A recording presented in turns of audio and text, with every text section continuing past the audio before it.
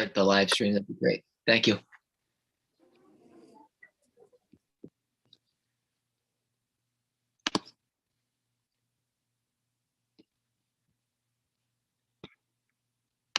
Okay, good morning, everyone. Welcome to the Committee on Veterans and Legal Affairs. We're assembled electronically today for the purposes of inviting public comment on legislation pending before us. We have a few public hearings this morning, followed by a series of work sessions. But before we get started, we'll begin with committee introductions, and we'll start with Senator Farron. Good morning, everybody. I'm Senator Brad Farron, representing Senate District 3, which is the majority of Somerset County, and I'm going to be popping in and out this morning because I'm at Madison Junior High, where we are going to be talking at the government class about how we're making laws this session. So say hi, everybody. Very cool. Awesome. Good luck today. Chairman Chiazzo.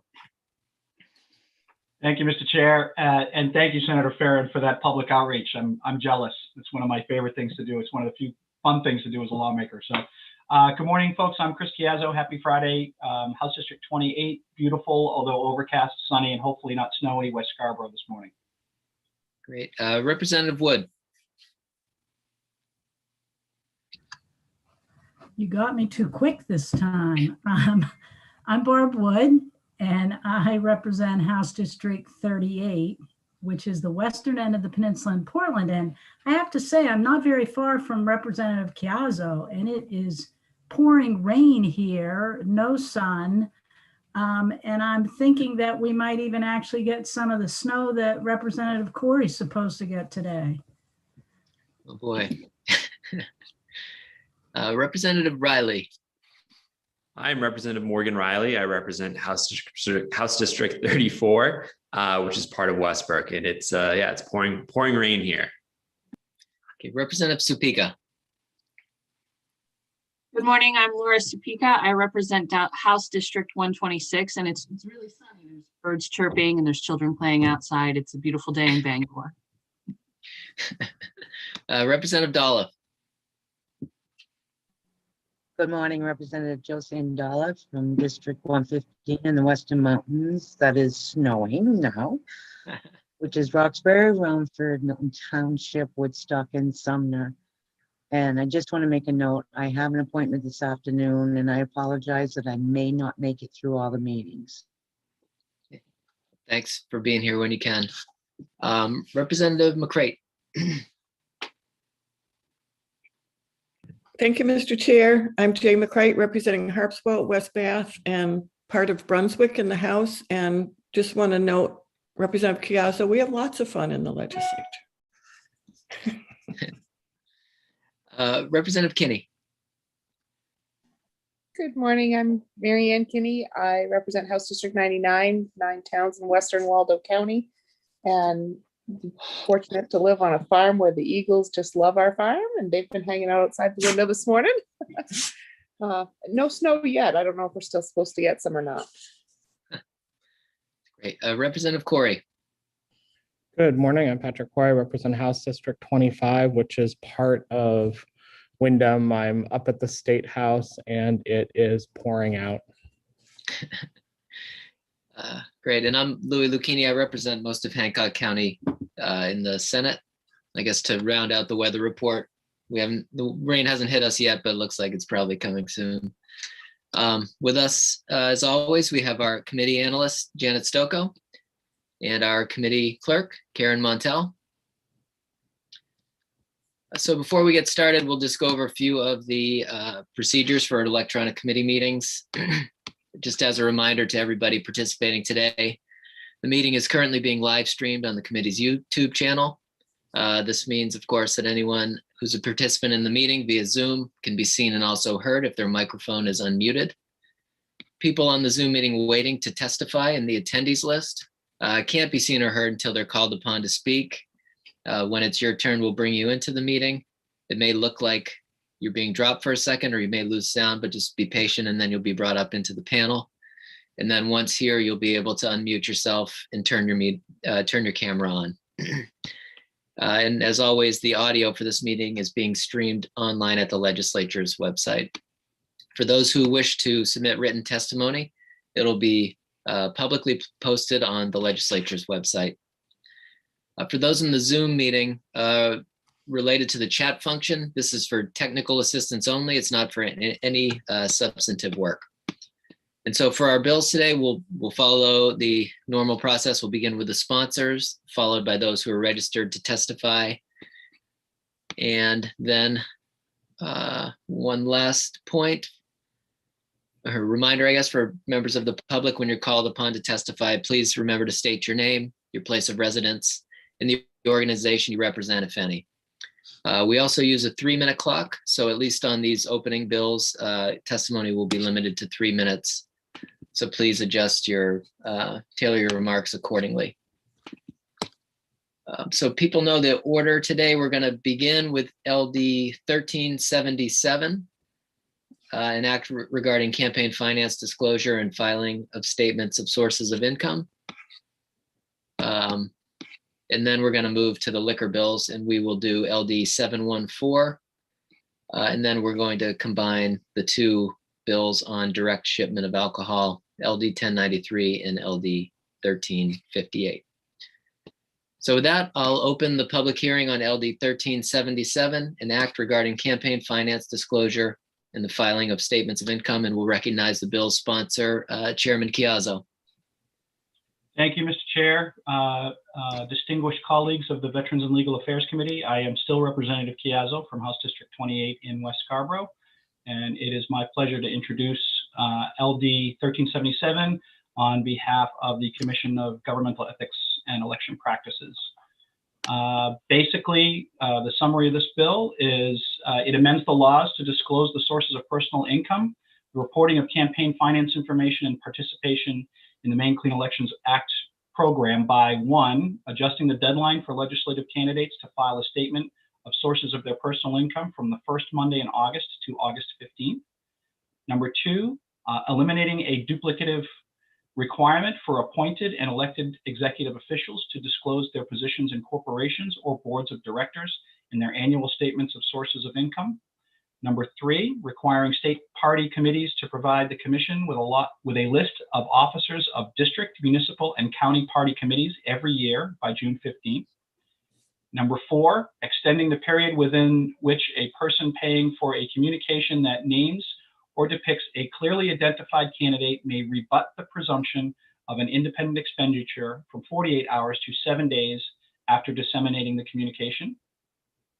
Number 5, expanding the types of independent expenditure communications that must include the top 3 funders of the communications sponsor to include video communication posted to the internet.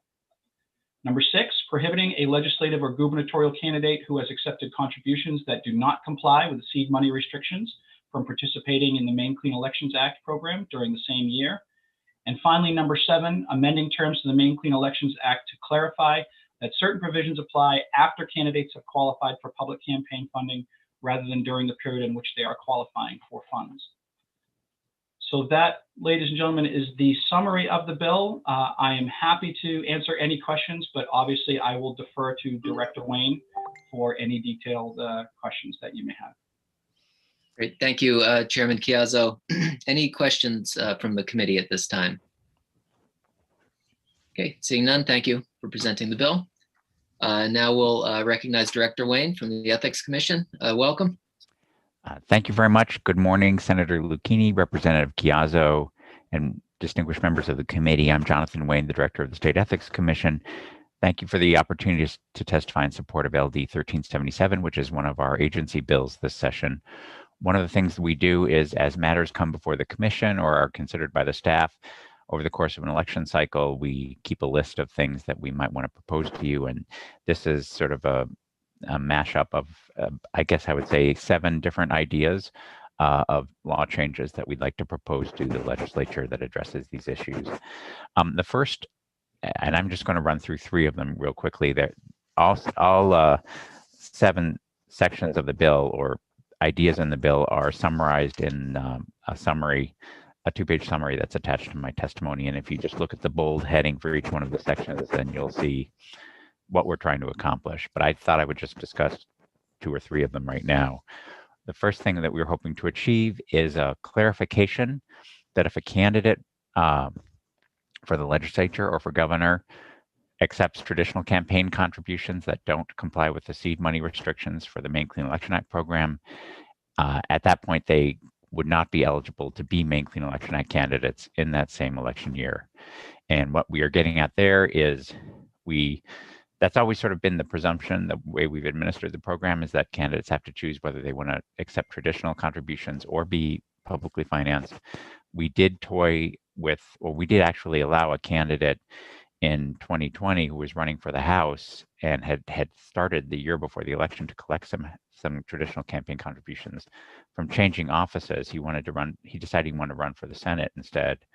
And we because of some ambiguities in the statute, we allowed him to return the contributions and then sort of start from scratch. And we started a rulemaking to try to make that happen as a general policy. And then we decided it was just too complicated and kind of out of keeping with the basic structure of the program. So we've decided to set that aside and instead pursue a law change that just makes it very clear you really have to go in one direction or the other. And once you start, you accept the contributions that don't comply with the strict seed money contributions, you could not be a Maine Clean Election Act candidate later on in the year. So that's one of our ideas of the bill. Maybe I'll just mention one other one in order to be concise here. We do receive campaign finance reports from local party committees, such as near where I live, the Brunswick Town Democratic Committee or the Cumberland County Republican Committee. If they raise or spend more than $1,500 in a year, they have to file 2 or 3 campaign finance reports with our office in that year. And we've always found it a challenge to know exactly who the officers are of those local party committees, because there are dozens and dozens of them across the state, and there's frequently a lot of turnover. And we want to be effective in sending them reminders, either by email or by US mail, so that no one is late in filing a report, because there's an automatic penalty process and the public doesn't get the disclosure. So under current law, every 2 years, we get a list of the names and the contact information of the local party chair or the local party treasurer. But there, like I said, there's so much turnover and people aren't really educated on these filing requirements. A lot of the information we get is out of date. So when we try to contact people, we send out emails and letters and they get returned to us as undeliverable, or they're no longer in the position. So just to wrap up, one of the things we'd like to do is ask the state parties to give us this list of names and contact information every year rather than every 2 years, in order so that we can do a better job of reaching out to these people and reminding them that there are filing deadlines that they might have to comply with. So those are just 2 of the 7 things in the bill. I guess in order to be brief, I'll stop there. And I'm happy to answer any questions about the issues I've raised or anything else that you've seen. But of course, I'll be back for the work session so I can answer questions then as well. Great, thank you, Director Wayne. Any questions from the committee at this time? Okay, seeing none, well, I'm sure we'll go through everything at the work session. Thank you, Director. Thank you very much. Great. And that is it for the list of people who have registered to testify in advance for this bill. So with that, I will close the public hearing on LD 1377.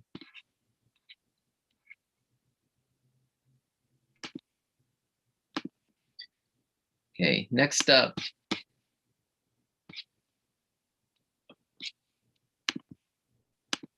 if we can. Okay, next up, we'll move to LD 714 and recognize the sponsor, Representative Peirce. Welcome. Thank you. Can you everybody hear me okay? Yep. I'm never sure when I come over through the ether, you know. So thank you so much, Senator Lucchini, Representative Chiazzo, and members of the Veterans and Legal Affairs Committee. I'm Representative Teresa Peirce. I represent House District 44, which is the majority of Falmouth, and I'm here today to present LD 714, which is to support the recovery of the Maine craft spirit industry. This was a concept draft that I put in, and in my testimony, you have some amended language that I've been working with Janet, your amazing analyst, on. And so I'm going to give an overview of my intent here, and then appreciate the fact that I did not provide this a lot of opportunity for you to look at in advance. And I apologize for that. I know we're all running hard, including your committee. So I appreciate your indulgence. So I want to thank the committee for passing LD 205 earlier this year as an emergency measure. This was something that you worked on to help the industry get its feet back under itself because of COVID. And one of the things that the governor had done is done a cocktail to go program. And within LD 205, you extended that cocktail to go program for people. So if you can have people in your premise to enjoy the spirits, people could take it home with them. And you gave that a sunset clause, and you did some language change around it, which was very helpful to the craft industry. And one of those changes was that right now, if you own a distillery and you're producing your craft, and under full disclosure, my husband owns 3 of Strong Distillery in Portland, Maine, and the majority of his spirits right now are rum and vodka. And when they make those spirits and then make cocktails of those spirits, they use complementary ingredients that go in cocktails. So you have the base of the rum or the vodka in their case, and then people add things like vermouth or something else. And under the laws in Bablo, as a distillery and as a tasting room or an on-premise site to drink, they have to make all of those individual ingredients by hand. So they can't just buy a complementary ingredient from a registered agency store in the state. And in 205, you allowed them to be able to buy these complementary ingredients to add to their cocktails for the cocktail to go program. But that language did not make its way over to the distillery section of the law. So in practical purposes right now, they can use one recipe with these complementary ingredients that they buy from an agency store for their to-go cocktails. But if someone comes in, which now they're open outside and hopefully soon inside, they have to have a different recipe and make everything from scratch from their own ingredients on site in the store. And so what I hope to accomplish by LD 714 is just to mirror that language of being able to purchase these complementary secondary, third ingredients, fourth ingredients into cocktails for on-premise drinks that they provide, so that they don't have this dueling system going where, okay, these are our cocktails to go, and so we can use this, and then over here we have to make everything from scratch. It would have the same sunset that you put in the other law, which is September of 2022, I believe. So it's not an ongoing thing, but I'm sure you can appreciate for a small business, having dueling systems going really just adds time and money to their process. And since you're allowing it for one type of drink that people take away from them, I'm hopeful that you might consider this short-term solution on drinking premises cocktails as well. So I'll leave it at that for questions. I really do want to compliment this committee for the work that you've done around the pandemic and issues that came up, particularly for small businesses, not only distilleries, but breweries. I think you've used your the purview that you have under your committee to really help these small businesses sort of bridge the gap. And we all know next summer will be the summer, right? My husband opened his distillery with his partner in August of 2019. So you can imagine the left turns, right turns, recreating the wheel all the way around. So I know that all members are appreciative of the fact that this committee was very, very thoughtful in thinking about how to help people in this arena. And I also want to thank Janet, your amazing analyst, because she's just, she does great work, and I appreciate her time and energy in helping me as well. Great. Thank you, Representative Peirce. Janet does amazing work for sure, and quick work. Any questions from the committee at this time? Representative McCray. Thank you, Mr. Chair. Thank you, Representative Peirce. Just to make sure I'm understanding, this would allow on premises as well as to go with the sunset. Okay, got it. Thank you. Basically, if you were serving one type of drink, you wouldn't have to be making two different recipes, so to speak. Yeah. Chairman Chiazzo. Thank you, Mr. Chair, and thank you, Chairperson Purse, for your introduction. And you can't have Janet; we're keeping her. I have an amazing analyst too. So. Well, we can certainly share. We can share when we have to come in front of AFA and there we go. Complete our case for sure. Just a real quick question. So I want to make sure I understand this is applying to tasting rooms, correct? Not somebody who has a server's license or a bar license or something, right? That would be different. I'm talking specifically distilleries that have tasting rooms that invite people in to have a drink on premise to show off their craft. Okay. And you're looking at just targeting that application of tasting rooms. Absolutely. Okay. Yeah. All right. Thank you. Mm-hmm. Representative Kinney. Thank you. I wanted to let Representative Purse know the word you were looking for was tertiary. Isn't that so? I guess so. Yes. Thank you. I was like, okay, secondary. Where do I go from there? And Thank you. I appreciate that. The word of the day now. Yep. And just so I'm clear, so this would be similar, just like a technical cleanup from what we did earlier, and it would have the same provisions, like you can't sell a bottle of this stuff separately. I don't know if anybody would, the mixer, like we did with the takeout, it's just for mixing pretty much. Right. I think it's for mixing purposes within the cocktail. Yeah. That's my understanding. Yep. I'll be honest. I let my husband handle this kind of stuff, and I work the legislative side. But so in my full disclosure, I think it's interesting to work in the legislature, and then, like all of us, we have people that are in industries that give us some, like, hey, did you realize this is what happened when this passed? Oh, I didn't realize that. I was happy to vote for it at the time. So yeah. Great. Any other questions from the committee? Okay, seeing none. Thank you for your testimony, Representative Purse. Thank you.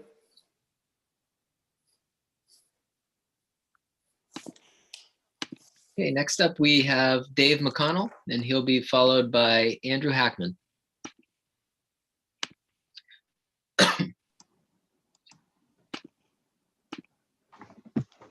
Welcome, Mr. McConnell. Thank you. Thank you. And I want to just echo what Representative Purse had to say about all the support that small business, and in particular our industry, small distilleries, have gotten from this committee during what's been a really difficult time for everyone. So thank you. As Representative Purse, it's really hard for me not to call her Teresa, but I'm going to try because we've been friends for a long time. And as Representative Purse said, my friend and business partner, Sam Purse, is Teresa's spouse. And I, at the time we started this business, as Representative Purse said, it was in August of 2019, or July actually, when we opened the doors. At that time, I was a constituent. I lived in House District 44. I don't anymore, but Representative Purse is still kind enough to listen to me when I bugger about all my great ideas about the liquor laws, and I'm sure you can all relate to the annoying friends and relatives who come to you constantly with their suggestions for how to improve things. But in any event, I was not sure, because this was a concept bill, I wasn't sure which of those fantastic ideas I come to Representative Purse with from time to time were going to appear in the text of LD 714. So just to sort of cover all the bases for myself, I put all three sort of the top three, my top three greatest hits in my testimony. I'm only going to speak to the issue that Representative Peirce just addressed, which is the what I'll call the harmonization piece about the use of wine and spirits and cocktails. Just for clarification for all the potential consumers who might be live streaming or zooming out there, we make rum and gin, not vodka yet. But in any event, the benefit of this, of what's being proposed for us, as Representative Peirce said, is the fact that we won't have to have two different systems for offering our on-premise or off-premise to-go cocktails. As a practical matter, some of those secondary or tertiary ingredients actually can't really be made on our premises. So this just allows us to do what we're doing without two different systems. And I appreciate your time this morning, and thank you very much. Great, thank you. And Mr. thank you, McConnell. Representative Chiazzo. I appreciate the clock. He's I used the to be a lawyer enforcer. in my other life, and we're paid by the hour, so filibustering comes naturally to me. My new title is the Grim Reaper, so I appreciate that, Mr. McConnell. Great. Any questions from the committee at this time? Right, seeing none, thank you, Mr. McConnell. Okay, next up we have Andrew Hackman. Welcome.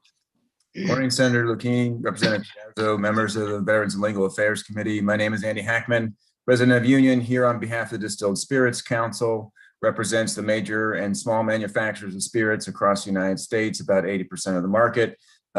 We had certainly talked with Representative Peirce about this concept a couple of times earlier in session and appreciate the clarity that she's provided today.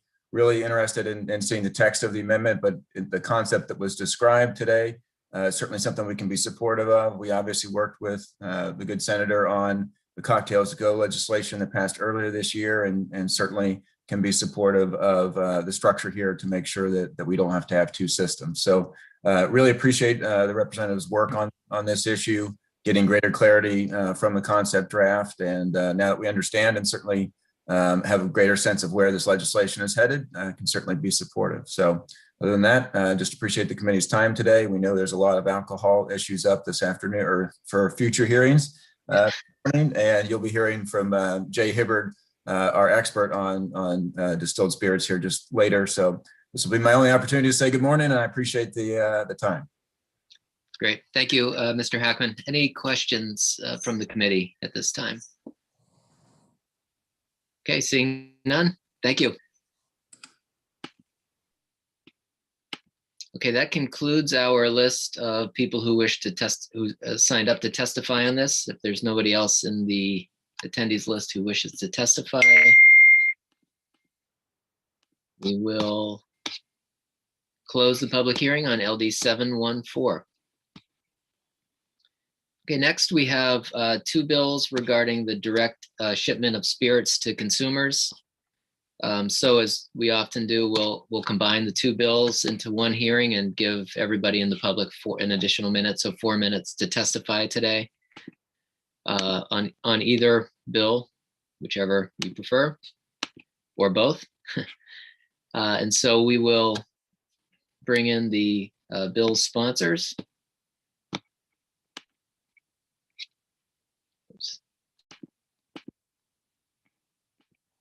So we'll begin with Senator Miramont, if he's able to jump in.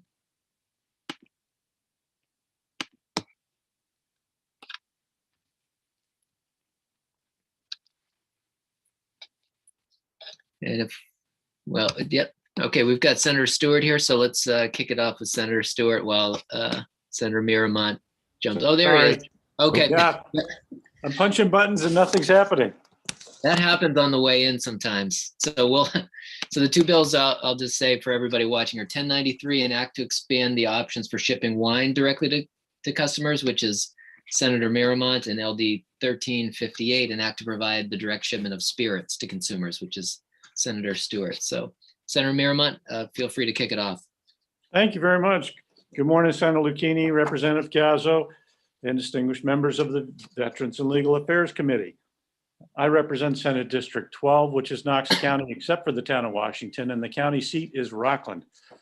And you just named the bill. This bill attempts to help folks in Maine who want to expand options for obtaining the types of wine that they choose while helping Maine businesses to open their markets. I heard that out-of-state wineries and wine clubs have greater freedom to deliver wine in Maine than our own wineries. We have been talking about supporting and promoting Maine businesses, and this seemed to be another way to do so. It not only increases the amount of wine that can be shipped over a year, it expands the ability of retailers to ship wines as well. This could open up a whole new market for many of our retailers who can expand their market using Maine wines through the power of the internet. This also provides for wine clubs to be able to ship a variety of different wines for tasting and purchase. These types of cooperative ventures allow folks to experience the range of what Maine wineries have to offer, again, supporting our local vintners. In other states that have expanded shipping laws, it did not change the purchasing patterns for local stores. Some used the new opportunities to expand and others saw no change. Thanks for your consideration. I'm glad to answer questions if I can. Thank you, Senator Miramont. Any questions from the committee at this time? Okay, seeing none, thank you for your testimony. Thank you. Okay. And next we'll recognize Senator Stewart, who's the sponsor of LD 1358. Welcome. Hey, thank you, Mr. Chair. Appreciate the opportunity to be with you folks this morning. Senator Lucchini, Representative Chiazzo, and members of the Veterans and Legal Affairs Committee. I'm Senator Trey Stewart, and I have the distinction of representing 51 communities in Aroostook and Penobscot counties. And I'm before you today to present testimony on LD 1358, an act to provide for the direct shipment of spirits to consumers. The COVID-19 pandemic has led to a greater number of people making online and direct-to-consumer DTC purchases as they have tried to avoid store crowds. While many products, including wine, can be shipped directly to Maine consumers, spirits and malt liquor currently cannot.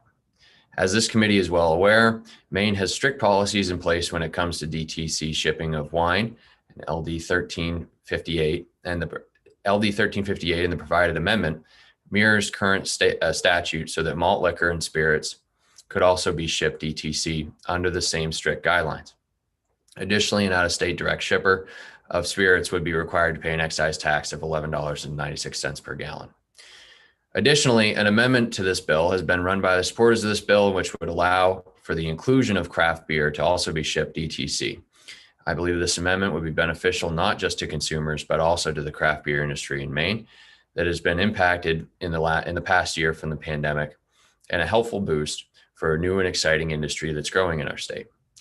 To be clear, the spirits we are generally talking about are not the spirits that you would typically see at an agency store, and thus wouldn't be competing with agency stores, as they typically don't carry unique or hard to find spirits, or the thousands of spirits and malt beverages products that are being produced around the country and are not readily available to Maine consumers. And I'd like to note additionally too, that if you did use a DTC model, that it would be more expensive than if you did just simply go and purchase a bottle of, generally available spirits over the counter at an agency store. So simply put, these aren't going to be competing with the more locally based products and certainly the more general ones. Back to my written testimony. Many states across the country have adopted public policy that allows for DTC shipping of beer, wine, and spirits. The world we live in is quickly evolving, and a greater number of consumers are purchasing products online as a matter of convenience in their busy life. I believe this is common sense public policy that will be appreciated by both Maine consumers and those on vacation here who may wish to have their favorite alcoholic beverage, but not necessarily available in Maine, shipped directly to them. Thank you very much for your time and consideration. Happy to answer any questions the committee may have at this time. Great, thank you, Senator Stewart. Any questions from the committee at this time?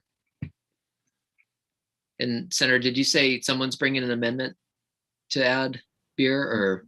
Yes, I believe it was attached to my written testimony in the online submission. If it's not there, you will see it soon, and I apologize for that. We did plan to include that when we submitted the written testimony. So, okay, great. I'll double check. Yeah, sure. Thank you. Could be me for sure. Any other questions from the committee at this time? Okay, seeing none. Thank you, Senator Stewart.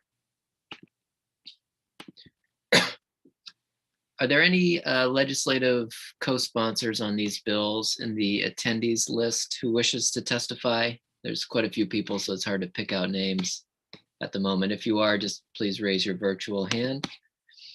Otherwise, we will move to the public testimony portion. And again, where we've merged these two bills, we're bumping it up to 4 minutes that everybody gets to speak. And just a reminder that when you're called on, please state your name, your residence, and the organization you represent, if any, as well as which bill you're speaking on would be helpful for the committee. So in terms of testimony today, we'll begin with Tom Wark, followed by Jeff Carroll and William Fisher.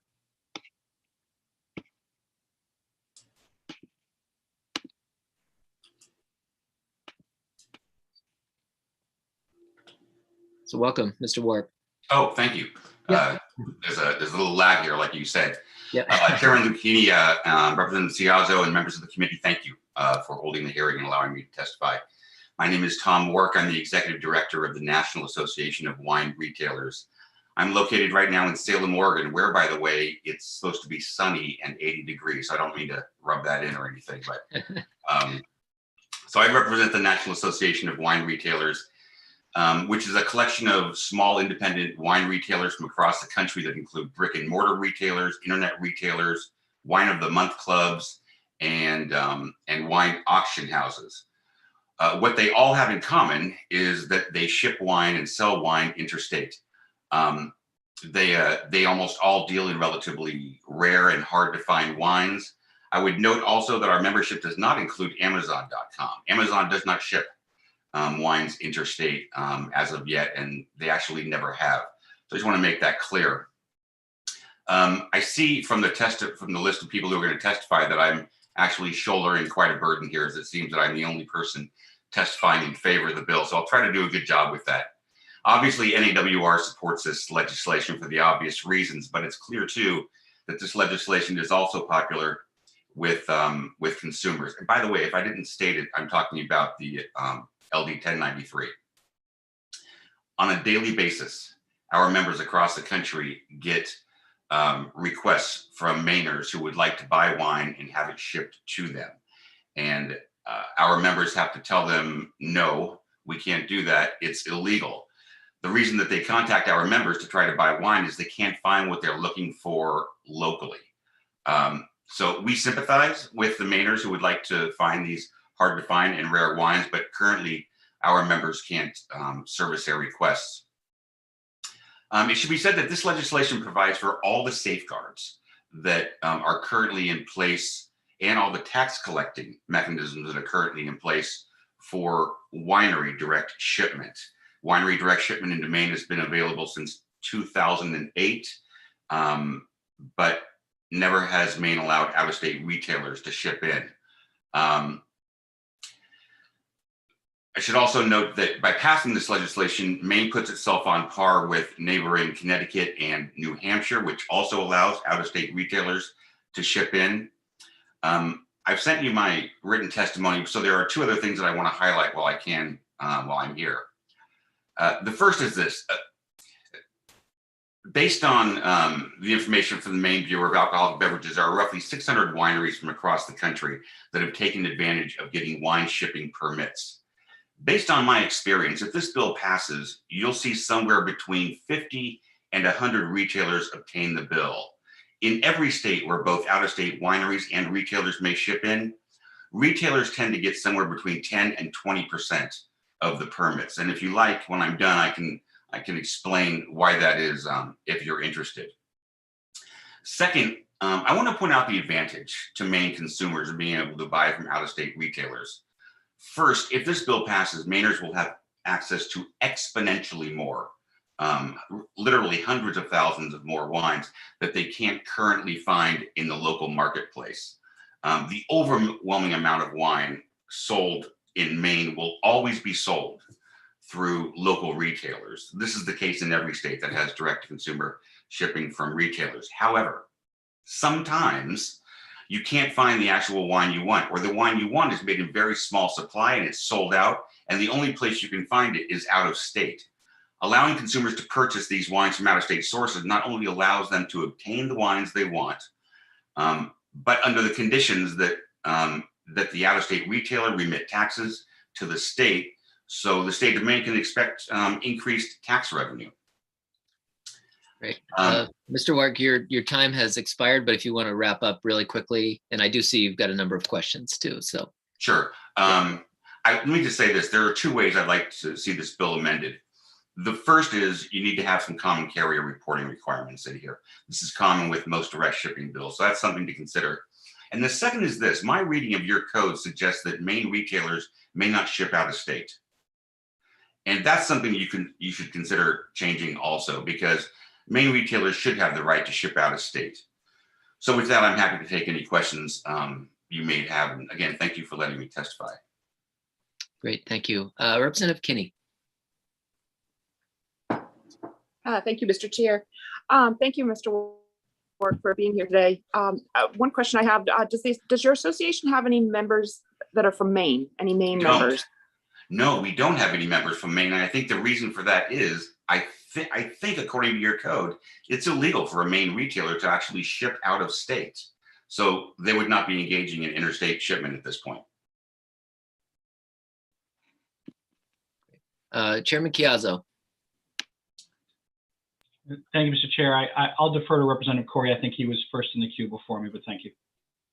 Representative Corey, yeah.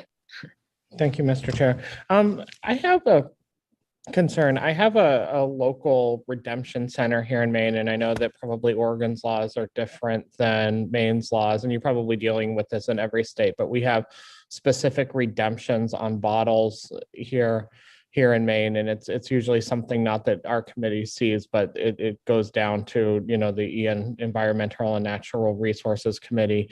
But like I give you a really great example. My neighbor was really, you know, happy she got a Groupon and she got like 30 bottles of wine for like nothing, right? But I don't think that those bottles of wine carry our little redemption thing, and then that becomes a real clog, you know, in our system with regard to what to do with those bottles and everything else. Do you know if these bottles will carry Maine's sort of redemption sticker, you know, essentially making it so that, you know, they're redeemable?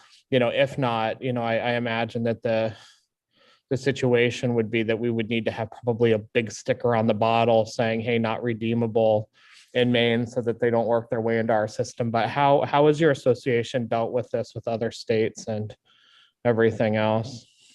So thank you for the question, Representative Corey. This is an unusual situation with regard to the redemption. You don't see this issue discussed very much on these sorts of bills. My recommendation would be to go back and look at how the winery direct shipping bill is structured with regard to this. Currently, out-of-state wineries may ship into the state, and how you handle it with out-of-state wineries that are shipping wine to the state is probably going to be how you want to handle it with out-of-state retailers shipping into the state. It's doubtful that you would see stickers put on the bottle at the origin point. That might be difficult to do, but again, I would suggest that we go back and look at the way wineries are currently handling this, because wineries and out-of-state wineries and out-of-state retailers are essentially operating identically. They're both handling a retail transaction. They're both shipping the wine into the state. That would be your best bet in terms of figuring out how to handle this. Just as a note for our analysts, like if we could get information on how we handle it right now with those out-of-state wineries, that would be great.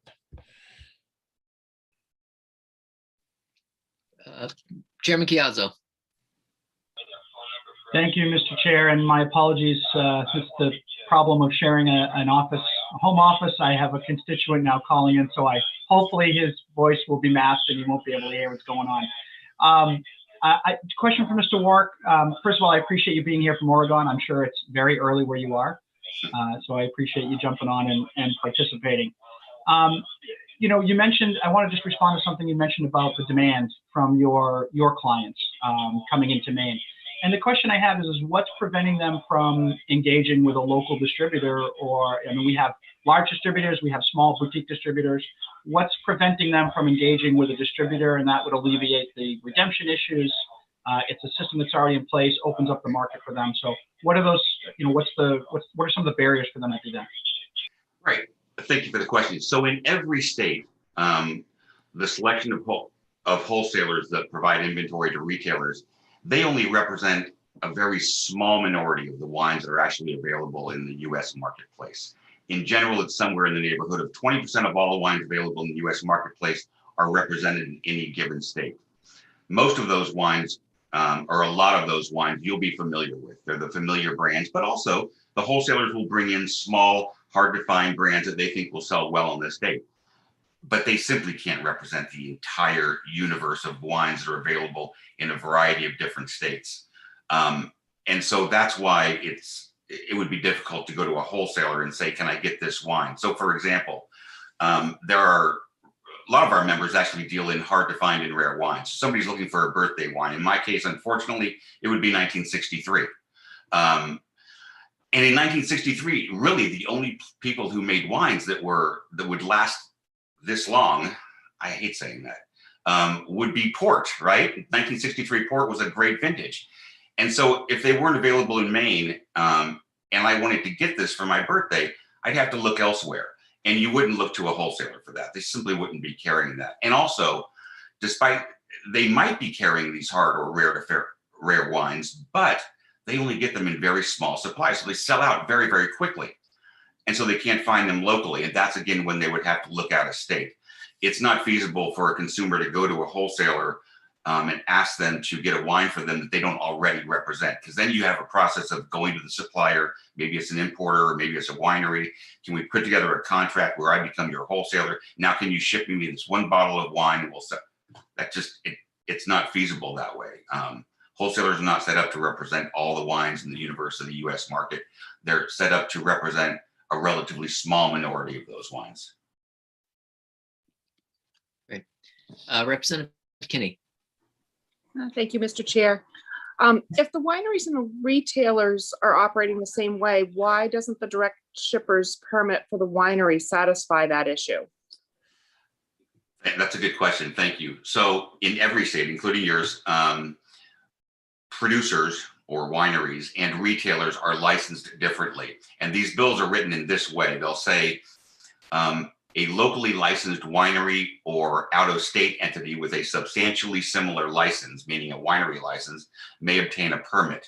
They don't say that the out-of-state retailer, which is sort of a different entity, may also obtain a permit. And that's the case with the Maine law. It only allows an out-of-state entity licensed in that state as a winery to obtain the direct shipping permit. And so retailers are left out.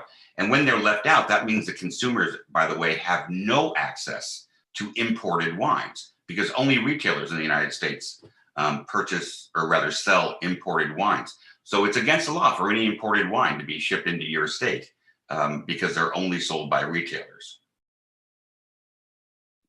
Follow up, Mr. Chair? Yep. Thank you.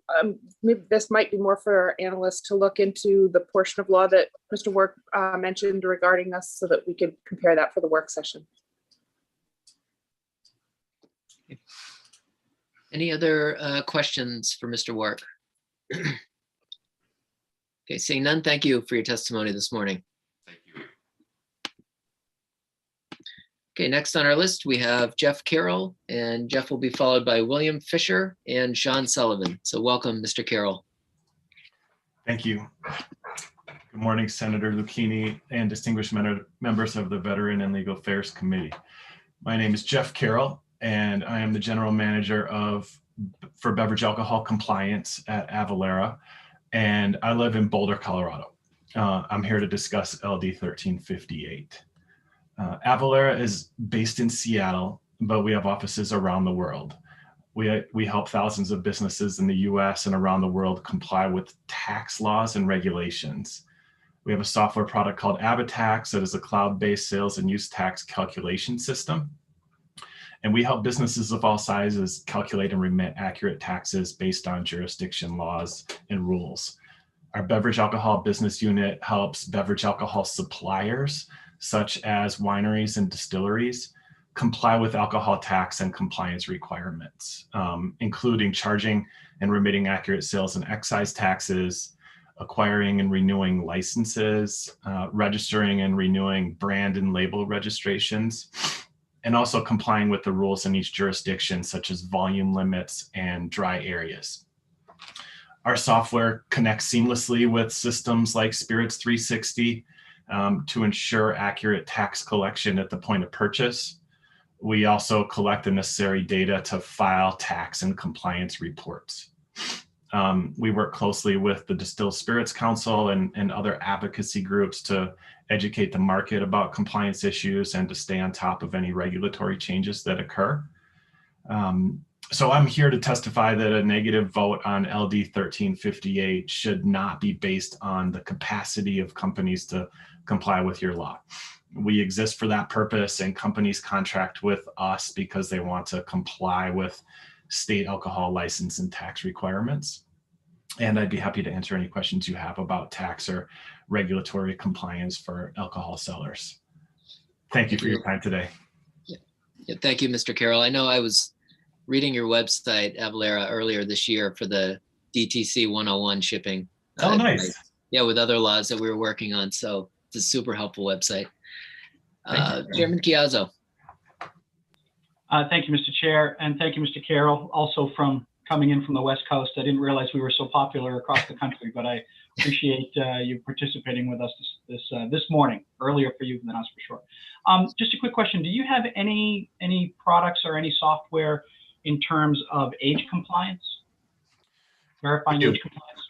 We do, yes. You know, there's several different components to age verification, and to the chairman's remarks, we actually have a white paper that talks about this. But you know, best practices for direct-to-consumer shippers really includes kind of 4 different steps. One would be to have an age gate on the website, and that's where when the consumer visits there, they kind of affirm either by entering their date of birth or checking a box to indicate that they're of legal drinking age. Second would be, and I'm not sure if this is an explicit requirement today in Maine, but in some states on the reports that are sent in to the agency by direct shippers, you list the date of birth of the purchaser or the recipient or both. Third would be some states explicitly call for age verification of the purchaser, and that can be done typically either by inspecting and storing a government issued ID or by using an online age verification service, and there's companies that exist for that purpose. And we do have a integration with one such service that we are about to launch. And then finally, you know, all direct shippers are required to contract with a common carrier, such as FedEx and UPS, and are also required to indicate that each package contains alcohol so that the common carrier, when they make the delivery, they acquire an adult signature at the time of delivery. Thank you, Mr. Carroll. Great. Representative Corey. Thank you, Mr. Chair. Nice to see somebody here from my home state of Colorado. You probably heard the question that I had prior to this. We have an issue in Maine where we have a specific redemption on any bottles, and bottles work their way into our redemption system. And this is common with other states. Like, I'm just looking at a bottle in front of me. It looks like Connecticut and New York have the same sort of issues. Does your company do anything with sort of bottle redemption and making sure that, you know, these bottles are returnable when they enter our states?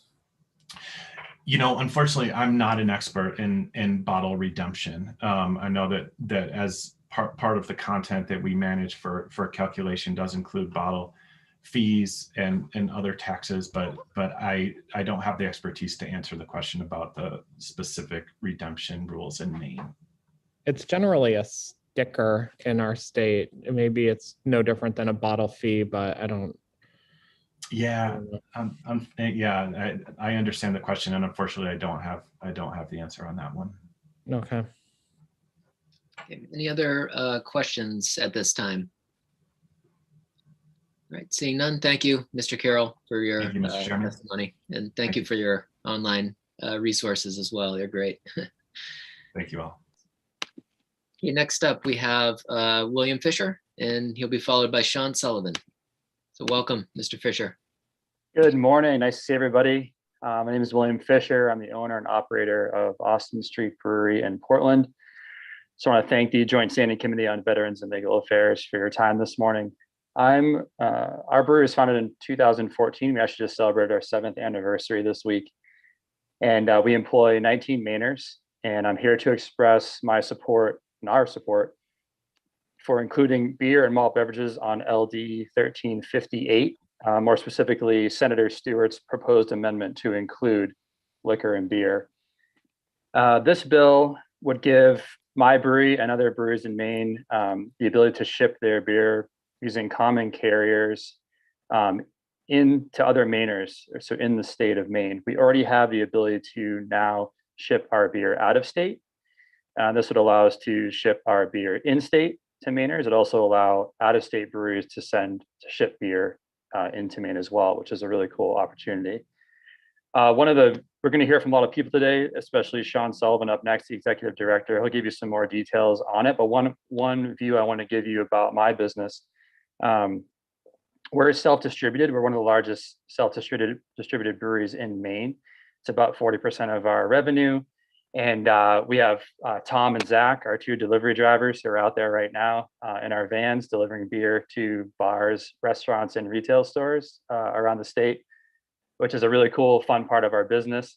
But as everyone knows here, Maine is a very big state, and we're in Portland, and we can't get everywhere. So for our business model, being able to ship beer directly to all Mainers and make this a more inclusive part of our business is a really exciting opportunity. And it really is a very cool concept, and we're very excited to be able to do that.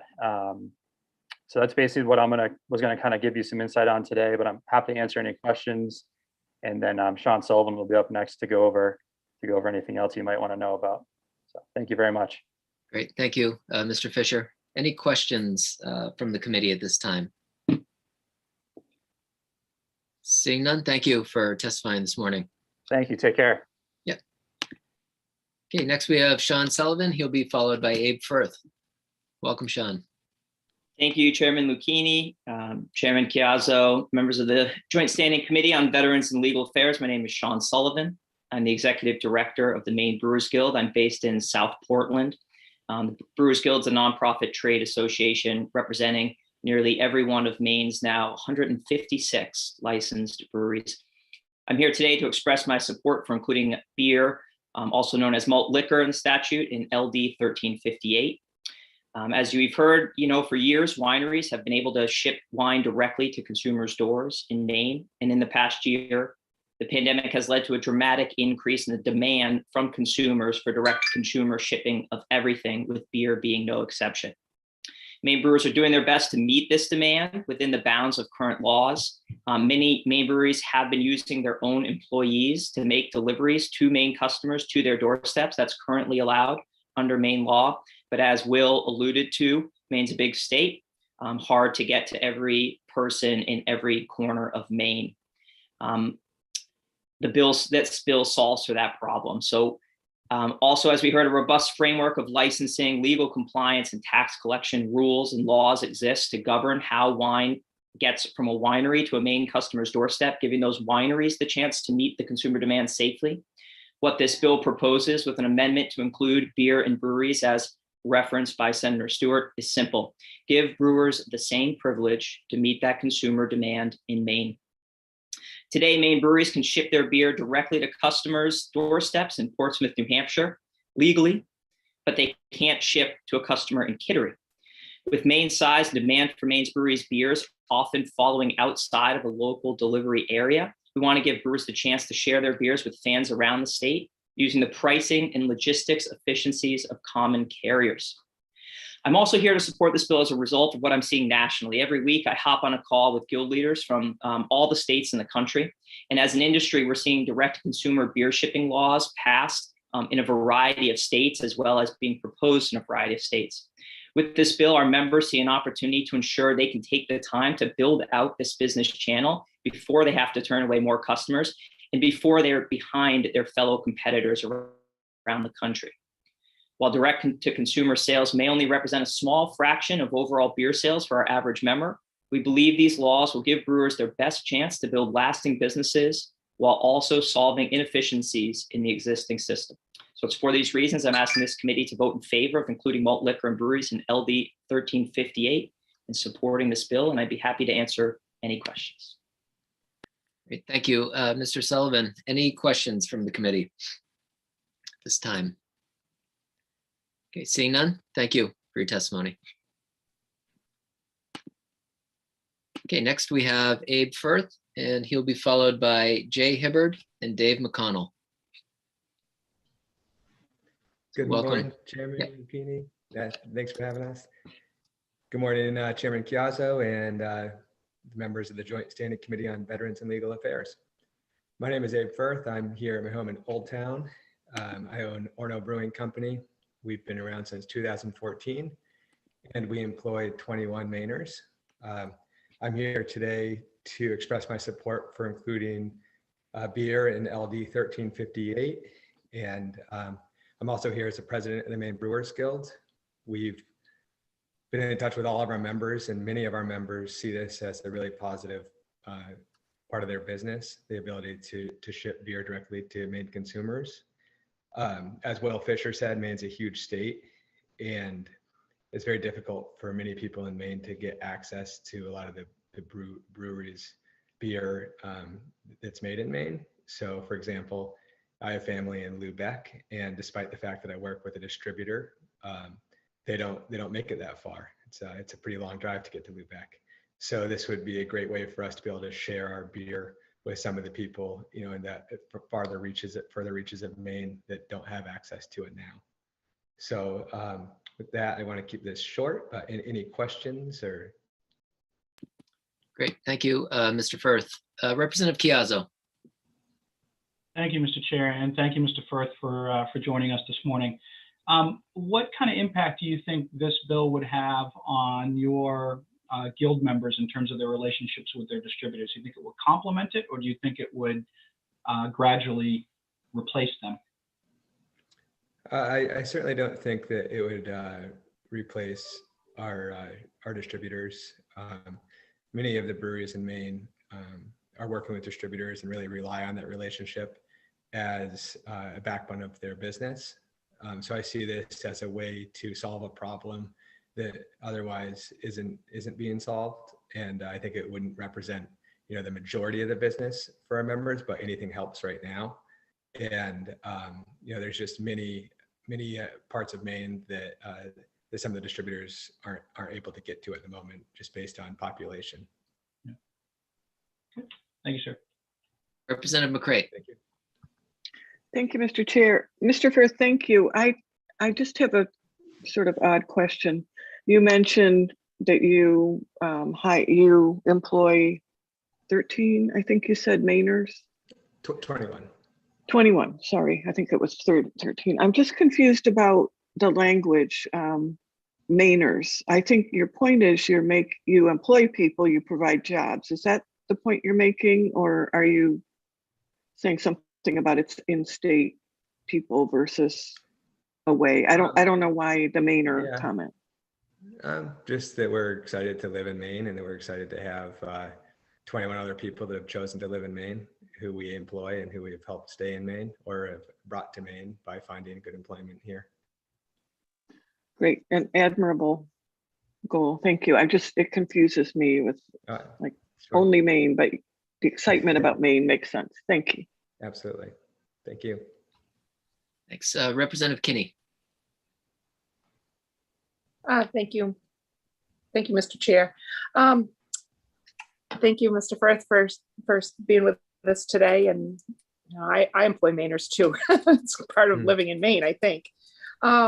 If Maine if the Maine were to allow breweries to use a third-party delivery service for access, would that satisfy the concerns you have, or versus going with something else? I haven't seen the amendment yet myself, so I'm not, because unfortunately it hasn't made it to our files yet, but I'm sure Senator Stewart will get it to us. But if we had access to a third-party delivery service with rules in place, would that satisfy the distribution issues? What we're looking at with this is direct shipment. So that's really the goal of this, is to be able to have direct shipment directly from the brewery to a consumer. Then I'm happy to have Sean Sullivan or anybody else weigh in on this. But that's really the goal of our involvement here, is to be able to, you know, if somebody in far northern or far eastern or anywhere in Maine was looking for a beer they didn't have access to, or even if they did and they wanted to come straight to the brewery, that we'd be able to put that on a truck and have it shipped through with a shipping company. Okay, any other questions at this time? Seeing none, thank you, Mr. Firth, for your testimony. Thank you for your time. Okay, next up we have Jay Hibbard, and he'll be followed by Dave McConnell and Eric Owens. Welcome, Mr. Hibbard. Good morning, and thank you, Senator Lucchini, Chairman Chiazzo, members of the committee. My name is Jay Hibbard. I represent the Distilled Spirits Council of the United States. We're headquartered in Washington, D.C., and I'm here to testify in favor of LD 1358. And I've already submitted some written testimony, but I wanted to make a few additional comments. As you heard from Senator Stewart, the marketplace for products has changed and evolved, accelerated by what's been happening for the last 14 months with the pandemic. We agree that beverage alcohol is not your typical product, and any system that allows for the direct shipment of alcohol products, it should be very carefully constructed to ensure that the state is kept whole on its profit to the state bond bank, that all taxes and fees are paid, that safe and responsible delivery to legal age consumers is taken care of, building on the efforts of BABLO and the agency source system, all while helping small distillers and their brands expand and reach new markets. I think you've heard from others and will hear from others on how some of those things can be accomplished and what the changes might look like, but I'll make a couple more points. Direct shipping of wine is currently allowed in 44 states, including Maine since 2008, and spirit shipping is allowed in 10 states. 12 states are actively considering direct ship of spirits in this legislative session. The average bottle of wine sells in a Maine store for about $8 to $12. A bottle of wine sold via direct ship averages $39. And there's every expectation that the same would be true for spirits, in the sense that the products sold over a direct ship channel are not the average product. They are obviously higher priced, they are different, they are unusual, unique, or very limited in availability. Research shows that consumers that buy via direct ship are not the average consumer. They're more discriminating, they're in search of more distinctive products, and they're willing to pay a higher price to obtain them. As Senator Stewart mentioned, they're not the products that are found on every state across the country or in every store. They're different. These are brands that may never make their way to a Maine retail shelf because of the state's market size, the listing process, the production levels, or any one of a number of other variables. Further, after 20 years of being able to direct ship wine, that market only accounts for 3% of what is a growing marketplace. In the inverse, 97% of all wine continues to still move through the traditional channels. We think it's going to take a long time for spirits to catch up to even that 3% that wine has achieved after 20 years. So the suggestion that you'll hear that direct ship of spirits would replace the traditional sales system is really unfounded and not backed up by any data. There is a proposed tax rate of $11.96 per gallon in the legislation. We think that was an implied tax rate, but working with Bablo and their pricing calculator, we think gives a more accurate accounting of the appropriate markup that would be due to the state, and would look to make a change so that shippers are accurately calculating the amount that would be due to the state with any shipment. Thank you, Representative Chiazzo. The majority of products are unlisted. We're open to having listed products included and not compete with agency stores on those products that are listed in the state. And we'd also suggest that in addition to the limits that are in the bill about consumers, could also be extended to an aggregate amount for a direct shipper. We're happy to work with the committee in the work session and get the details worked out. Look forward to a work session where we can answer some of these questions in more detail. And thank you very much for your time. Thank you, Mr. Hibbard. Any questions from the committee? Okay, seeing none. Thank you, sir, for your testimony. We appreciate that this morning. Up next, we're going to recognize David McConnell, and he will be followed by Eric Owens. So welcome back, Mr. McConnell. When you're ready, sir, you have the floor. Thank you, Representative Chiazzo. I'm going to do my best to avoid the dreaded iPhone countdown this time. So I've submitted written testimony, which is more extensive than what I'm going to touch on this morning live with the committee. What I'd like to talk about, and I'm Dave McConnell, one of the owners of 3 of Strong Spirits, a small distillery in Portland. Really for us, DTC, direct to consumer, would be a game changer. I very much appreciate, and I know the other members in our industry do, passage of the prior direct to consumer law in this session.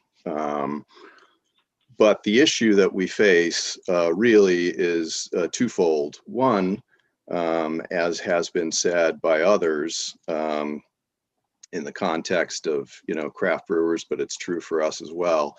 The agency stores really don't have the shelf space to carry even the main products, main with an E, that would otherwise, that are being produced in the state. So allowing DTC in Maine would allow people in Eagle Lake just as many options to enjoy Maine-made spirits as people, for example, who live near our distillery in Portland. Also important to know is that a number of the existing DTC laws in other states have reciprocity provisions, meaning that they will not permit out-of-state distillers to ship into their state unless that state also permits in-state, also permits DTC. It's huge for us to be able to have a DTC option, not only because it improves the experience for people who visit us from out of state and can't carry, a full bottle on the plane or don't want to deal with that hassle, but more importantly, it's an on-ramp for us to distribution. The distribution system, as has been said, is really set up for larger manufacturers. Most Maine distilleries produce under 500 cases of spirits a year. And the way that we have an opportunity potentially to sort of prove the concept for a distributor is to show that we can sell in other states. This kind of a bill, DTC, allows us to do that effectively, gives us an opportunity to sell to the people in our own state and also an on-ramp to distribution. So I ask that the committee vote LD 1358 ought to pass. Thank you. Thank you, Mr. McConnell. You missed the dreaded clock by 7 seconds. Good job. Any questions from the committee? Seeing none, thank you, sir, again for your testimony this morning. Thank you. Okay, up next we have Eric Owens, and he will be followed by Gail White. If I see Gail in the, there's Gail. So Mr. Owens, if you can hear us, you have the floor, sir.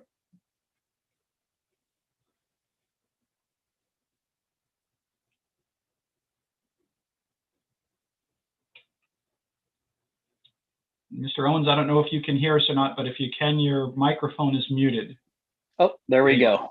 All right, perfect. Hello, my name is Eric Owens. I am the president of the American Distilling Institute.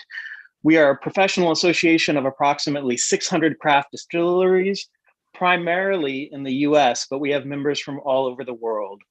These craft distillers are small manufacturing plants making less than 100,000 proof gallons per year. They are artists making expressions of themselves. Many are family-owned and operated businesses. The tasting room is the heart of the distiller, where they can connect with the community. These craft distillers are economic engines in their communities and there are over 2,000 of them in the US. Running a distillery is a capital-intensive and labor-intensive business. Many distillers proudly source local ingredients and provide jobs for a wide range of employees, from the production side to the hospitality side. There are numerous barriers to entry into the market for a craft distiller.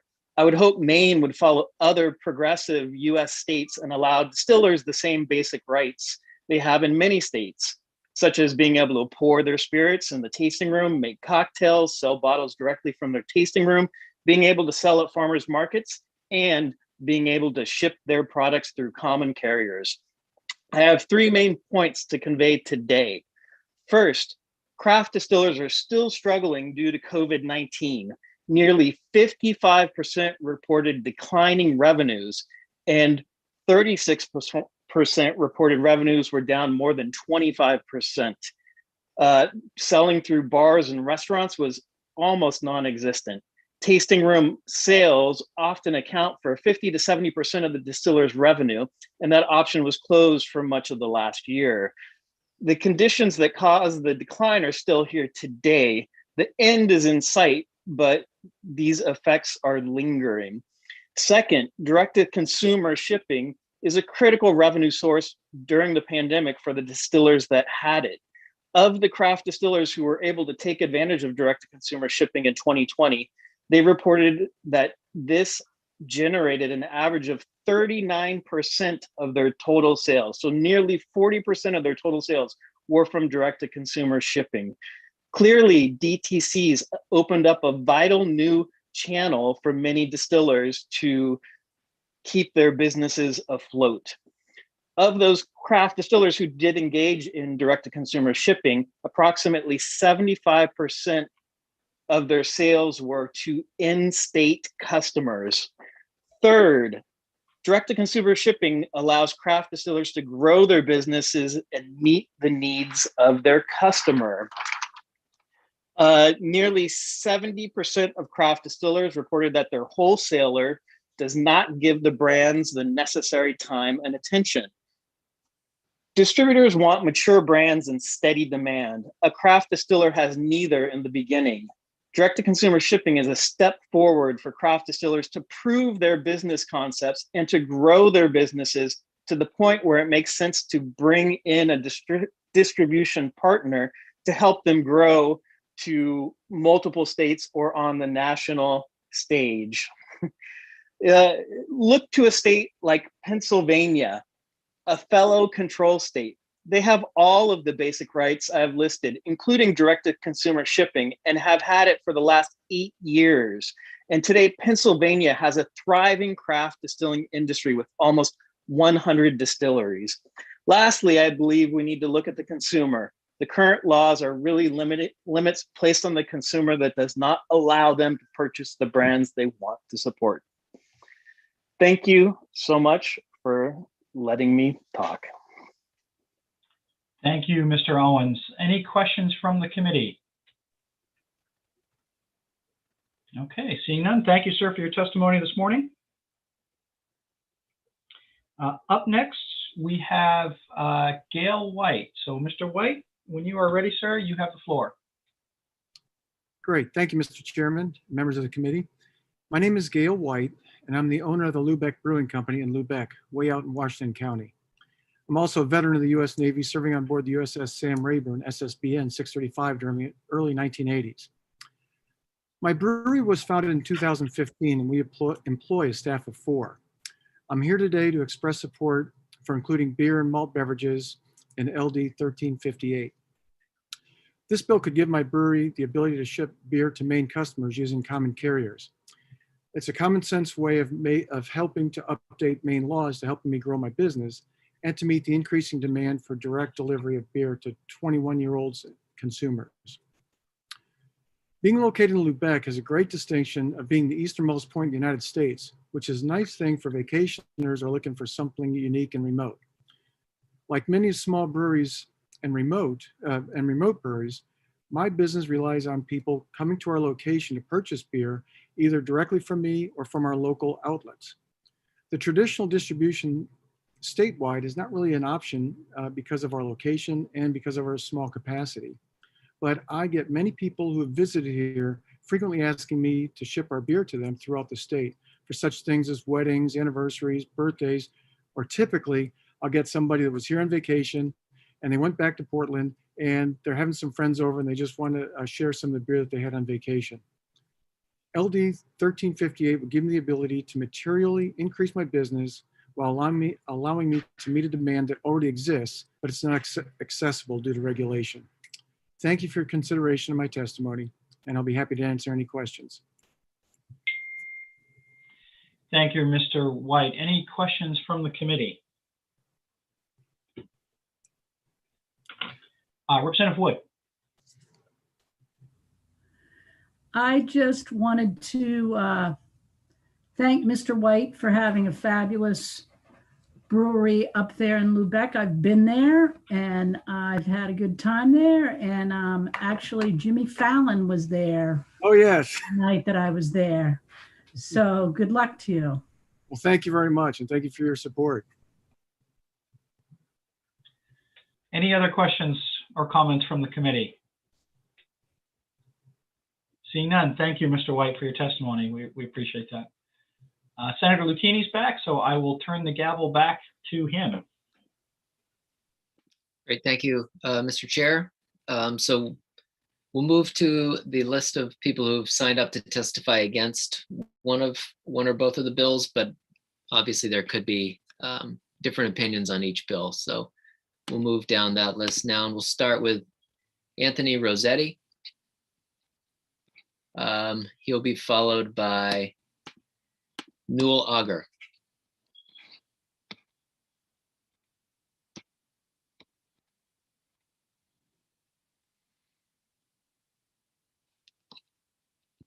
And Mr. Rossetti, if you are there, if you can unmute yourself, you've got the floor. Welcome. Thank you very much. Appreciate your time. Appreciate the committee listening to my testimony. Good morning. My name is Anthony Rossetti. I'm a resident of West Bath, Maine. I am the owner and operator of Bootlegger Beverage Warehouse and Redemption Center with locations in both Lisbon and Topsham, Maine. Employ roughly 20 people. I'm also, it's a family-owned, veteran-owned business that we started actually 14 years ago today. So we've been around for a little bit. I'm here to oppose the proposed legislation of LD 1093. I'm sure there's several other people who speak after me. My biggest concern on this is the effective ability to accurately track transactions when you purchase them from out of state. How it compromises the 3-tier system that we have set up here. Right now, the retailers are operating all on an equal playing ground. That's what I love about the three-tier system. Is it doesn't matter if you're a big box store or a small gas station, we're all operating the same way. Once you open Pandora's box, let people buy from outside of the state, suddenly they have an innate advantage over the retailers here. And I have a real concern with that. I think it potentially has a negative impact on our economy as we push dollars outside of the state when obviously there's plenty of opportunities within the state. Really, that's all I want to say. The other piece is the redemption. I own a redemption center. Is what happens to these products? They come in here. We already get overrun with stuff that we have to put in the traditional recycling center where we don't get our money back because it's coming in from out of state, and that's a big issue because basically you're going to pay people, or people are going to be buying products that are going to end up in our landfills. So thank you for the opportunity to talk. That's really all I have to say. Great, thank you, Mr. Rossetti. And was your position on both bills, just to be clear? Or I'm more concerned with people purchasing from outside of the state. I'm indifferent about the smaller distilleries and breweries in state wanting to be able to ship to these outlying areas. I certainly understand that's a super challenge. You don't have a retailer or a distributor that's going to touch those outlying areas. So I certainly understand them willing to grow their business. So I'm more concerned with protecting Maine as a whole from business walking outside of the state. Great, thank you. Thank Representative Kinney. Thank you, Mr. Chair. I've visited your store in Topsom more than once. Nice to meet the owner behind it. I like the fact you're right next to one of the best car washes in the state of Maine, too. Mike, I guess wondering, as I'm trying to understand the state's three-tier system, being new to the committee this session, three-tier system, and it seems that some of this is about products that are not available in Maine currently, that people may have visited somewhere and found something. And someone even had mentioned about reciprocity, but I don't think it was in relation to, I think that 1093 is more about wines.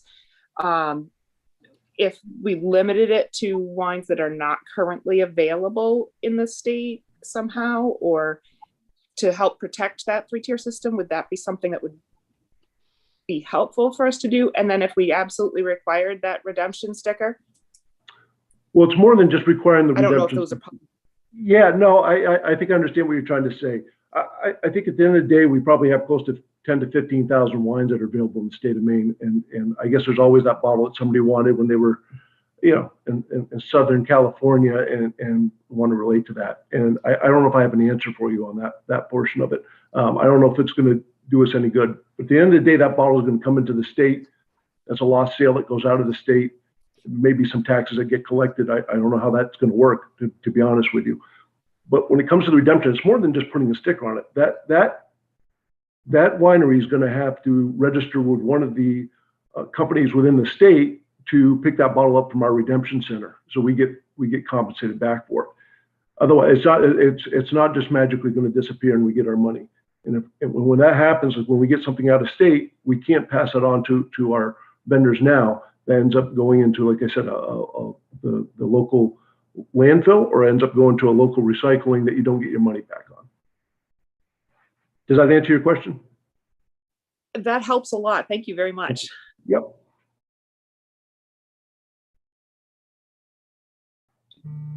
Chairman Chiazzo, sorry. Thank you, Mr. Chair. Mr. Rossetti, do you have the ability, if a customer comes into your store and says, hey, I really like this California wine that I had, do you have any channels or any mechanisms to be able to try and order that for them? So what we do have is a new website has been set up over the last couple of years. I think it's called 750, and most of the wholesalers have their inventory tied into that. So pretty quickly I can do a search to see if it's impacted on any of those main wholesalers that are selling, and track it down that way.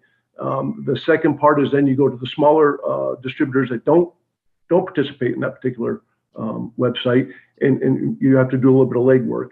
But a lot of times we do it, and I recommend it to folks is you can contact the winery directly and find out what's your wholesale network. I mean, sometimes a simple phone call, the old school way, answers those questions right away. Thank you, sir.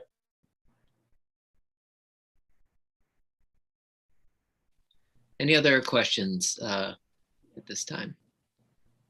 Okay, seeing none, thank you, Mr. Rossetti, for your testimony. Thank you very much.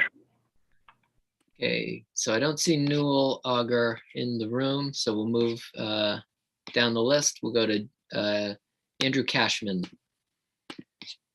He'll be followed by Michael Barrio and Christine Cummings.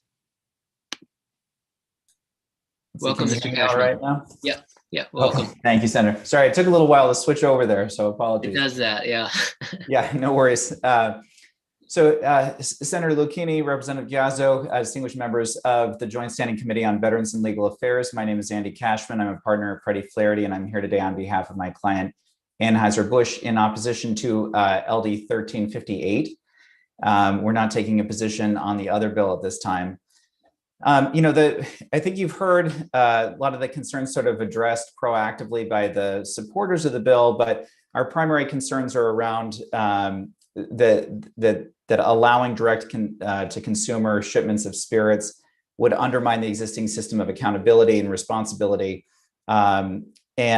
Alcohol, you've heard, is a unique product, and there's a reason that we've had such a strong regulatory system in place for so long. And I think our concerns here are around whether or not there's ample support for tax collection, that bad actors would be difficult to identify. It'd be difficult to identify retailers that aren't properly licensed, chain of custody issues. There's a lack of the proper identification requirement to restrict underage access here, and it weakens the ability of the state to enforce the alcohol laws and would easily allow out-of-state entities to avoid taxes.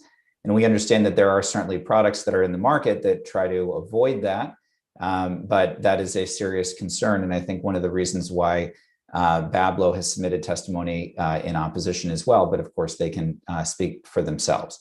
There has been talk about this amendment, and a number of the supporters have testified in support of adding beer into the equation here. To be clear, Anheuser-Busch is obviously a brewer and has been for a very long time, but we also own a distillery as well. And I think that the concern here is that, first of all, we haven't seen the amendment. And I have tried to go through all of the testimony that was submitted online, and I think that it was probably just an oversight that hasn't been made available yet. So I can't speak to that amendment and our support of that amendment. But I will say that I think that this is just a little too fast, too soon right now. Spirits are unique from wine in that spirits have no ABV requirement. Wine does have an ABV requirement. There's also, the only thing that I see in this bill, there's been a lot of talk about it being a unique product and only unique products that aren't available here. The only thing that I see in here that makes it unique would be the size limitation on it. Otherwise, and we all know too that, restrictions like that have a way of eroding over time as well. So it is a bit of a slippery slope, but otherwise I see no other restrictions other than size that are on there. The other issue is that this puts enforcement, say, of the underage laws on the common carrier. So, and I don't mean to disparage my UPS and FedEx people, because we've certainly been relying on them a lot more recently than before.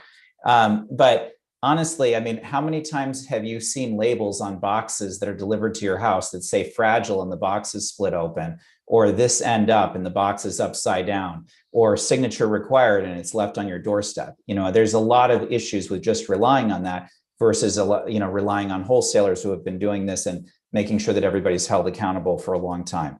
And I would also just want to speak to Representative Corey's point in terms of the lack of inclusion here about bottle bill concerns is also a concern for us as well, in terms of the problems that this would create for our redemption centers. So with that, I appreciate the committee's time. I know you'll hear from others as well that are opposed to the bill, but I'm happy to answer any questions that you have, and I appreciate your time. Thank you, Mr. Cashman. Representative Kinney. Thank you, Mr. Chair. Thank you, Mr. Cashman, for being here today. I have a couple of questions. You mentioned on the carriers, and sometimes they're leaving things that's supposed to be signed for and so forth. How do you see things? Are you aware of how things are happening currently with wine sales that are going by common carriers? And, you know, do they have to verify that it's someone 21 or older that? Yeah, that's a good question. Package? I would, oh, I'm sorry. Go ahead. I do have a second question. I'll have a follow-up, please, Mr. Chair. Okay, no, I apologize, Representative. It broke up there, so I didn't mean to speak over you. I apologize. No, I can't speak really to how it's been working with wine. I think that our concern, and I would sort of defer to Cheryl Timberlake, who I know is going to be speaking later on that point. But I would say that our concern we think that there's a fundamental difference between wine and spirits. As I said, there's no ABV limit on spirits. And there's a wide array of products now that are available that have spirits in it, sparkling seltzers and all sorts of other things. And while I understand that the bill as drafted doesn't apply to those products necessarily because they're not available in these size limits, as I said, you know, we have concerns with simply relying on the size limits as a reason that this product is unique. We think it's a slippery slope and opens the door to other things. So, My follow-up, Mr. Chair? Please, go ahead. Thank you. I appreciate some of that information. Also, you mentioned a bit on the sales tax. We're currently collecting sales tax on online sales on millions, thousands, I don't know, thousands, millions of other products currently, and bringing in plenty of tax revenue that way. Why would it be different with alcohol? yeah, I think that's a great question, and I think that the issue there is that, you know, we hadn't collected online taxes on sales from Amazon and so on for years, right? So while there is a lot of compliance with that, the system that's in place to enforce payment of taxes under the current 3-tier system is really robust, and Bablo can clearly draw the line between who owes the tax and whether the tax is paid. Our concern here is that it would be much more difficult if Bablo is not having a nice clean line and being able to draw between the point of shipment and the point of delivery. They may not be able to get in there and see that and enforce the payment of taxes the way that they can under the current system.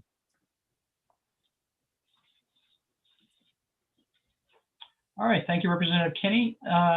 Any other questions for Mr. Cashman? All right, seeing none, thank you, sir, for your testimony. Thank you for your time. Up next, we'll have Michael Burial, followed by Christine Cummings. So Michael, when you're ready, and I apologize if I got your name wrong. No, that's great. I'm used to that as Chiazzo, so please correct me if I'm wrong. Perfect. Good morning, Senator Lucchini, Representative Chiazzo, members of the Veterans and Legal Affairs Committee. My name is Mike Barrio. I live in Auburn with my wife, Megan, and 3 kids.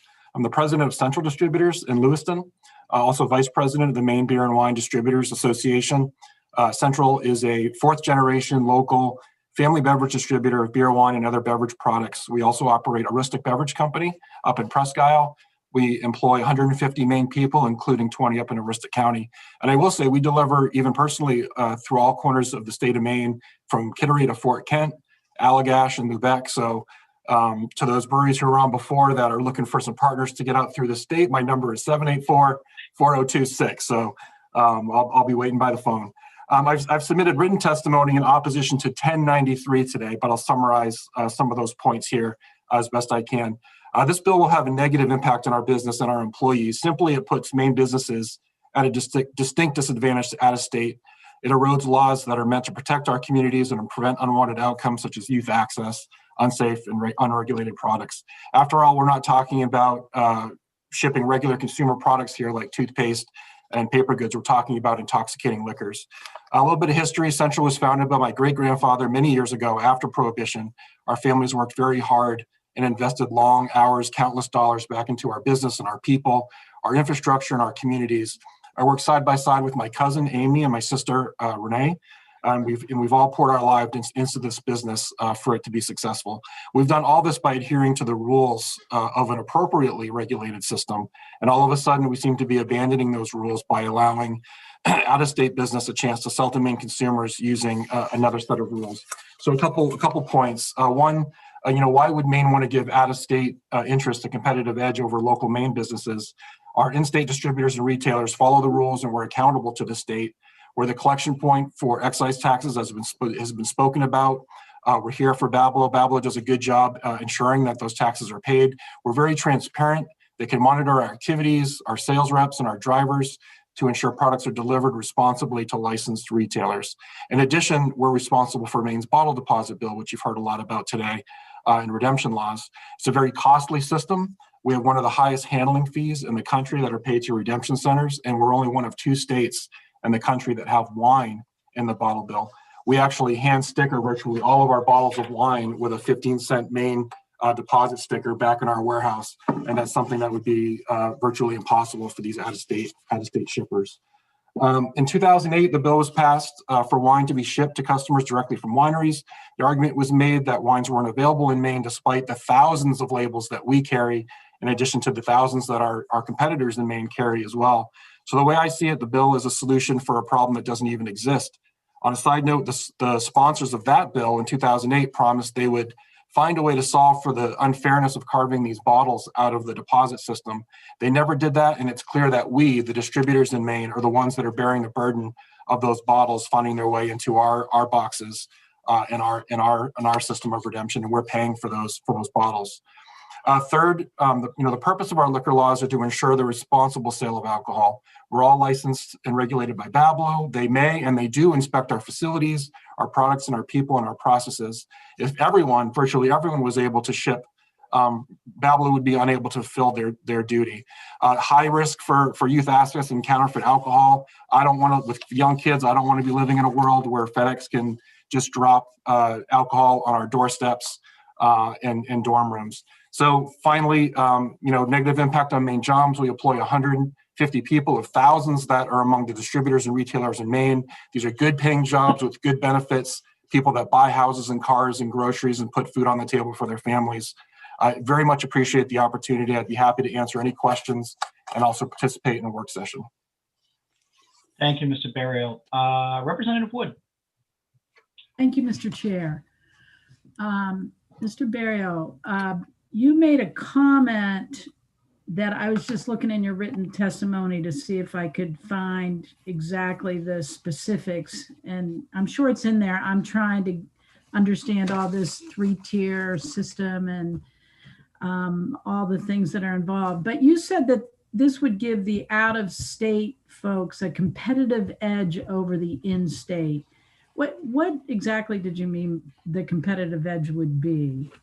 Sure, it's a great question. I mean, just our presence in the state of Maine alone, where we invest in buildings and trucks and drivers, and we're right here, under the thumb of Bablo.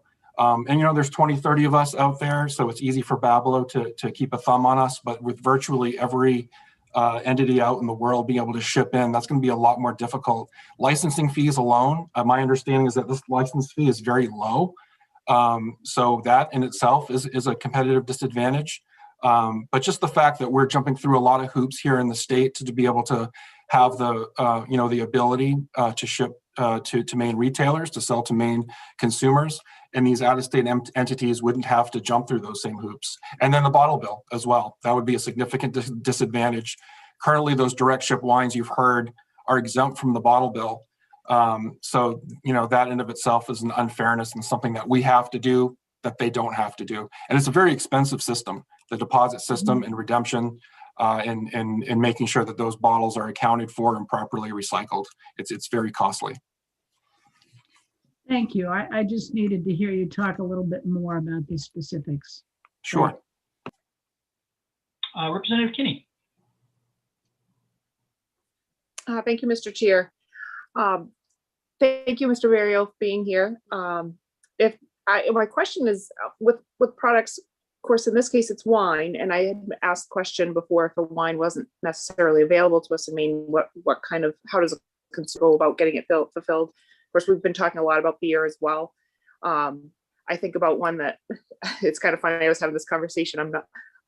When I visit family out in down in New Jersey, I will often find that we're drinking Yingling beer, which is not available up here. How does a consumer go about trying to be able to fulfill that? Is that something that you can get hold of and if not, can you explain why and how a consumer could go about getting something that they can't get through a distributor, and how that would affect possibly on the redemption side, on the bottle bill side of things as well? Sure, and I think to answer your question, like Tony Rossetti at Bootleggers answered before very, very well, there's this communication between the customers and the retailers and the wholesalers to chat amongst ourselves to figure out if this is either A, already available, or B, can it be easily brought in from out of state, even possibly shipped as a special order. We have several suppliers that have, I call it a special order system, but we reserve some very specific item numbers that if there's a customer that wants one special case of wine, we're oftentimes able to bring that in through a special order system and get it through our system and then the retailer system. But then, we've talked about that this mechanism for wine directly from wineries exists currently. So if there is that special case of wine that someone needs from the winery they visited in Southern California, that mechanism is available now, and they can do that.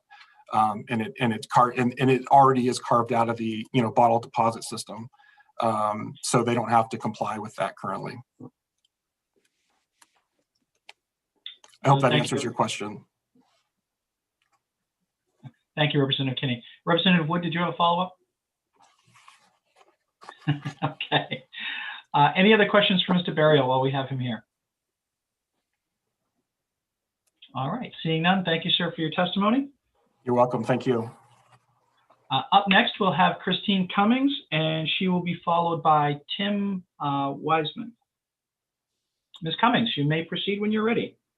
Great. Good morning, Senator Lucchini, Representative Chiazzo, and members of the Veterans and Legal Affairs Committee. My name is Christine Cummings. I'm the Executive Director of the Maine Grocers and Food Producers Association. We are a trade group who represents Maine's food community, including Main Street businesses, independently owned and operated grocery stores and supermarkets, as well as food and beverage producers, processors, and our wholesale distributor partners. Our retailers are opposed to manufacturers, distillers, and wine retailers from out of state selling their product directly to consumers in the state of Maine. These new policies would bypass our state's retailers, who are the responsible partners and backbone of the state's three-tier system. Our retailers cannot support a policy that would take away sales from their agency store licensing model. Maine's retailers have made capital investments to serve as an avenue for large-scale sale of spirits, wine, and malt beverages. They pay significant property taxes, employ their communities' residents. Many are participants in the bottle redemption business, and these are the exact partners who have worked tirelessly to ensure Mainers remain fed. Our grocery stores who operate on a 1% to 2% margin rely on these alcohol sales to remain viable. There are significant concerns from our brick and mortar storefronts as we look at the current and future trends of e-commerce sales.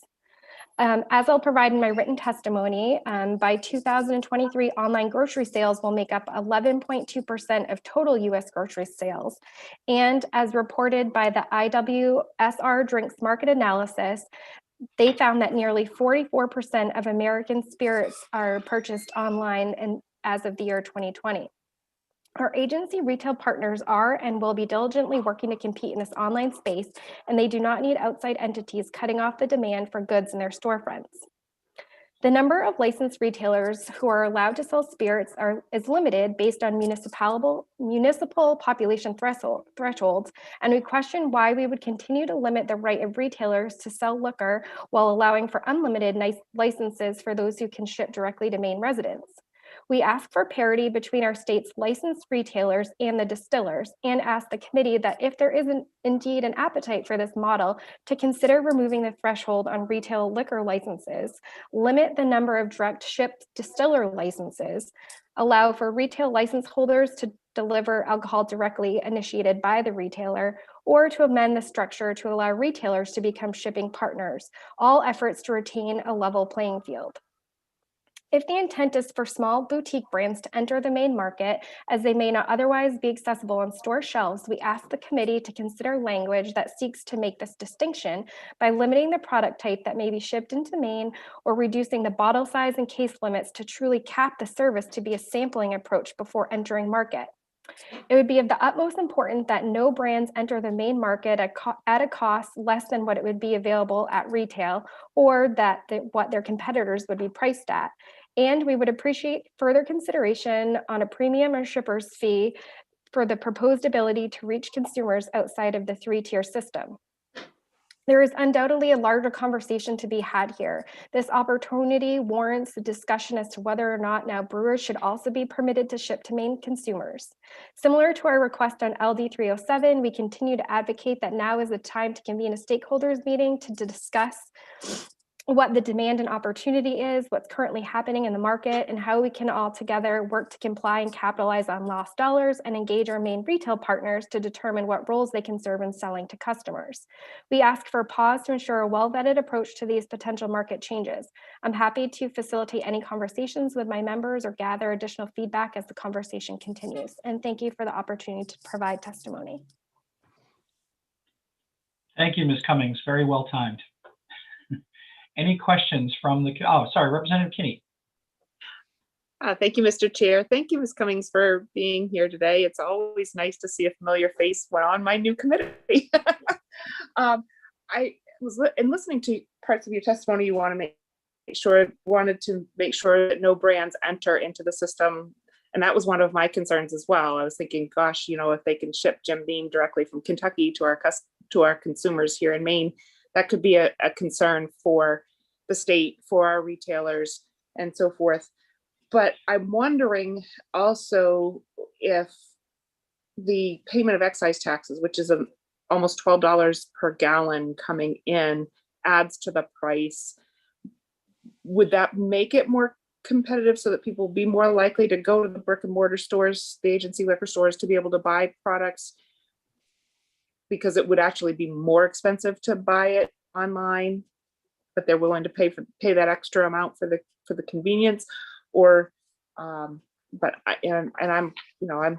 saddened when I see all these brick and mortar stores just closing up their doors myself, because it's very difficult to watch that happening here in Maine, and it's sad. I like online ordering myself, but going into the store and having it instantaneously does have its privileges and positives for sure. And you're muted, just in case you weren't aware of that.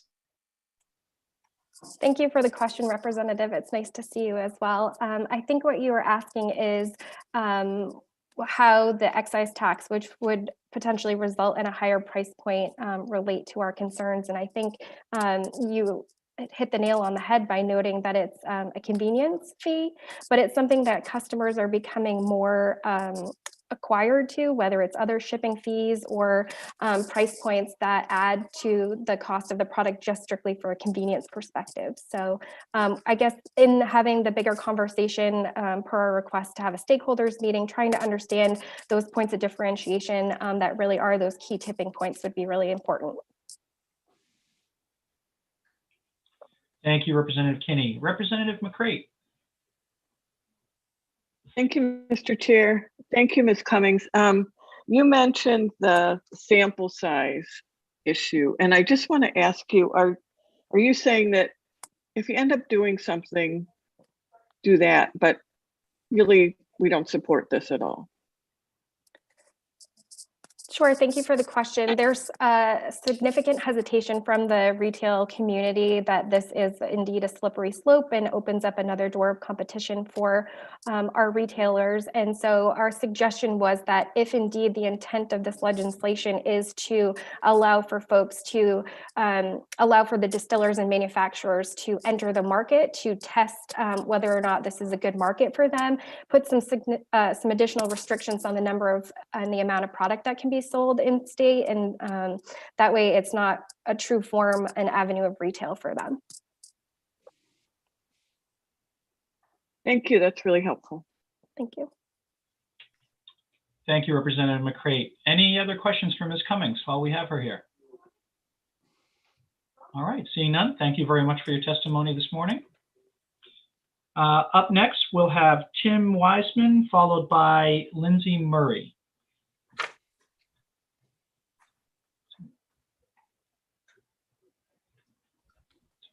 Can you hear me? Yes, sir, we can hear you, but we can't see you. So if that's okay with you, you're welcome to proceed. Okay, I apologize. Good morning, Senator Lucchini, Representative Chiazzo, and members of the Joint Committee on Veterans and Legal Affairs. I'm here to speak about LD 1093, by the way. My name is Tim Wisman. My wife and I live in Falmouth, and we own and operate Mariner Beverages, a wine and beer distributor based in Portland. We are testifying in opposition to LD 1093. Prior to founding Mariner Beverages just over 15 years ago, we owned and operated a retail beverage store selling wine, beer, and liquor, also in Portland. So we've been pretty close observers to this industry for close to the past 20 years in Maine, as my family's livelihood is dependent on it. Since starting Mariner in 2006, we've grown to almost 30 employees, thus creating those jobs. We purchased a warehouse in Portland. We offer health insurance and other benefits. We buy our trucks and forklifts from local companies. We go on and on about the benefits to the local economy, but we've read LD 1093, reread the bill, listened to legal experts' opinion on the bill, and even communicated with the sponsor of the bill. And to the best of my knowledge and industry experience, it appears really to be looking to solve a problem that does not really exist. The issue is simply that Maine wineries can't ship direct to consumer within Maine, and it seems to be it. But I'm here today to testify in opposition to this bill as is written for several reasons, including but not limited to, it will reduce Maine jobs and it will reduce Maine tax and other revenue. I mean, this alone should be enough right there, but while at the same time, it offers a distinct advantage to out-of-state retailers and wholesalers over the locally owned Maine retailers and wholesalers by giving them a different set of rules and regulations. Simply put, it would take many of the jobs being performed by Maine employees working for Maine-owned companies and allow them to be performed elsewhere, thus taking those jobs and revenue elsewhere as well. Right now, all the wine sold in Maine, except for what is already being shipped in directly to consumers legally, is initially warehoused in Maine by licensed Maine wholesalers overseen by BABLO. That is where the gallonage and excise tax is collected. It is then delivered to Maine licensee, i.e. retailers and restaurants, or it is sold to the public and where the sales tax is collected. This bill would allow all of that process to be moved to possibly giant fulfillment warehouses somewhere out of state, taking those local jobs of salespeople, drivers, warehouse staff, office staff, etc., and yes, even profits with it. That would in turn take away the local retail jobs, those profits as well there too.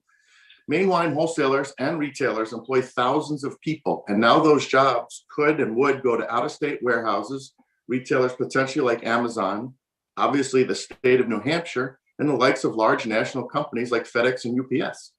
That's really not a good thing for Maine. Now, how do all the gallonage excise tax get reported and collected? Right now, that is all done and paid by the 10th of each month directly to the state under the supervision of BABLO. There are 21 wine distributors licensed in Maine, so not a huge task to regulate and enforce. But what would happen if this was opened up to everyone and anyone? How could it possibly be enforced since these would be completely out-of-state entities? The sales tax is collected by the local retailers, also licensed by the state of Maine.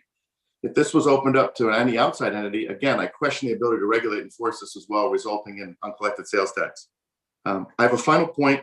The licensed local distributors are also the initiators of deposit. And in addition to that, we do pay the state mandated 4.5 cents to redemption centers for each unit recycled.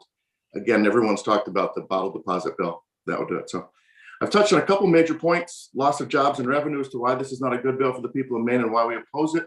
There are many others, including age verification, home delivery, counterfeit, etc. But my biggest frustration is it appears there's an attempt to kind of move the goalposts in the middle of the game for no reason, which is actually detrimental to Maine businesses by putting us at a disadvantage to out-of-state competitors.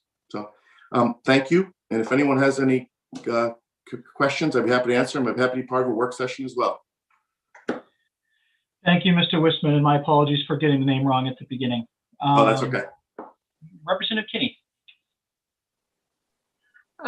Thank you, Mr. Chair.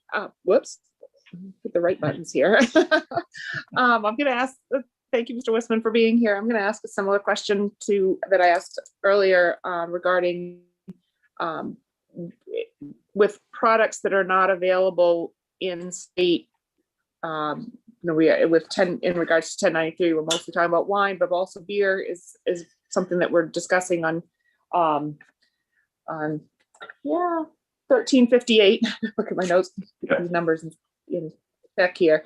Regarding, like, for example, I had mentioned earlier about Yingling not being available in the state of Maine, and having consumers being able to come up with that.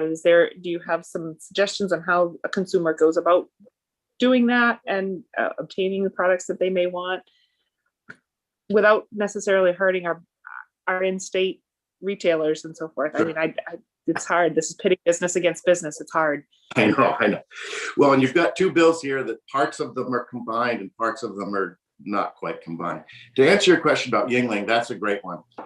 The simple fact is the Yingling Brewery from Pennsylvania at this point chooses not to have their beer sold in the state of Maine. Believe me, every distributor in the state of Maine has called Yingling and said, hey, would you like to have your beer available in the state of Maine? So that's really outside of our control as an entity. But to the gentleman that spoke about getting the bottle of 1963 port, he could easily get a bottle of 1963 port. And if give me 30 seconds to clarify how that works. We represent over 1,000 wines in the state of Maine, but we also work with dozens of suppliers, and those suppliers work with tens of thousands of different types of wines. So we don't carry 1963 port in our warehouse in Portland, but if a customer of Tony Rossetti at Bootleggers in Topsom said, hey, can you get me a bottle of 1963 port? We work with many wine importers who import port, and we could get that bottle for them. The analogy I make is if you walked into your corner convenience store and we're looking for a particular General Mills cereal, they may not have it on the shelf, but all the General Mills cereals are in a warehouse in Cisco somewhere. And the retailer could say, yes, I would like to get my Lucky Charms with something on them next week on my delivery. So what we warehouse does not necessarily mean what's available. There are, I don't know the actual percentage, but most of the wines that are available in the United States would then be available to a consumer. If it wasn't, boy, they've really found something that's pretty rare. I mean, many of these wineries produce 100 cases of wine and they just don't want to sell it outside the state of California. So does that answer those questions? Okay. Thank you, Representative Kinney. Any other questions for Mr. Wisman? All right, seeing none, thank you, sir, for your testimony. Thank you. All right, up next, we have Lindsay Murray, and she will be followed by Jeffrey Sine. So Ms. Murray, when you're ready. Good morning, Senator Lucchini, Representative Chiazzo, and distinguished members of the Veterans and Legal Affairs Committee. My name is Lindsay Murray, and I am the owner and operator of Grippy Tannins, a wine retailer in Portland, Maine. While the opportunity to ship wine directly to my customers would be a welcome addition to my current services, I'm speaking today in opposition to LD 1093. This is an all-encompassing bill that does much more than just open Maine up to rare wine shipments. It opens the state to shipments from any out-of-state retailer or wholesaler that acquires the $100 license, but does not hold them to the same regulations. It will create an unlevel playing field and ultimately hurt Maine wine retailers. To demonstrate, I'd like to present an example that contrasts my experience buying wine from my retail shop in Maine with my prior experience as a buyer for a wine retailer in Massachusetts. I'd like to take a look at a made-up brand that reflects an actual scenario. I'll call it Ryan's Red Blend. In Maine, this wine is posted at $10 per bottle, $114 for a case of 12 bottles, or $9.50 per bottle for that case. Whether I buy 1 case or 5 cases, the price in Maine is $114. In Massachusetts, that same wine is priced at $112 for the first case. But if you buy 3 cases, the price goes down to $80. And if you buy 5 cases, the price goes up to $88, but they throw in a free case. So the average bottle cost goes down to $6.11. This is a significant cost advantage that Maine retailers cannot compete with. It is my position that any retailer or wholesaler that wishes to join Maine retailers in selling wine to Maine consumers should face the same regulations that Maine retailers do. Sorry, hang on. Maine retailers must purchase wine from a licensed Maine wholesaler. We must pay, oh, sorry, I lost my, hang on one second. Sorry about this. Okay, so back to it. Maine retailers must purchase wine from a licensed Maine wholesaler. We must pay the case price that the wholesaler has posted with the state. Quantity discounting is not allowed, and we must pay cash on delivery of that wine. Massachusetts is just one example. There are many states that are less regulated than Maine and thus offer cheaper alcohol options. This alone leaves too much room for out-of-state retailers to undercut local prices and puts Maine retailers at a significant disadvantage. This bill not only creates an unlevel playing field for Maine retailers, putting Maine businesses at a disadvantage, but it also creates a sizable hole in the three-tier system by proposing that both in-state and out-of-state retailers and distributors or wholesalers can sell wine directly to consumers in Maine. Thank you very much for your time, and I'm happy to answer any questions. Thank you, Ms. Murray. Any questions from the committee? Representative Kinney. Thank you, Mr. Chair. Thank you, Ms. Murray, for being here today. I asked earlier a question about wineries and retailers operating in a similar way. So where doesn't a direct shipper permit for a winery satisfy an issue? Do you think the permit that is already out there for the wineries would still cause this possible price problem? Not exactly. Does that pricing problem? Sorry, I missed that last. Yeah, you actually got muted, Representative Kinney. I think I did. It was, does the case pricing issue, is that affected with the wineries the way that with the example you gave us with? From what I've seen, wineries do price at fair market value. A lot of the wineries that are shipping into the state are not available in the state through our three-tier system. They choose to ship just directly to consumers. So while I do have many customers that are a part of wine clubs, their shipments are restricted in terms of quantities, and they also want to buy an assortment of other wines. They're not just buying the wines from that wine club that they're a part of. So that's where they come to me, and I am able to track down wines that need to be special ordered. I work very closely with my distributors and importers to bring in wines that customers are looking for. So I'm not restricted to only what is available in the state today. And I don't feel, or I have not seen any sort of price competition with wineries directly. Thank you, Representative Kinney. Any questions, further questions from Ms. Murray from the committee? All right, seeing none, thank you for your testimony this morning. Thank you very much for your time.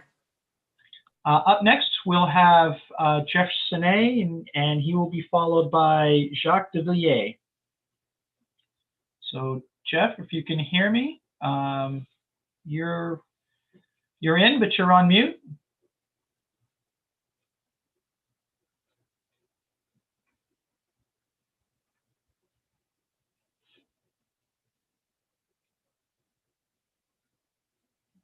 Mr. Sinet, if you're there, you are on mute.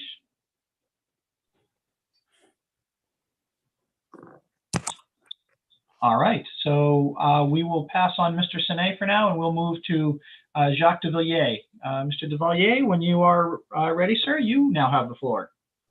Good morning, and thank you for allowing me to testify and provide my written and oral opposition to LD 1093 and LD 1358. Senator Keeney, Representative Caizo, members of the Joint Standing Committee on Veterans and Legal Affairs. My name is Jacques de Villiers from Portland, and I'm the owner of both Old Port Wine and Old Port Spirits, both on Commercial Street in Portland. I've been in business for 15 years, and I employ, between my two businesses, 14 employees. These two bills are bad policy for both the state of Maine and for business. Currently on Commercial Street alone, there are presently 9 retailers selling wine. Additionally, we are an agent for the state for liquor sales. As I'm sure you're aware, this is an extremely difficult time for business throughout the state. Businesses are facing a variety of difficulties, to include numerous retailers who advertise every day on the internet selling both wine and spirits. Our neighbor to the south advertises in our own local papers every week selling spirits and wine. None of these retailers pay. You can't hear me. Can you hear me? Yes, sir. Sorry, we got a little overflow here, so please continue, sir. No problem, no problem. None of these retailers pay sales tax or provide jobs to Mainers. Please be assured there is both wine and spirits currently being shipped into Maine in violation of Maine law. These businesses are not responsible for the myriad of licenses we're required to provide prior to doing business, and do not provide the level of scrutiny we are subjected to ensure underage minors have access to alcohol. These 2 bills are unnecessary and will be detrimental to our ability to do business and will cost jobs for Mainers. Thank you, and if I'm open for any questions. Thank you, Mr. DeVilliers. Any questions from the committee? All right, seeing none. Thank you, sir, for your testimony this morning. Thank you. I see we have Mr. Sine back. So, Jeff, when you're ready, sir, you can begin. Hi, Representative Chiazzo, Senator Lucchini, members of the Veterans and Affairs, Veterans and Legal Affairs Committee. I am representing today. My name is Jeff Snag. I'm from Winterport, Maine, but I'm representing G&M Family Market and Stompers Beverage, both located in Holden, Maine. Family-owned G&M Family Market since 1984 and Stompers Beverage since 2017. I would like to speak today in opposition of LD 1093 for many reasons that you've already heard from my fellow retailers. We have very big concerns about keeping us on a level playing field as we are at this current time. The redemption thing is a huge issue for us. Right now we have literally hundreds of bottles that come in weekly that we have nowhere to send to get return money for. And these are, you're in a redemption center, you can't differentiate between a bottle of Kendall Jackson Chardonnay that was direct shipped and a bottle of Kendall Jackson that was purchased at one of our main retailers. I mean, there's no difference. We have timer machines that we feed with these and they read the barcode. That barcode is the same, whether it's from Maine or from California or from Nevada, wherever this was shipped from. So, Maine's losing out on that in the bottle bill. I think Maine's going to lose a lot of money. You open this up to, Mr. Wark, who spoke very early in this, said, oh, the bottle bill will be no problem. It'll be solved real easy. And then in his next sentence, he said, this will open up literally hundreds of thousands of new wines to Mainers. Well, all those hundreds of thousands of wines are going to have to be listed and registered and paid into the bottle bill. Whereas a single winery might have 8 or 10 wines, maybe 12, say, that they have to worry about registering and finding a pickup point for. I just think it would be a nightmare on the redemption side. Also, shipping costs.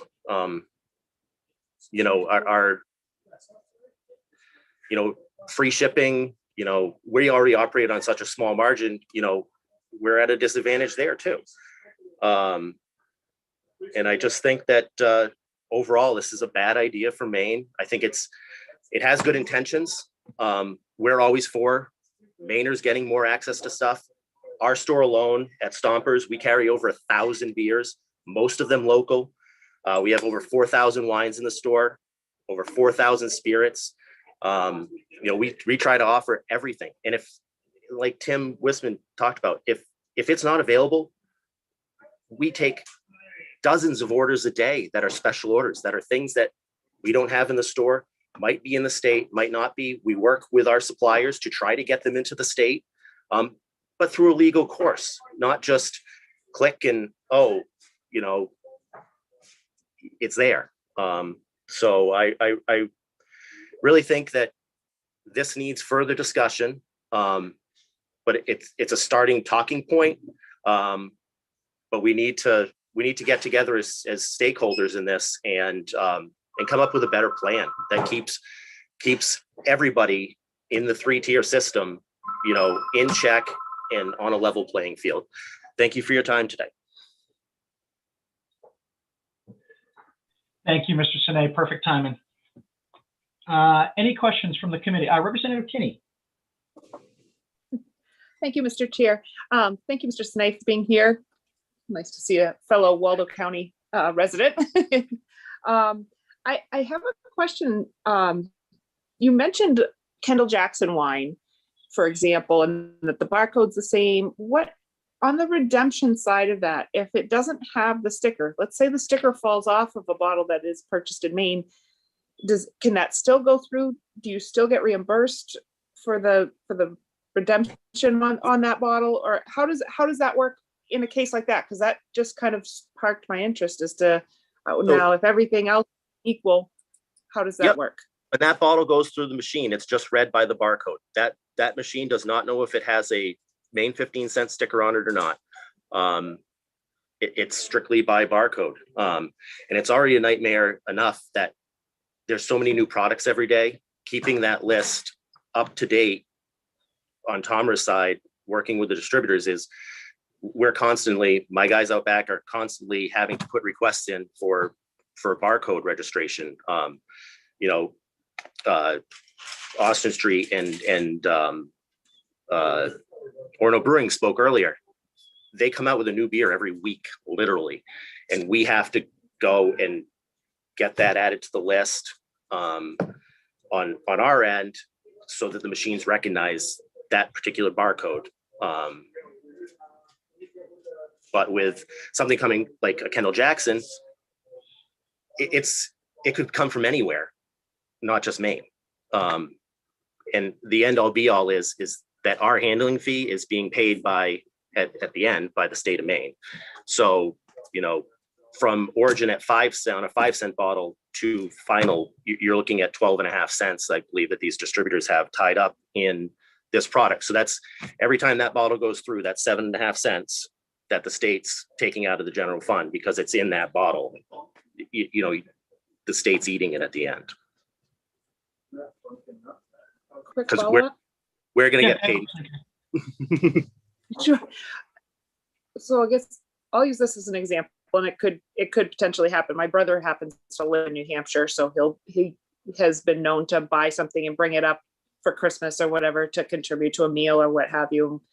Finish a bottle. He's not taking the empty bottle home to throw away in New Hampshire trash. He leaves it with us. So with that Kendall Jackson, so the state ends up losing money on that particular bottle because there's no Maine deposit sticker, or does Kendall Jackson still pay it in the end? No, because I don't believe Kendall Jackson pays that money. I might be speaking wrong with this. I believe it's the actual distributor at state origination. That's the 3-tier system. So Pine State Spirit Beverage or Maine Distributors or Mariner Beverage, they initiate that fee at their point of distribution. So they pay into the state at that point when it arrives in the state. That bottle money is put, they pay a certain percentage in, and it goes from there for the handling fees. I spoke with one of the owners of one of the vacation land distributors yesterday, and they don't physically pick up bottles themselves like most of the distributors do, and he ends up paying that 12.5 cents on every can right at the beginning, because he can't pick it up and get that section back of it. So he's paying somebody to pick up for him. I think I'm starting to understand Redemption Center. Yeah, and that's Thank you. This is why it's this whole thing. I mean, we need to get. I think everybody needs to get together and come up with some sort of plan where it can be tracked, and just so the state doesn't lose a lot of revenue. Thank you, Representative Kinney. Any other questions for Mr. Sine? All right, seeing none, thank you, sir, for your testimony this morning. Thank you. Up next, we have Director Minio, and he will be followed by Deb Hart. So, Director Minio, the floor is yours, sir, when you are ready. All right, good morning. Thank you. Thank you. Senator Lucchini, Representative Caiazzo, members of the Joint Standing Committee on Veterans and Legal Affairs. My name is Greg Minio, and I'm the Director of the Bureau of Alcoholic Beverages and Lottery Operations, and I am providing the following written testimony in opposition to LDs 1093 and 1358. So if it pleases the committee, I will read something on 1093 and then 1358. I will do my best to adhere to the 4-minute clock, Representative, and I will not read every word, but I ask that the members of the committee do read every word at some point. Thank you. So on LD 1093, this bill provides for the licensing of off-premise retailers and wholesalers licensed in and outside of Maine as direct shippers of wine to Maine consumers. Under current law, only wine manufacturers in and outside of Maine who are licensed as a direct shipper of wine by the Bureau can direct ship wine to Maine consumers.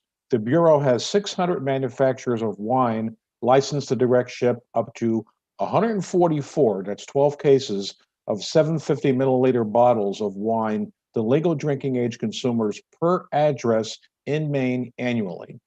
Current law provides almost unlimited access to Maine consumers for wine sourced directly from in and out of state suppliers. The Maine wine buying consumer is well served. The direct shipping of wine by in and out of state wholesalers to consumers upends the 3-tier system and presents many regulatory and logistical issues. And the direct shipping of wine from out-of-state retailers to Maine consumers presents new competition to Maine retailers that they would not have contemplated when they applied for their licenses. While the pretense of this bill is to offer greater selection to Maine consumers from previously unattainable sources, the result will be confusing to the wine buying consumer and disadvantageous to the Maine retailer and wholesaler. So, in addition to the impact on the value chain in Maine, the bill does not contemplate nor present several needed components. I offer to the committee 5 bulleted areas, which I'll consider to be components. They have to do with traceability, which many of the previous speakers spoke to, concerning excise tax remittance, has to do with the common carrier, which currently has no reporting responsibility right now under current wine shipping law, mitigation of oversight concerning product distribution, more points of access, which speaks to the public health issues. And then the last bullet is something that I'd be remiss if I did not mention. This is not a matter of simply adding 1 or 2 FTEs to the Bablo team. This would be literally creating a new unit within our department, and it would require major staffing up. That's my comments on 1093. 1358, this bill proposes to open up the sale and shipping of spirits products from licensed in and out-of-state suppliers directly to Maine consumers. The bill acknowledges the requirement for shippers to use a common carrier and to register for and pay sales tax. Out-of-state shippers must also pay an excise tax on each shipment to a Maine consumer. The premise of this bill is to offer a wider selection of spirits products from national and local suppliers. This July will mark 7 years since the start of the new spirits business model in Maine that was the result of forward-thinking legislation that was voted out of this committee and ratified by the full legislature. The state transition from a lease arrangement to a fee-for-service is one that has proven to be highly successful, with appreciable profits derived from it for the state, our agency liquor store licensees, and Pine State Spirits, our third-party vendor. We have a vibrant and well-informed retailer community, a strong relationship with in and out-of-state suppliers and their brokers, and are proud of having achieved a responsible and orderly path to market. In addition, We have made significant strides in modernizing our consumer communication platform by building and refining a relevant mobile app, advancing our consumer messaging to include product knowledge, and of course, responsible usage. But most importantly, we have given our consumers a better deal by working closely with our supplier and broker partners to deliver more competitive prices consistently across categories. We are proud to say that we offer, through our agency liquor stores, a wide assortment of national and local spirits product, with the availability having doubled since the beginning of this new business model to over 4,000 SKUs, or codes, as we call them. Just this week, the State Liquor and Lottery Commission approved 114 new codes, nationally, regionally, and locally sourced. The listing process is accessible and easy to add a product in Maine. Consumer choice at a fair price is paramount to our go-to-market plank. LD 1358 has the makings of a significant paradigm shift that may unwind what we have accomplished during these successful years under the new business model. This bill will create access to national spirits products that would not be listed by the State Liquor and Lottery Commission and may impede the selling opportunity of similar products already available in our agency liquor stores. Currently, the state sets a control. I'm Yes. sorry, sir. You are almost a full minute past. So Oh, okay. I apologize, sir. I hate to cut you off. I'm trying to be consistent. So Of course. So I'll just close by saying, please take a look at some of the bulleted comments that I have following this as well. And I just want to say in conclusion, very quickly, I apologize. Because of the significant shift that LD 1358 presents, we strongly suggest convening a stakeholder group to discuss an amended version of the bill, potentially carrying it over to allow time for this. The department has this responsibility to balance the public health aspects with responsibility and also being a manager of the spirits business. This goes to the heart of this discussion. We just asked the committee consider that. Thank you. I did the best I could. I spoke as quickly as I could. Thank you. It wasn't easy trying to cover two bills. Thank you. I understand, Director, and I appreciate it. I'm always feel guilty cutting people off because we always there's plenty of questions, and I'm sure we'll have opportunity at the work session as well. Of course. Representative Tuttle, sir. Thank you, Mr. Chairman. Director Minio, I'm glad you brought up the hard work that this committee did 7 years ago, when I know that Senator Lucchini and I were chairs, and I'm glad that you would mention that, because I think we've got to be very cautious that we don't go the wrong way. But I want to thank you for your comments. Well, my pleasure. And I just want to remind the committee that the math does work. We're only 3 years away from the end of this particular deal. And we look forward to working with the committee to further the business model, because we think it works. Thank you, sir. Representative Kinney. Thank you, Mr. Chair. Thank you, Director Minio, for being here. One of my questions, how is the Bureau Alcohol Beverages Lottery Operations, let's just say Bablo, verify age component on delivery from a carrier that during the COVID-19 pandemic and process? Has the process been a drop and go, or has there been some verification at delivery that you're aware of? Certainly not the former. And we expect our licensees to honor the latter, in that there is verification of ID for 21 years or older. Follow up, Representative Kinney. I have a whole bunch of questions, but I'll limit to two. Can we? Or you can come back to me after, Representative Wood, if you'd like. Okay. No, I'm happy to let you keep going. I just want to make sure that in the interest of time, we can throw those out there, and maybe the director could bring them to the work session for sure. Sure.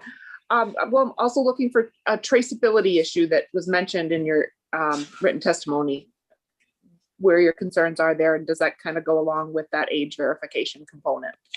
It certainly does. They both go hand in hand. Traceability always encompasses age verification, tax collection,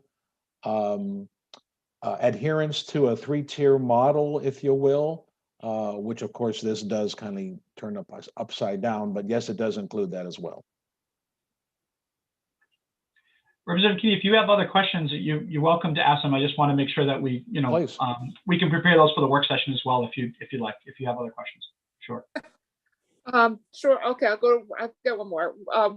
The fees for licenses. So the retailer, the wholesaler, the agency liquor store, and then going to the direct shipper permits, because I know we have that with wine currently with wineries. So if we expand this, where would we be looking at permitting and costs for those licenses? Well, I would imagine there would be a fee, certainly, for the permit or license for out-of-state shippers, not unlike that we have now within the wine bill. So yes, there would be. It's certainly a lot less than what our in-state retailers and wholesalers pay for their licensing fees. All right. Are you good, Representative Kinney? Okay. All right. Thank you. Representative Wood. Thank you, Mr. Chair. Mr. Minio, I have a personal example in my head that I just need to get out there and see how you respond to it. I mean, as a legislator on this committee, I'm starting to have enough information to probably be dangerous. But a couple of years ago, I had no information. I was just a consumer who walked into an agency store looking for a particularly high-end bottle of tequila for a very special occasion.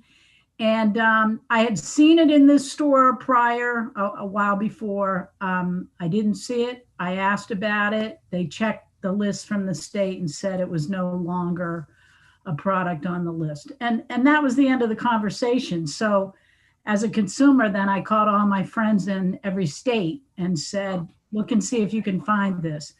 But obviously that's probably not the right way to handle it, but the agency store didn't offer any kind of information about how to go about possibly contacting the state to see if it's something that could be added. What would be that process? Sure. Well, thank you for the question. It's a great question. And I'm sorry you had that experience. I would say that was a one-off and not consistent with what we have been seeing over the past 7 years under this business model.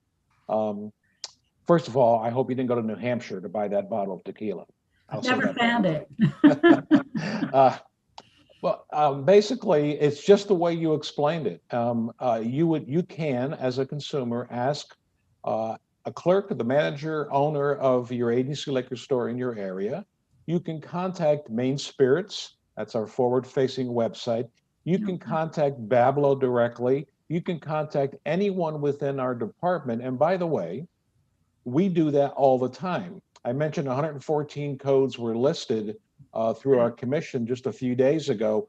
Some of them came from suggestions and requests from consumers. And we responded to that. It takes a while sometimes because you do have to have representation in the state. So a supplier with something brand new who is not currently a supplier represented in Maine would have to get some representation.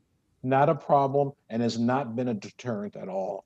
It's not a big deal for someone to find a product that is not available currently in the state. And I'm speaking of spirits products now.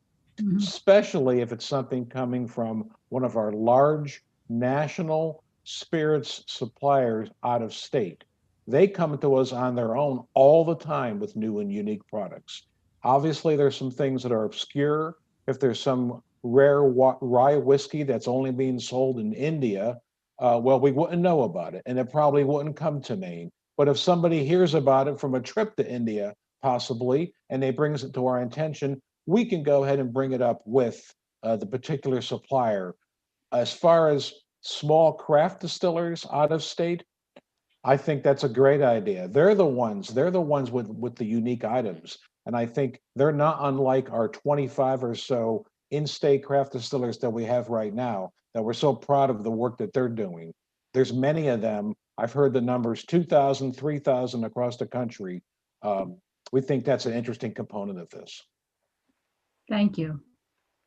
My pleasure. Thank you, Representative Wood. Representative Dolph. Thank you, Mr. Chair. Hello, Director, and thank you so much for all your information and plus more to read. Of I have a course. question. No, you went up there, so that's okay. If I understood you right, if these bills pass, you would have to have additional staff to track and do all this. So there could possibly end up being a large fiscal note. Am I correct in thinking that way? Yes, you are correct. Probably the largest fiscal note that we would have ever applied concerning staffing. I'll qualify that concerning staffing on any legislation that we have addressed. Thank you. All right, the chicken are gonna get seafood. Thank you, Representative Dolph. Any further questions for the director? All right, seeing none, obviously, Director Minio, we will see you at the work session, so thank you. And again, my apologies for restricting your time. I always hate doing that. Not a problem. It's a wealth of knowledge at Bablo, and we absolutely need that information for sure. So look forward to seeing you at the work session. Thank you. Up next, we have Deb Hart, and she will be followed by David Maxson. So Ms. Hart, when you're ready. Good morning, Senator Lucchini, Representative Chiazzo, and members of the Veterans and Legal Affairs Committee. My name is Deborah Hart. I'm a resident of Manchester, Maine, where it is blowing really hard out right now. So if I lose my power, it's somebody else's problem. I own Hart Public Policy, and I'm speaking to you today on behalf of my client, Wine Institute. Wine Institute is an association of approximately 1,000 California wineries and affiliated suppliers dedicated to advocating the responsible consumption and enjoyment of wine. We'd like to express our opposition to the passage of LD 1093. Primarily, our opposition is based on the key component of direct to consumer shipping, which we have had in this state for 13 years. It would remove the exemption that we have in the bottle bill, which would potentially shut down direct to consumer wine shipping in Maine. Maine is one of only 2 states, for your information, that have wine in their bottle redemption bill. The other state is Iowa.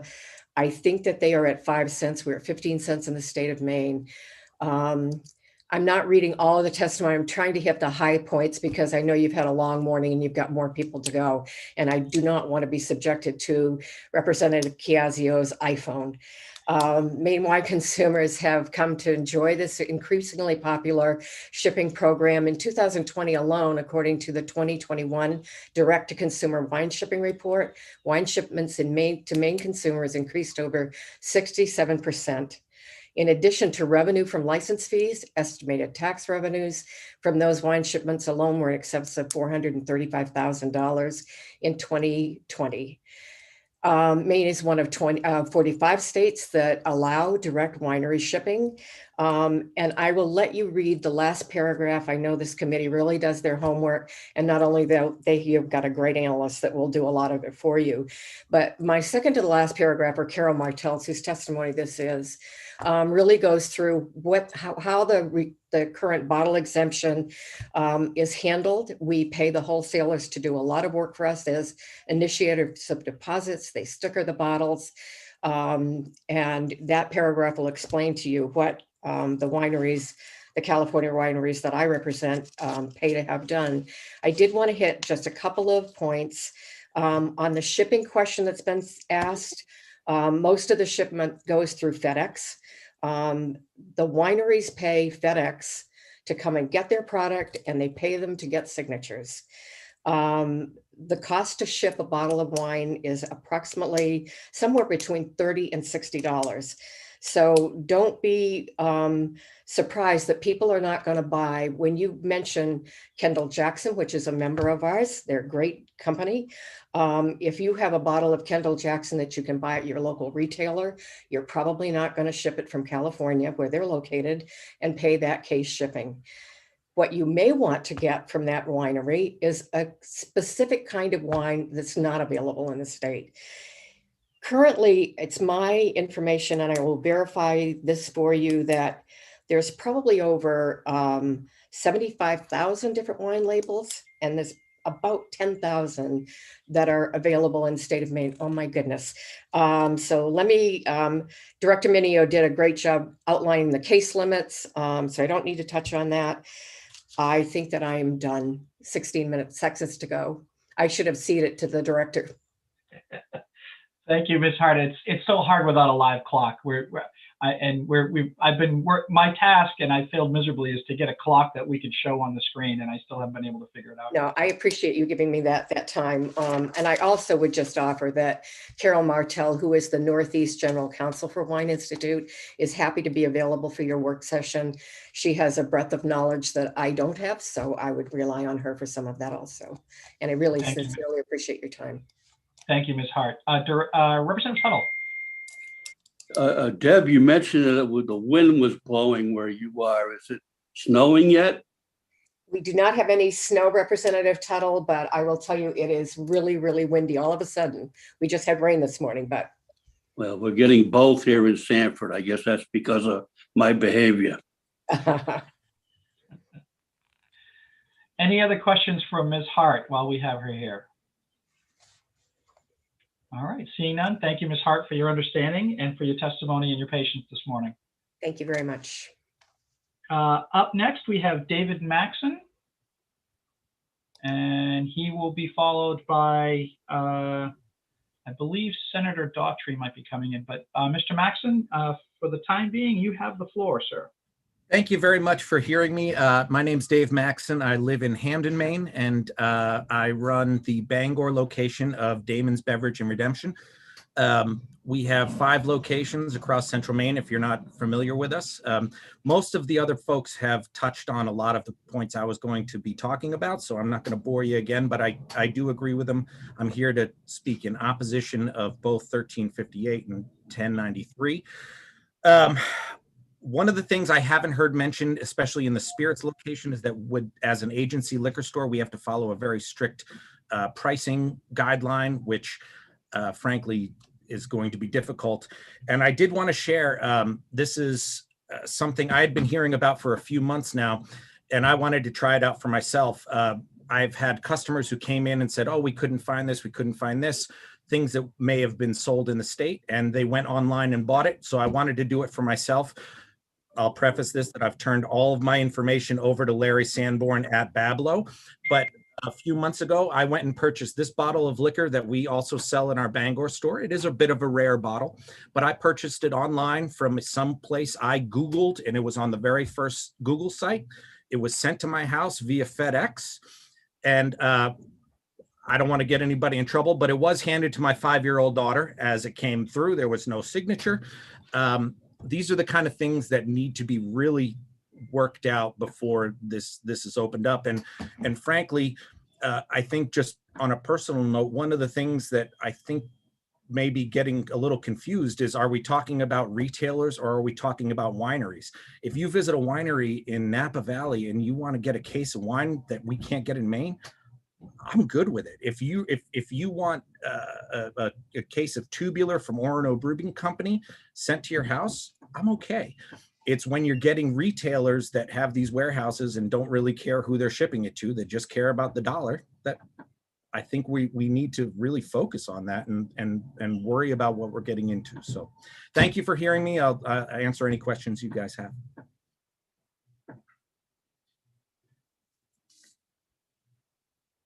I think you're muted.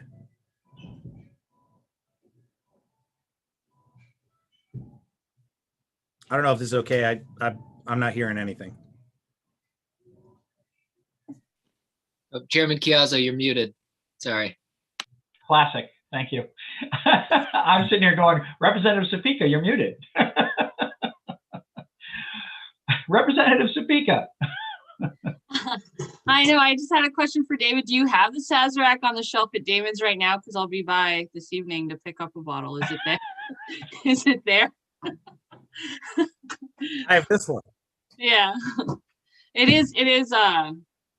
Working in the bar, that was one of the most requested. And people would come in and order a Sazerac and want Sazerac, and I'd be like, can't do it. Sorry. So I was excited to see the bottle. That was all. Absolutely. And it's one of those things that I wanted to see about getting, people talk about, oh, this is stuff you can't get here. And Sazerac is one of those that frankly, it'll come in once in a while and it's a highly sought after thing, which is why that's the one I chose when I went online just to see if I could get something. And so that's, and also to the bottle redemption point, it's the same thing, just like you said. It says Maine 15 cents, exactly like any bottle we would get here, except it isn't paid for. So the state's covering that cost. Representative Speaker, a follow-up? No? Okay, Representative McCray. I was unmuted and then I muted. Mr. I think we're all getting a little punchy. Sorry, must be hangry. Mr. Maxim, just to help me understand, what the bottle you purchased, did that come from a retailer? Is that what you're saying? That yes, it was. From, okay. Yeah, it was from a website called Reserve. I don't know if I'm allowed to say stuff, but it was from a website. I would appreciate it if you didn't, actually. Okay. Thank you. Yeah. It was from a website that I found on the first page of a Google search. I didn't look hard. It wasn't, somebody in a back alley. This was just on a Google search, and it came when the only thing I know is there was a return address of a store from Washington D.C. So that wasn't where it was purchased from. It was this third party seller. I'm assuming. Which, trying to understand all this, so thank you. That would not be consistent with the 3-tier system is what I think I'm understanding. Okay. Yeah. Thank you very much. Representative Wood. Thank you, Mr. Chair. Mr. Maxon, I apologize. At the end of your testimony, towards the end, you said something about I'd be okay with, and I think you said Orno, maybe. I just didn't quite catch what you were saying. What my point was basically, if you're talking about getting things from small distributors, from small breweries, from small wineries, what I said with Orono was Orono Brewing Company, who Abe Firth was on earlier. If you're talking about coming from distillers and from wineries, I understand it, especially the way it's already limited to a case from a winery. It makes sense to me, at least personally. It's when you're talking about getting involved with these retailers, online retailers, third-party deliveries, that you can really start getting into some issues. I don't think Jim Beam is going to get into the habit of shipping to my house in Hamden. They don't want to sell 3 bottles. They want to sell 3 million. But Orono Brewing Company would like to be able to sell it, and maybe in your corner of the state or in another state, they just can't get it there. So I think it seems like a viable and interesting choice. It's the getting into the third party delivery, the retailing part of it that really seems to be scary to me. Okay, thank you. I just wanted to, I didn't quite catch what your point was, but now I have it. Thank you. Thank you, Representative Wood. Any other questions for Mr. Maxon? No, thank you, sir, for your testimony, and certainly that was a disturbing story, and I'm glad you turned that over to Bablo. I'm sure we'll hear more about that as well. Yeah. Thanks. Thank you, sir. Up next, we have Senator Daughtry, and there's Senator Daughtry. Welcome, and you have the floor when you are ready, Senator. Thank you so much, Representative, and thanks for squeaking me in. It's been a busy morning for all of us, and I just now was able to sneak away from education for just a little bit. I think it is technically still morning, so good morning, Senator Lucchini, Representative Chiazzo, and distinguished members of the Veterans and Legal Affairs Committee. My name is Maddie Daughtry, and I am the state senator for Senate District 24, which includes the towns of Brunswick, Freeport, Harpswell, North Yarmouth, and Pownell. And I'm here today to express support for including or amending LD 1358 to include beer and malt liquor as this bill moves forward. I know you've heard a lot of testimony on this today already, so I'll try to keep my remarks short. But as many of you know, in my life outside of the State House, I'm actually one of the co-owners and brewers at Moderation Brewing here in Brunswick.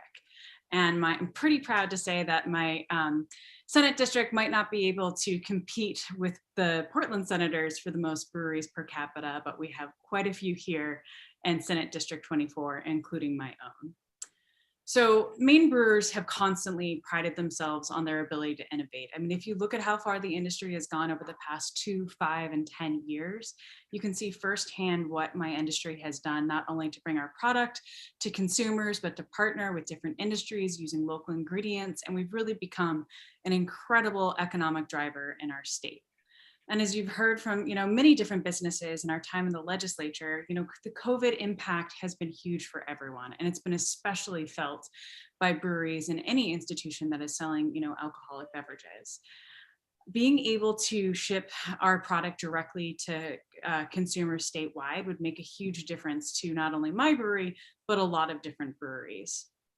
I can't tell you how many times I get asked if I can ship beer to someone in state. Literally, I'm getting requests and have been getting increasing requests since COVID hit, probably 2, 3, 4 times a day. In fact, we get so many of these requests, I actually have on my cell phone a memo ready to copy and paste and explain to members and Mainers why I can't ship them a 4-pack of Box Shop Girls Breakfast Stout to Wallagrass. It's something that Mainers want. It's something that also would put us in equity. Wineries have had this right. And due to another bill that all of you were able to pass, and thank you, we can actually ship our beer to certain other states as well. So being able to be included in this language to be able to ship our product really is about equity and fairness for us as well. I've also wanted to highlight, I know you've heard from a few of them, but I do want to say that the 3 Brunswick breweries, myself in Moderation, Black Pug Brewing, as well as Flight Deck, all 3 of us support this bill. I wanted to give us all a little bit of a shout out. We do work really well together, and we're really passionate about hopefully being able to all ship our beer statewide. So just here to encourage this committee to vote in favor of including malt liquor in breweries and supporting this bill. And I'm happy to answer any questions. And if this goes through, I'd be happy to ship any of you some beer as well. Thank you, Senator Daughtry. I wish that it wasn't on mic because now we're going to be in trouble for that. But I will be calling and placing an order soon, I'm sure. Any questions for Senator Daughtry while we have her here? All right, seeing none, thank you very much for your testimony. Always great to see you. Next, we have Cheryl Timberlake, and Cheryl will be followed by Newell Auger. So, Ms. Timberlake, the floor is yours when you are ready. Good morning, or is it good afternoon? Close. Close. Good morning, Senator Lucchini, Representative Chiazzo, members of the Joint Standing Committee on Veterans and Legal Affairs. I'm Cheryl Timberlake, the Executive Vice President for the Beer Wine Distributors, and my home residence is in Mount Vernon. I'm here today to testify in opposition to both LD 1093 and LD 1358. Both of these proposals seek to amend the existing wine law that was passed for manufacturers' direct shipping in 2008. However, they expand the law as we know it to allow direct-to-consumer shipping of alcohol by out-of-state entities and expanding it. So as family-owned businesses who've been in operation since Prohibition, our association remains very committed to champion smartly regulated alcohol distribution system where suppliers, wholesalers, and retailers maintain their distinct independence and roles. The system has proven to be leading in terms of fostering competition, offering consumers the largest selection of products anywhere in the country, and manages health and public safety and executes efficient tax collection.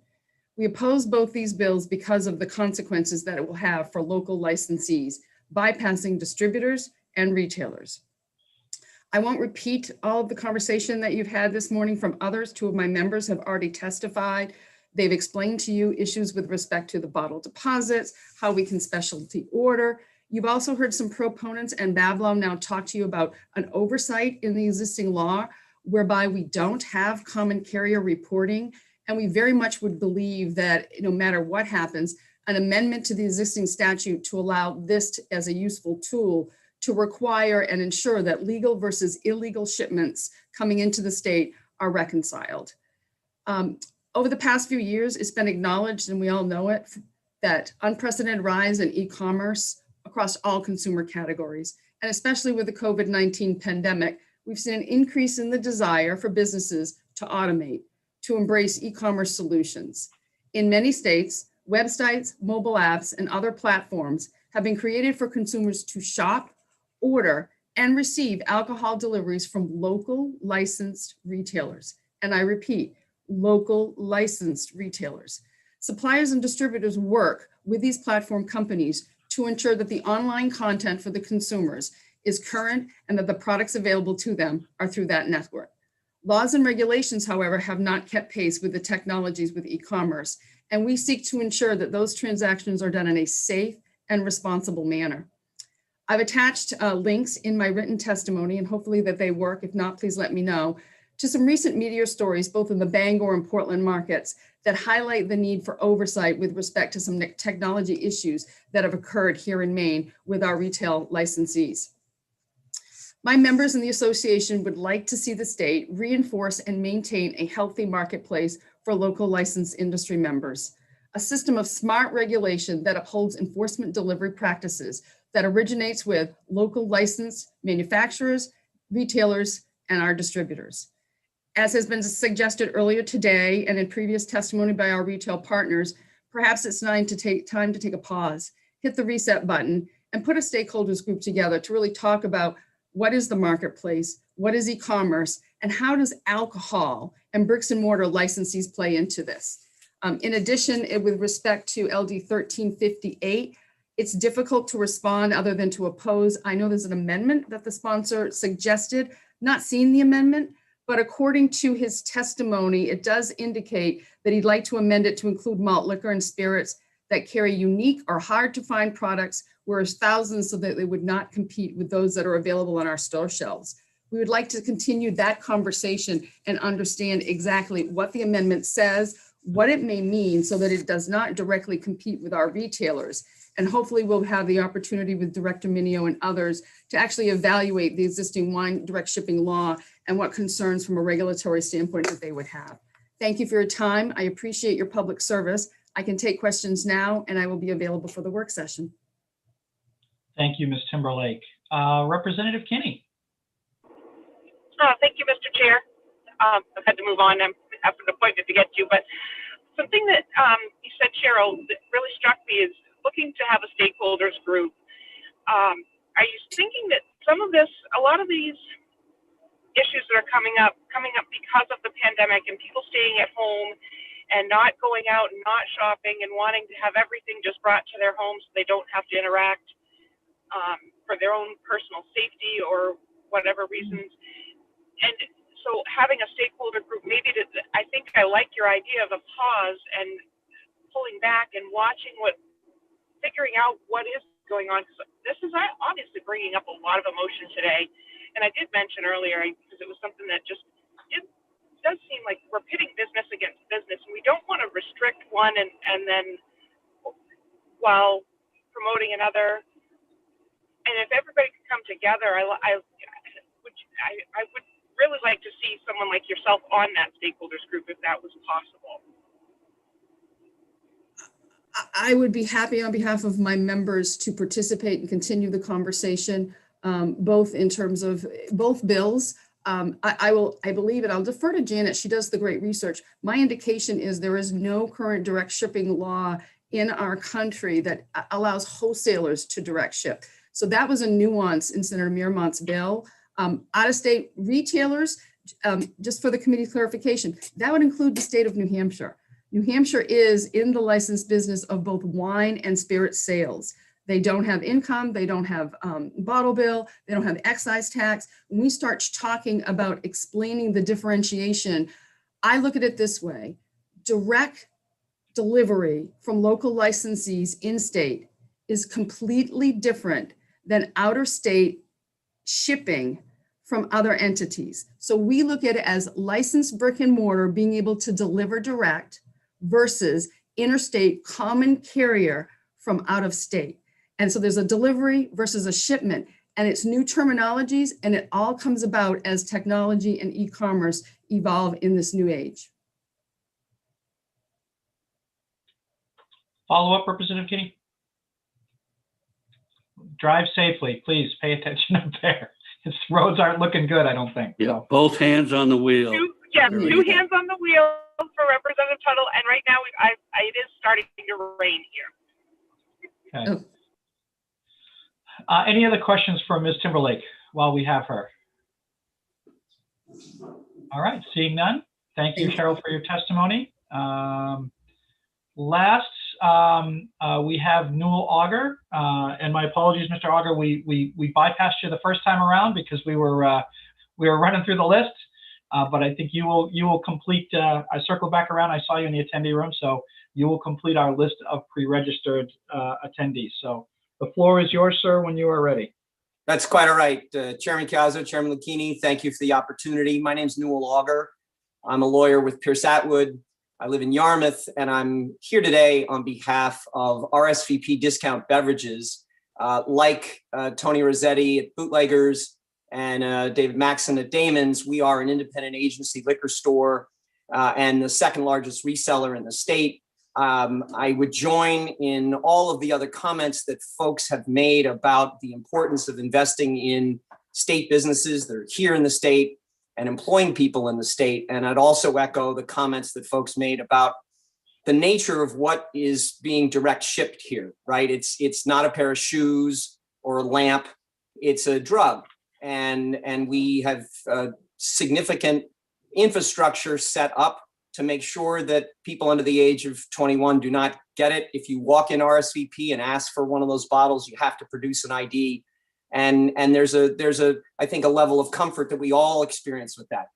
I guess the two things I'd add is to what's already been said. With respect to Representative Wood's search for the excellent bottle of tequila, I would first say, I hope it wasn't RSVP that you went into and got the Heisman treatment. If it is, we'll look into that. But as a practical matter, what happens is if you go in, and we're, by the way, opposed to both bills, I'll speak more to 1358 though.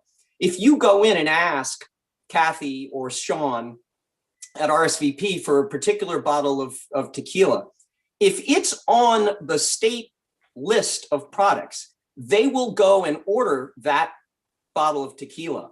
And they will have it in their store in 48 hours. And they don't have to order, 3 cases of it. They can order 1 bottle, and they do that as a practical matter all the time.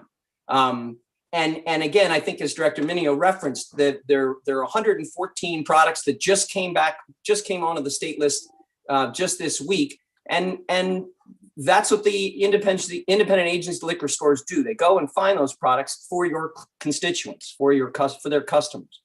The other point I would make is with respect to some of Representative Kinney's questions about the bottle bill. And I have a fair amount of experience in this representing the non-alcoholic distributors. I cannot emphasize enough how complicated Maine's bottle bill is. And the hoops that the wine distributors have to go through to properly license and collect the bottles that are sold in the state of Maine. And the idea that we would be exempting a whole series of bottles sold into the state of Maine, I think presents a real challenge. And remember too, most people are moving away from glass. Because as you try to recycle all of these items, your plastic and your aluminum are actually lighter, they're easy to transport, they're easier to pick up. The glass contaminates the system. So as a practical matter, we ought to be putting more glass into the bottle bill and not less. And so that I think is a real significant issue here. And I, again, on behalf of Kathy, we'd be happy to join any stakeholder group to address this. Certainly for our local breweries and local distilleries, we want to support them as well. So with that, I'll wrap up and happy to take any questions, and we'll be at the work session. Thank you, Mr. Auger. Any Representative Tuttle? Newell, are you speaking for or against this bill? I'm sorry. I hope you got out of my written comments and my verbal ones that we are speaking in opposition to both. Okay, thank you. Sorry if I wasn't clear about that at the outset. Representative McCray. Thank you, Mr. Chair. This is probably a question for the work session. Several people have mentioned a stakeholder group, and Director Minio also mentioned we'll be reassessing the current plan. So I'm just curious whether those are two ideas that are one, and maybe Director Minio could speak about that at the work session. Certainly, we can bring that up at the work session. I think there seems to be quite a bit of consensus around forming a work group of some kind. So I'm sure we will bring that up at the work session to see what that composition might look like and what we might task them with, for sure. Well, and specifically, does that flow into what's coming up in 3 years anyway? I think Director Minio's here. I don't expect him to answer and wouldn't like him to now because we're in public hearing, but I think he's heard the question and hopefully we will be prepared for that for the work session. So thank you. Any other questions for Mr. Auger? No? Well, I hope the cat in the background is no indication of the riveting testimonies we've had today. So I was wondering if someone was going to notice that, Chairman. Seeing no further questions, thank you, Mr. Auger. We appreciate your time and your patience, sir. And we'll certainly we'll look forward to seeing you at the work session as well. So thank you, and all of you have a great Patriots Day. Thank you, sir. You as well. All right, that concludes the list of pre-registered people to testify on LD 1093 and LD 1358. So I will do a last call for those in the attendee room. If anybody wishes to speak either for or against or neither on LD 1093 or LD 1358, please raise your virtual hand and we will recognize you. All right, I see Mr. Woods.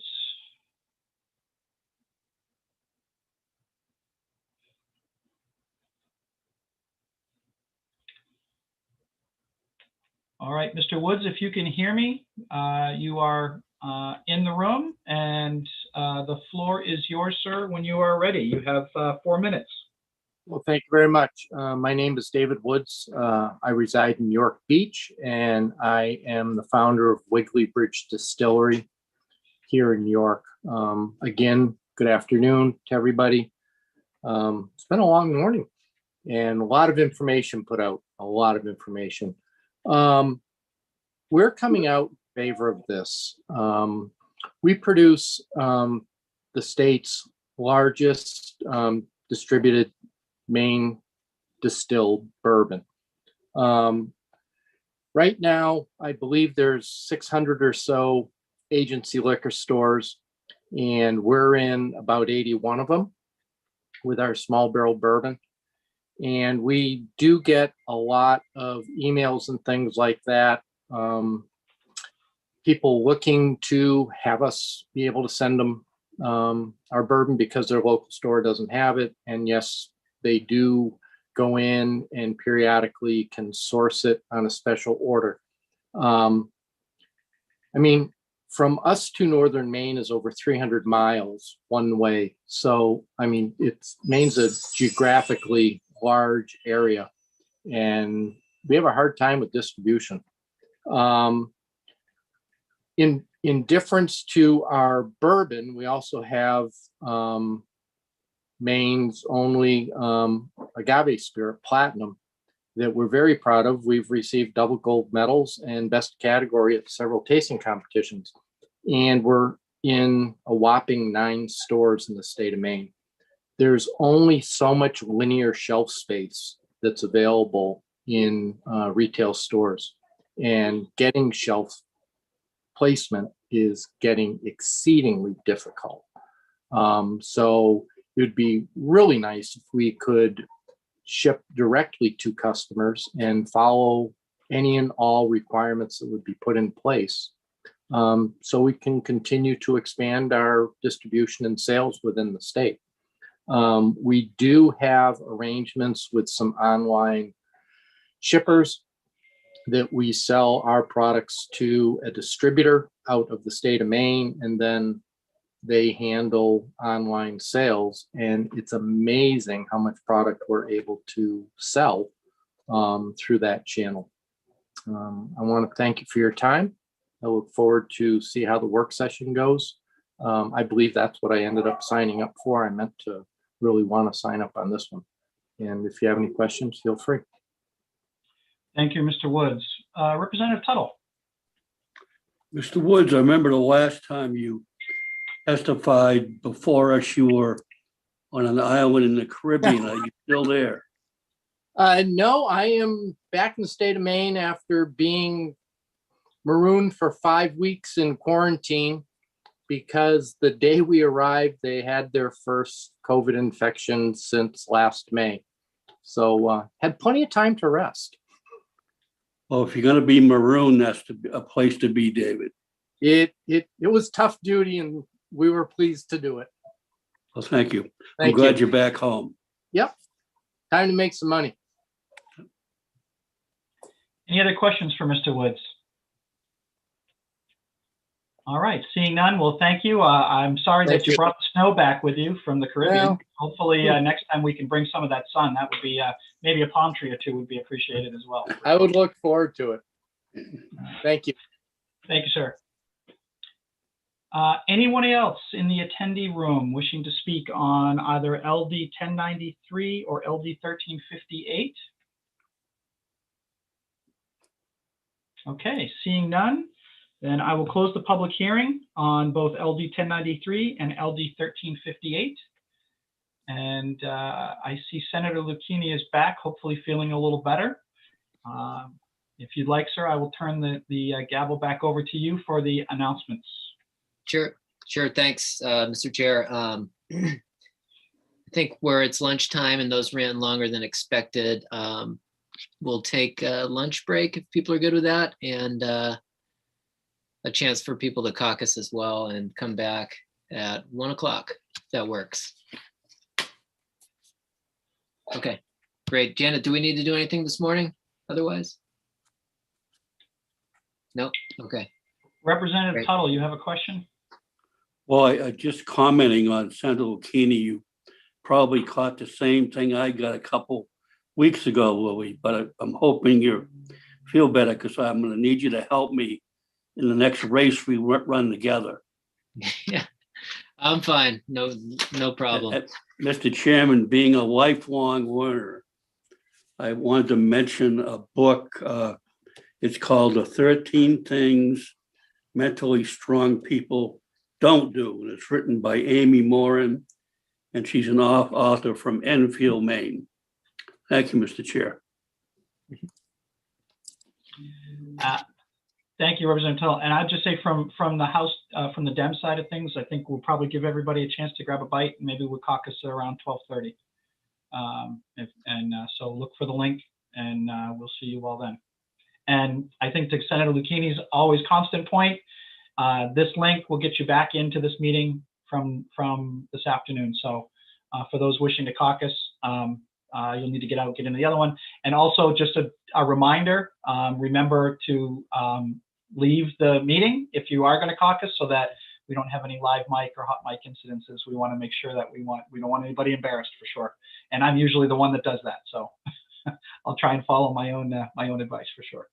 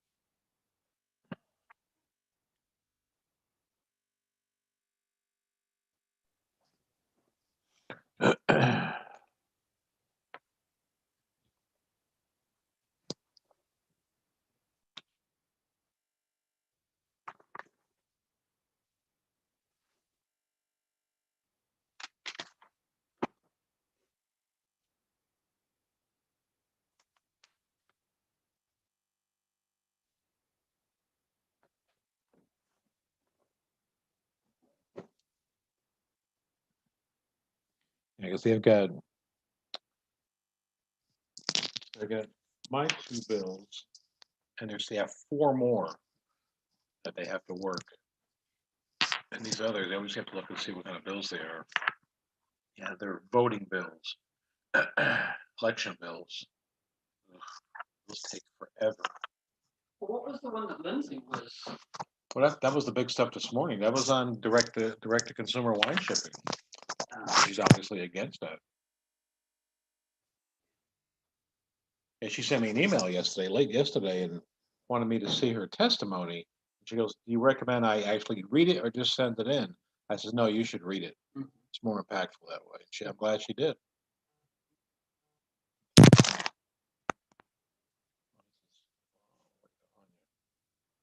Anya. Oh, I'm not muted. Why am I on? What do you mean I'm not muted?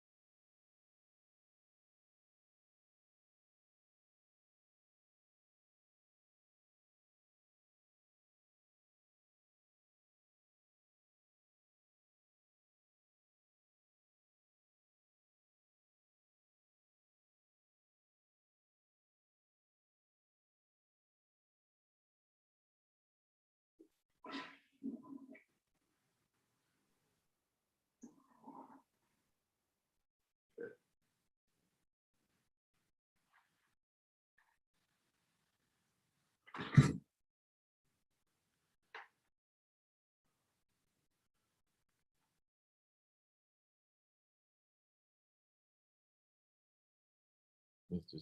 Senator looking. Mr. Chair. I intend to be here for the duration. So if you need a senator so we can take a vote, we can take a vote. I intend to be here.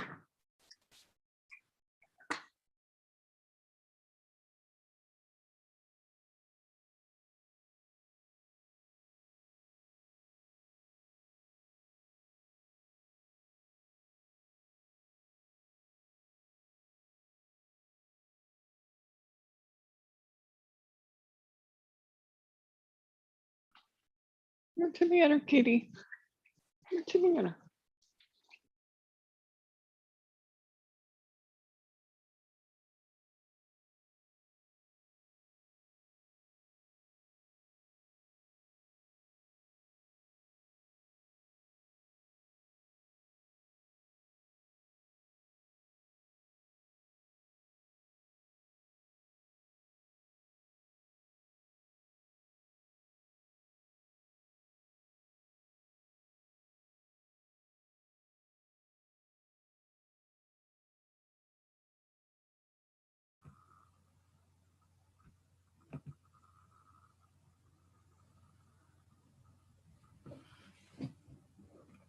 I don't want to brag, but I was able to find all that liquor stuff that Janet gave us when we first started our committee that explains the tiers and the definitions. And it took me halfway through all that public hearing to find it. But Janet, I did eventually look. I was going to ask you, and then I'm like, no, you can find this. Good job, Barb. I printed it out a long time ago and I put it up on the wall and I don't look at it. Well, I thought I had printed it. So first I was going through my file and I couldn't find it. Then I'm like, it's got to be there somewhere. Yeah. That's some heady stuff right there. I'm glad that you are meticulous enough to want to just dig right into it. I'm like, what is a spirit versus a liquor versus a, and I remember Jana talking about all this, a malt wine versus, you know, hard cider. And I love working with Janet on all these definitions. We just have a good time with language around here and syntax.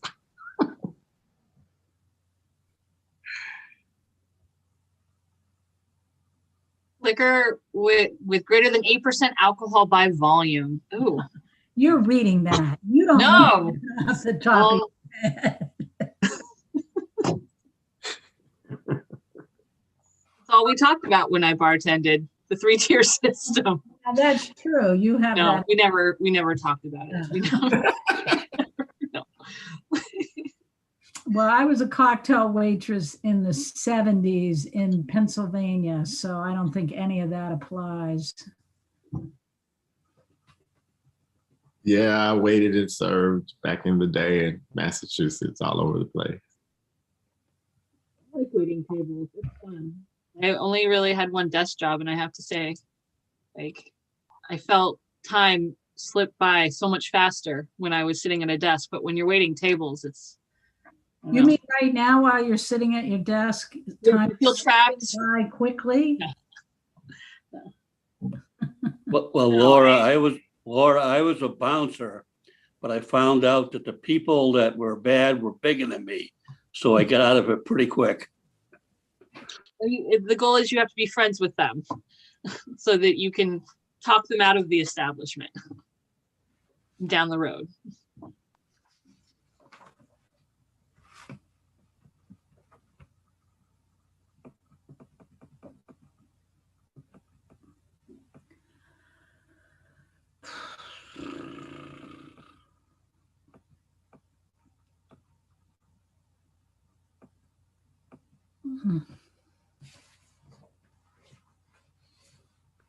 Well, the important people are here.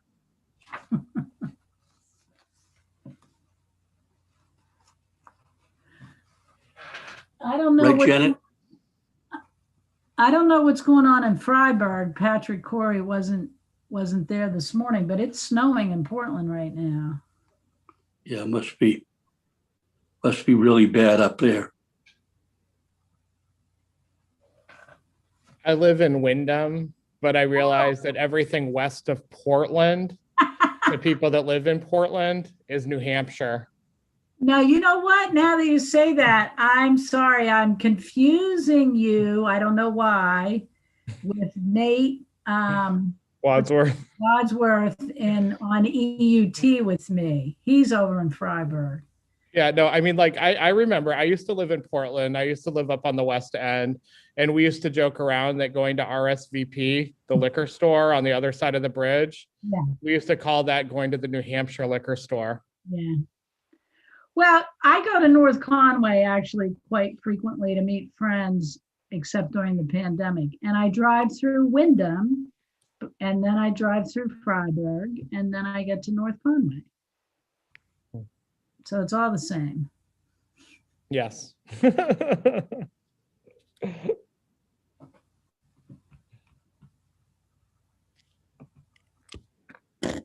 Patrick, how much snow do you have in Wyndham?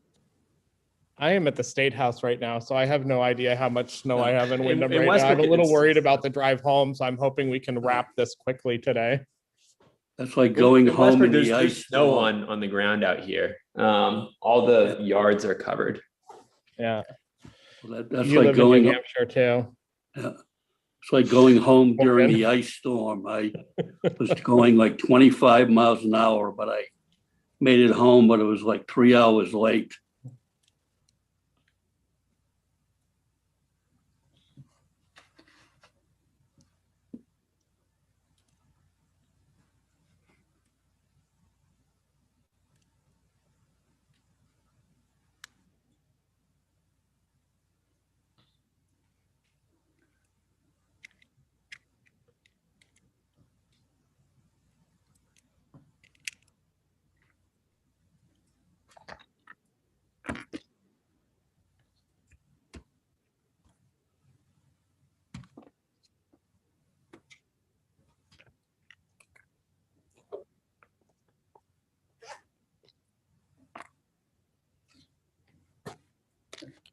I am looking at LD 194 and 479. This will be the fourth work session that we've had on it.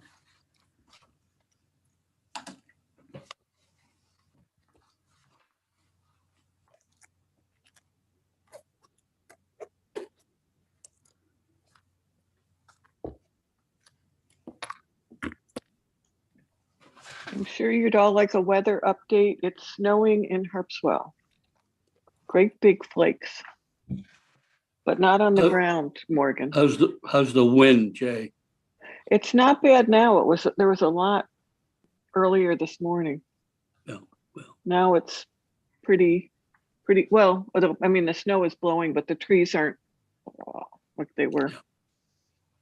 Yeah, well, in Sanford, it's accumulating, but the wind isn't so bad. So I hope it continues.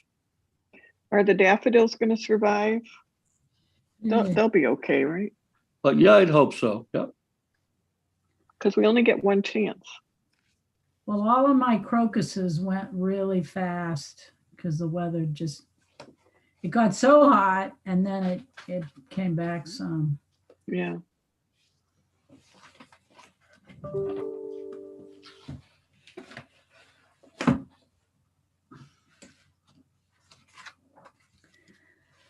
Well, once we're all vaccinated and everything's all better, I think we each bring our favorite bottle that we get from Greg. Where's Greg's in there somewhere? We'll go to Louie's house, right, Go to Louie? Louie's house up in Bar Harbor. Can you take alcohol into Acadia? Only if you're I doubt it. supervised. Only if you're supervised. Only if you don't tell anybody. The regulator's on, be careful.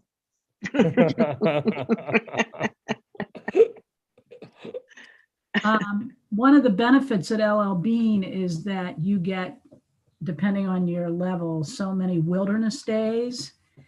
And you really have to go into the wilderness. You have to go where there's no electricity or plumbing or whatever. So there was a group of us that used to go up to Katahdin every year for a few nights. And we got in trouble a few times with the park rangers. And boy, did they write a letter to the president of LL Bean. And we had to curtail some of our activities in the future.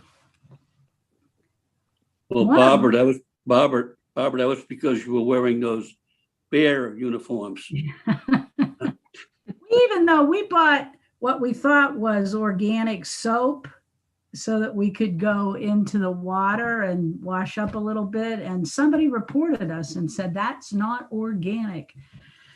I mean, some things we did try to do right, but Well, they were definitely not a native then.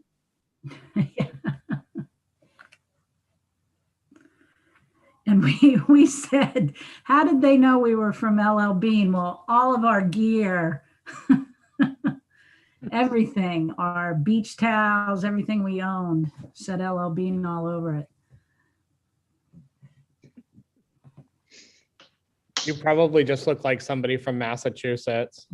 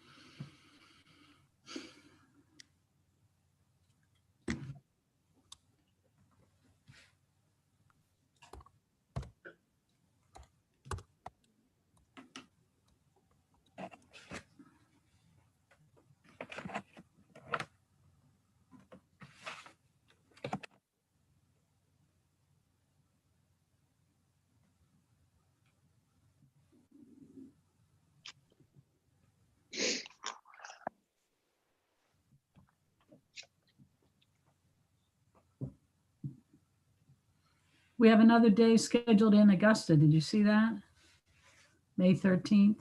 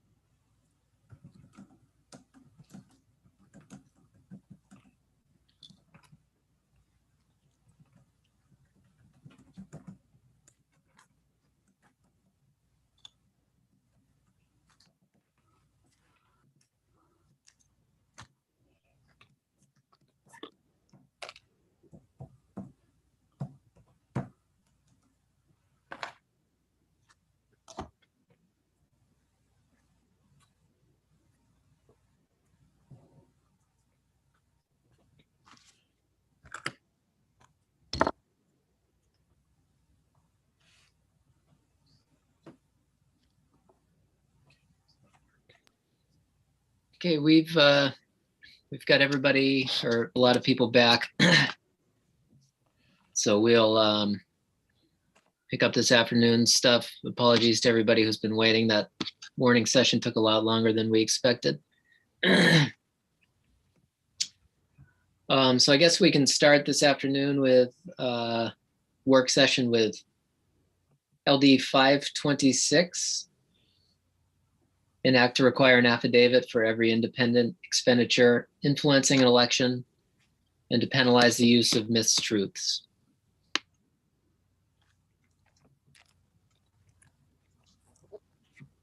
This is the second work session on this bill, so I don't know if you want me to go over anything again. Thanks, Janet. I think there were some questions for people. Representative Tuttle.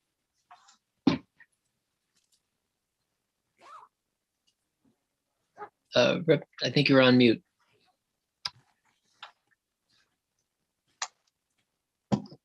How's that, Mr. Chair? There you go. We can hear you now, Representative. I would move ought not to pass. Okay, we've got a motion of ought not to pass on LD 526. Is there a second? Second. So it's motion by Representative Tuttle, seconded by Representative Supika. I guess this discussion on this bill. Representative Corey. Yeah, it's been a little while since we had discussion on this bill, and sort of as I remember, we had a little bit of discussion with the ethics commission whether or not we could put some kind of a check off on the report that just basically says that to my knowledge any advertising we've bought has been what would be the right word for this,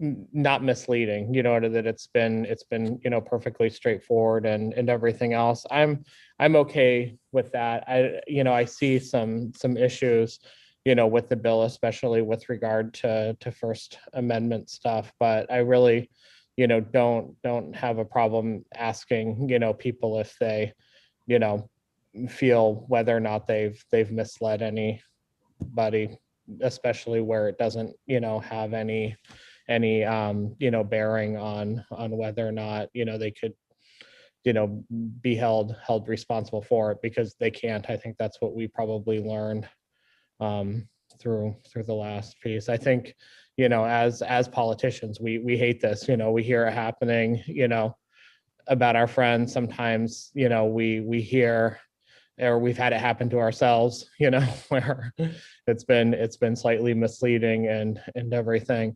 But if the committee is interested in having a checkbox just asking that very basic question, I'd be happy with that. I know that an ought not to pass motion has been put forward. Yeah.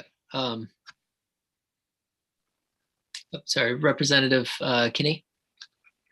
Thank you, Mr. Chair. I'm with Representative Corey. I'm going to be in favor of some sort of a affidavit of some sort, a checkoff stating that nothing malicious was done intentionally.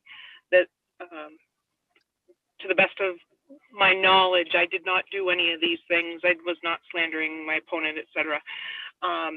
And just as a point of order, where it was previously tabled, and I don't need to go back to do, but it seems like we're getting differences of opinions on whether or not we're supposed to be pulling these off the table. I won't necessarily push it for this one, but I would like to at least have the procedural vote, and it can just be a show of hands going forward. I just don't want to see us get caught in some kind of a mess where we're not in person and not following necessarily the rules. I know I've gotten differences of opinions. I've had analysts that have told me that if it's tabled, we must take it off, and our analyst here says that no, if it's scheduled, then we're okay. But In the past, in my previous committees, we've always pulled them off the table first. Sure. So Chairman Chiazzo checked with the clerk, the parliamentarian for the House, and he said if it's advertised, you don't need a motion to pull it off the table. And that's been our practice, and we'll continue that if it's people. Yep. Yeah, he shared with me the words from Clerk Hunt, and it was "I think," and so that's why I'm a little bit concerned still. I just want to point out that I didn't actually weigh in on that. We stay out of that entirely. Yeah, we never ask the analyst for procedural input because that's the job of the clerk and the secretary. I guess regarding the bill, we do have someone from the AG's office here as well as Director Wayne. So perhaps we can bring them in to discuss the option that Representative Corey put forward and to see if that alleviates any of the concerns around First Amendment stuff.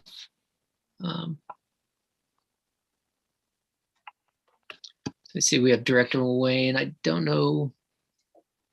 We may have just lost Mr. Bolton. Oh, there's Mr. Bolton. It's Assistant Attorney General Bolton.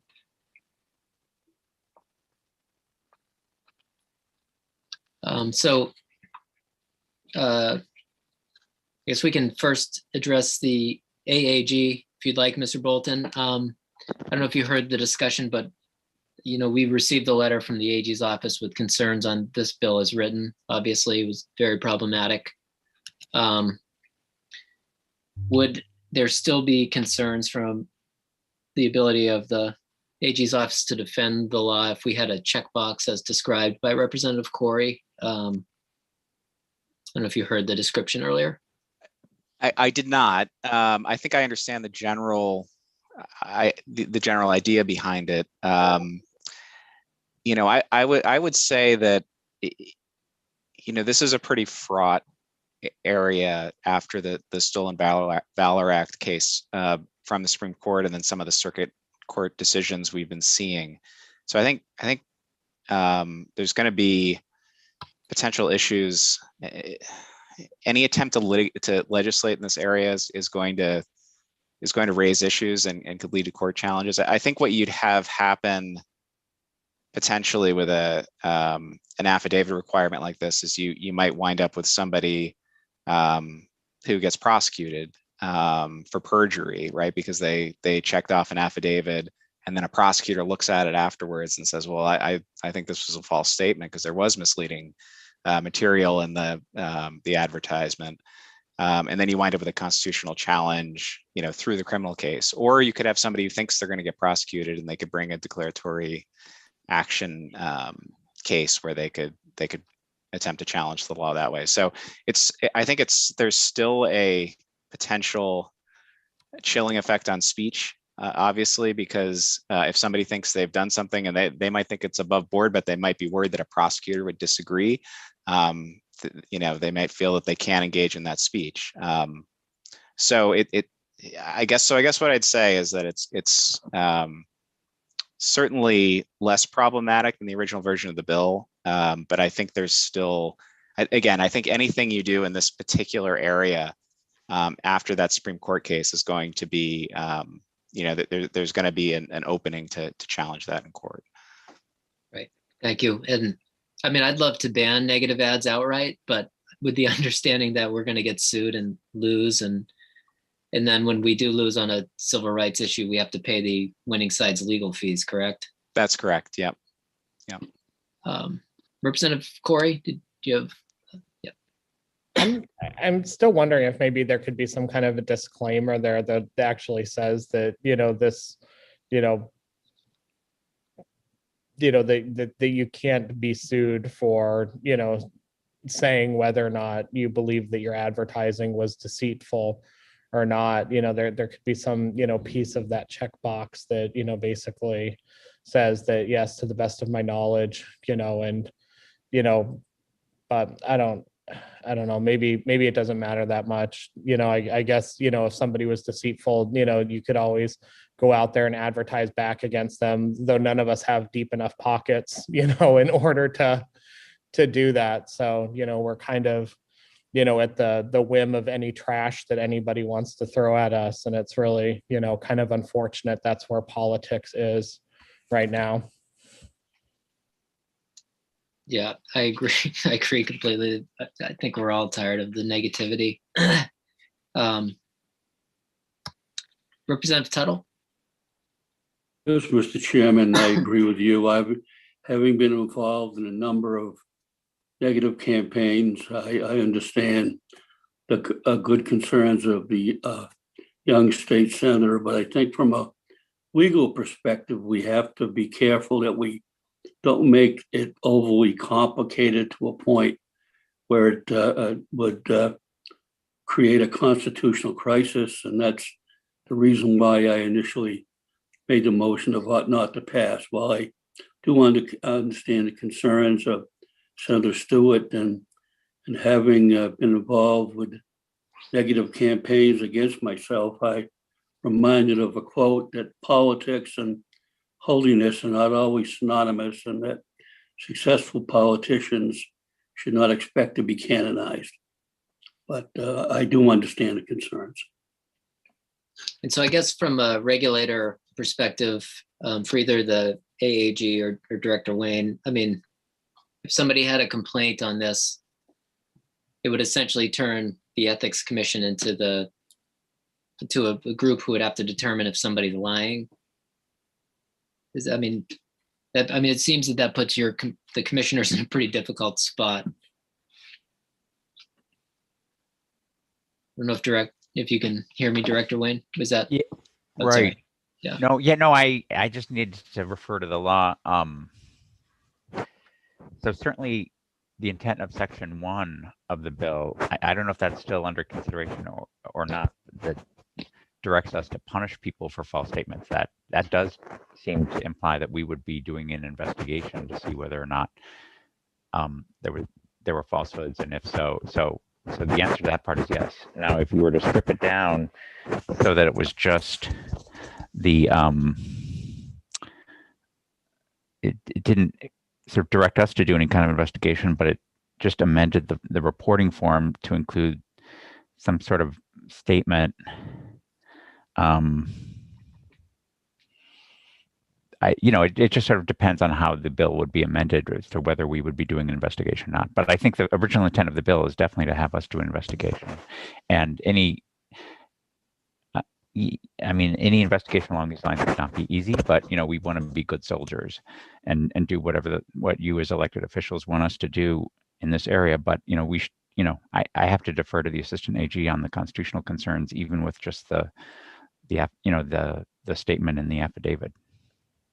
And then the checkbox, you mean? The checkbox. Yeah, I think the concern that was just expressed by the AG's office is that any sort of negative consequence from the state would cause a speaker to say, hey, do I really want to, if I want to say X, Y, and Z about a candidate, but I'm worried that the state, whether it's the Ethics Commission or the AG's office, is going to come down on me for saying this, maybe it's, that could be something that someone would challenge and say that curbs my speech. I'm going to think twice about what I'm going to say because either one of those state offices is going to punish us. So I think that's the concern, that it could be challenged on that basis. So it all depends on how you write it up, though. Okay. Janet, did you want to chime in? Sorry. I just wanted to point out that there is a general penalty provision in Title 21A for the campaign finance laws. So I can share it on my screen really fast if you want me to. It's up to you. Sure. Sorry, that made everything go funny on my screen. Just a second. So we can draft around it. So I'll need to know exactly what you want to do. It's being a pain in my neck. Sorry. We can see it now. Yep. You look here, it says it's a Class E crime for anyone to have a false statement in a report required by this chapter, and that would include the independent expenditure report. So if I'm understanding a proposal is being made to just have a checkoff box. I can't tell if it's mandatory that you have to check it or if it's just voluntarily, so that you might be admitting by not checking it that you know that you have false statements. I'm not really sure about that, but we can work that out once you get to that part. But I did want to say, unless you draft around it, it would be a Class E crime to check that box incorrectly. Oh. Thank you, Janet. Representative Corey. Well, that would be a new way to deal with liars, wouldn't it? Throw them in jail. So with that said, like I understand why maybe we shouldn't do this. But with that, like what I'm curious about though is whether or not we can flip this into some kind of a resolve where we just put it out to the legislature that, you know, we as, you know, the Veterans and Legal Affairs, you know, committee, you know, basically, you know, denounce, you know, misleading, you know, advertising surrounding, you know, I don't know, can we flip an act to a resolve? Because this seems to be something that bothers all of us, that this even happens out there in the world. I don't know. Sounds like that would almost be more of like a resolution type of thing. Yeah. Like a resolve probably resolution, wouldn't be yeah. the place to do it.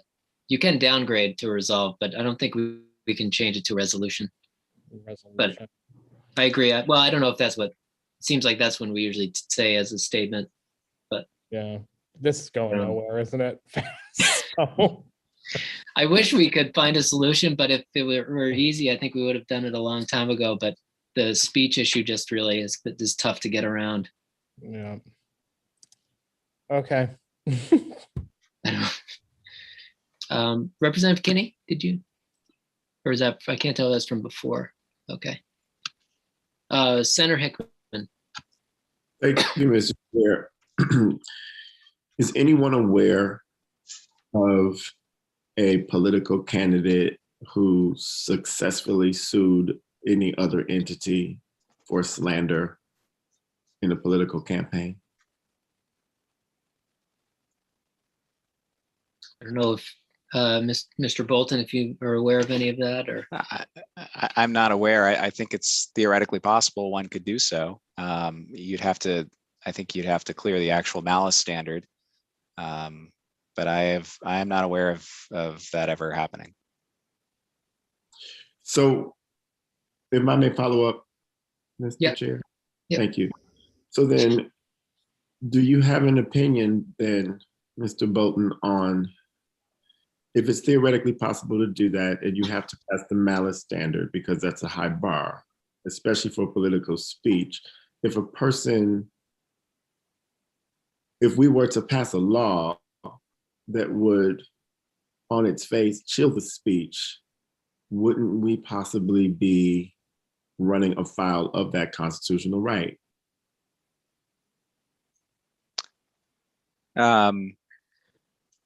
If I understand your question, I think that's exactly the potential issue, which is that if you're going to have a law that, you know, requires people to certify under penalty of perjury or under a, you know, just a statute that says you're not allowed to make false statements in these reports, and they have to check a box that says, you know, there are no false statements in this, it could chill speech, and it could, in theory, a court could find that violates the speaker's constitutional rights because they might not speak about something that they want to speak about because they're worried about being punished by the government. I'm not sure if that answers your question or not. It does answer it. Thank you very much, sir. Welcome. Thanks. Any other questions or discussion on this? Representative Corey.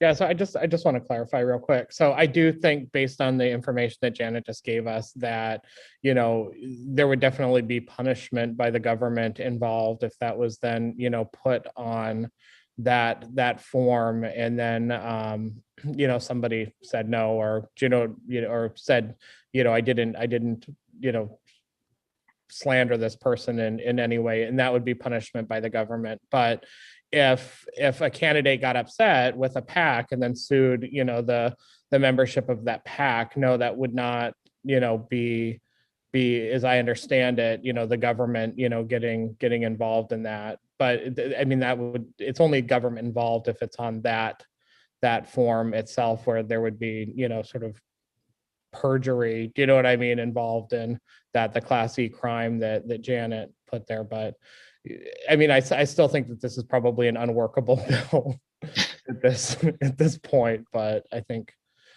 yeah. All right. Senator Hickman? Oh, was that before? Okay. Any other discussion this time? Okay, we do have a motion on the floor. It is ought not to pass by Representative Tuttle and seconded by Representative Supika. Seeing no further discussion, we'll proceed to a vote, and we'll take it by roll call, please, Karen. Senator Lucchini. Yes. Senator Lucchini, yes. Senator Hickman. Yay. Senator Hickman, yay. Senator Farren. Senator Farren, absent. Representative Chiazzo. Yes. Representative Chiazzo, yes. Representative McCrate. Yes. Representative McCrate, yes. Representative Tuttle. Yes. Representative Tuttle, yes. Representative Riley. Yes. Representative Riley, yes. Representative Supika. Yes. Representative Supika, yes. I couldn't see you on the screen. Where am you? Yes. Oh, there you are. I'm sorry. You're right next to me on my screen. Sorry. Representative Wood. Yes. Representative Wood, yes. Representative Kinney. Representative Kinney, absent. Representative Harrington. Yes. Representative Harrington, yes. I'll go back to Representative Kinney. Representative Kinney. Thank you. This was not to pass, correct? That's correct. Sorry. Yes. All right. Representative Kinney, yes. Representative Corey. Yes. Representative Corey, yes. Representative Dollif. Representative Dollif, you're on mute. Sorry. Yes. Representative Dollif, yes. So, let's see. 12 in favor of the motion, 0 against the motion, and 1 member absent, Mr. Chair. Thank you, Karen. And anybody absent will have until noon, I think, on the second day to register their votes. Okay, so next up on our list, looks like we have LD 941, an act to protect the privacy of absentee voters.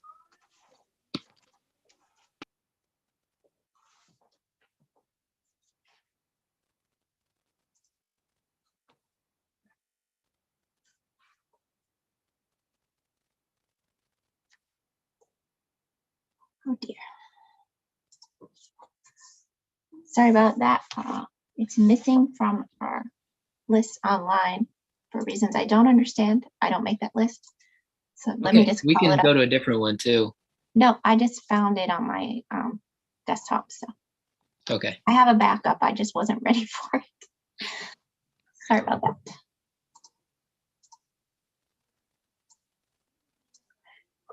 So LD 941, as the chair said, is an act to protect the privacy of absentee voters. It requires that an absentee ballot be wrapped in a blank, opaque sleeve of paper or other material of sufficient thickness to prevent the writing on the ballot from being visible when placed in the return envelope.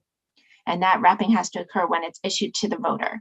The bill's sponsor explained that the opaque privacy sleeve is intended to prevent an election official from observing how an absentee voter voted when the absentee ballot is removed from the return envelope by an election official, because at that moment in time, the election official knows from the information on the return envelope the name of the absentee voter.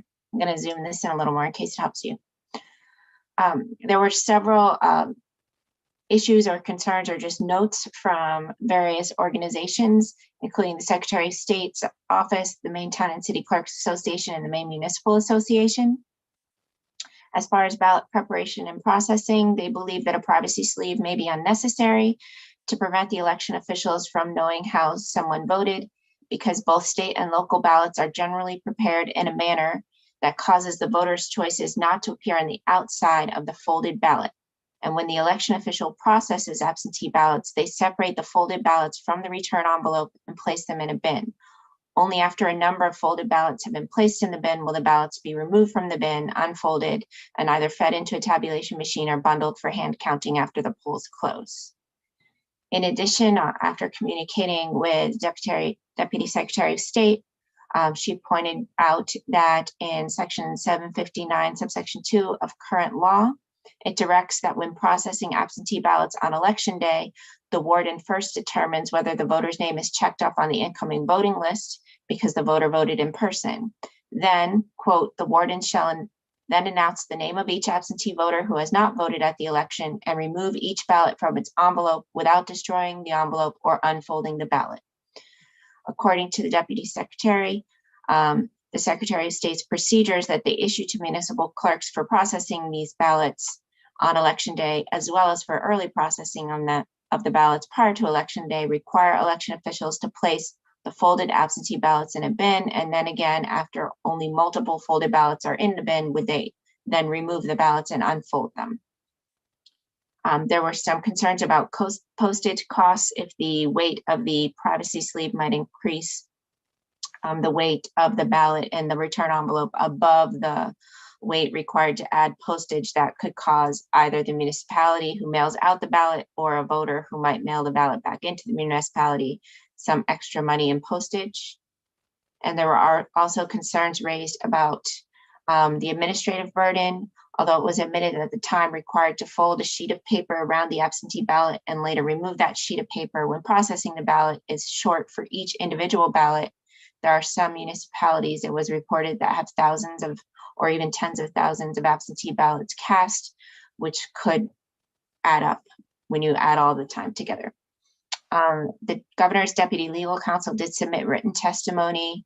It was on several bills, and when I was looking through it, the only thing I could think of that might apply to this was that there was a concern to not prevent otherwise eligible voters from having their ballots rejected on a technicality. Although I will note that nothing in the bill requires a ballot to be rejected if the privacy sleeve isn't around it when it's returned. According to NCSL, there are 16 states as of May 2020 that required absentee voters to be provided with a secrecy sleeve, which is similar to the sleeve that is proposed in this bill. And whether a voter's absentee or mail-in ballot will be rejected in those other states if it's returned without the secrecy sleeve depends on the precise language of the applicable statute. There was reference to a Pennsylvania Supreme Court of Pennsylvania case about naked ballots. And I gave you a little bit of a quote there of the statute they were interpreting in that case, but the Pennsylvania Supreme Court didn't say that naked ballots are generally unacceptable whenever there's a statute requiring that the voter be given a privacy sleeve. They were instead looking at the precise language of their statute, which did require the voter to return the ballot inside that privacy sleeve, which is this official election ballot envelope. And then that was then placed in the return envelope. And when the Pennsylvania Supreme Court looked at their statutes and the way that they were constructed, they thought that it was a mandatory requirement. As I read the bill, however, unlike that Pennsylvania law, the bill before you doesn't require that the voter return the absentee ballot with the secrecy sleeve. Instead, it only requires that the ballot be issued within a blank sleeve of paper.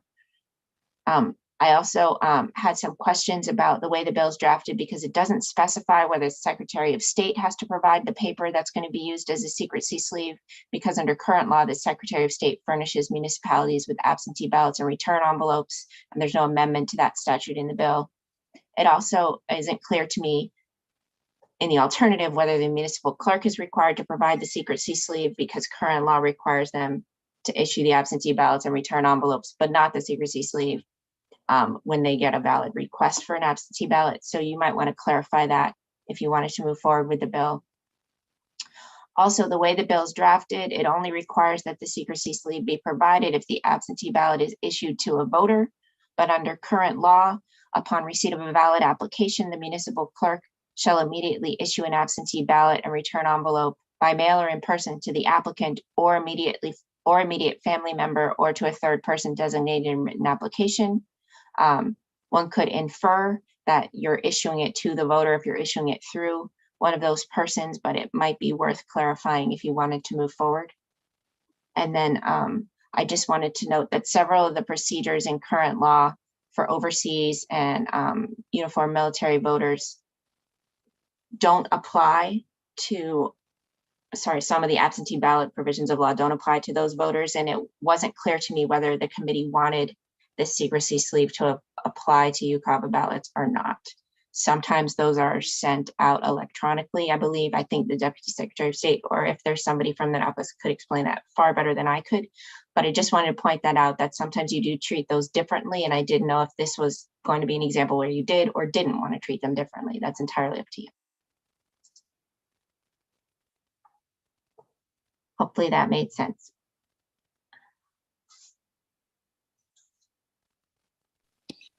Thank you, Janet. Representative Tuttle.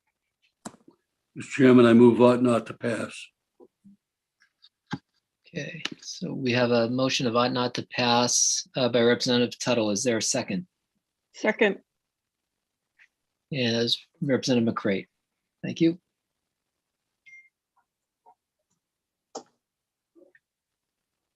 Okay, discussion. Representative Corey.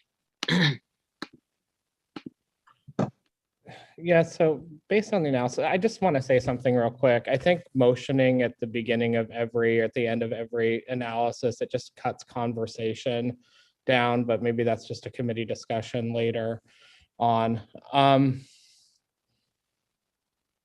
So I'm trying to sort of figure out, based on sort of Janet's analysis, you know, with regard to sort of subsection 759(2), and you know how the ballots are then sort of processed. Said according to Deputy Secretary Flynn, Secretary's procedures issued to municipal clerks for processing absentee ballots on election day for the early processing absent required the election officials to place folded absentee ballots in a bin. Only after multiple folded ballots have been placed in the bin may local officials then remove the ballots and unfolded them. So that's not actually in statute. That's just a process that's been issued to them, at least based on the statute that I was able to go through very quickly as we were you know, being able to read 759 as quickly as I can. I'd actually be interested in then, you know, possibly putting that process into statute that they currently use, so that, you know, then we actually know that it's done the same, you know, every single time. We don't know if people are following the process or not. Yeah, would you like to call in Deputy Flynn just to kind of walk us through that? Or it looks Sure, like, I think that would be helpful. Yeah. It looks like it says without unfolding the ballot in statute, but right, and then it doesn't talk about. And let's see, we also have Secretary Bellows as well.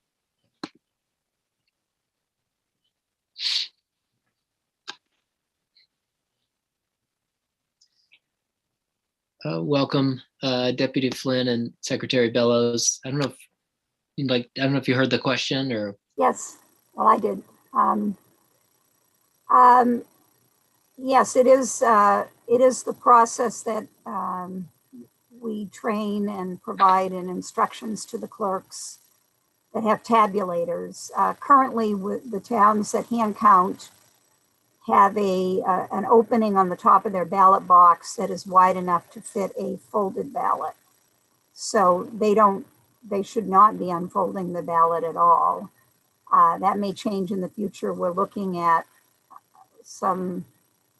maybe replacing the old wooden ballot boxes with something more modern, and they have a wider opening that you could put a flat ballot in. So if that came to pass, we would want to change our instructions for them as well. But for the tabulator, you have to unfold it and sort of flatten it out, sort of bend the folds back against themselves so that it will go through the tabulator without jamming. And that is in just in a procedure because the law simply says you don't unfold it when you remove it from the envelope. So then basically, just so I have this right, so when they're removed from the envelope, they're then checked and they're put, with other folded ballots before any flattening occurs or anything like that. And then within process, we allow them to flatten it, but we don't talk Right. about at least the flattening part of the process in statute, correct?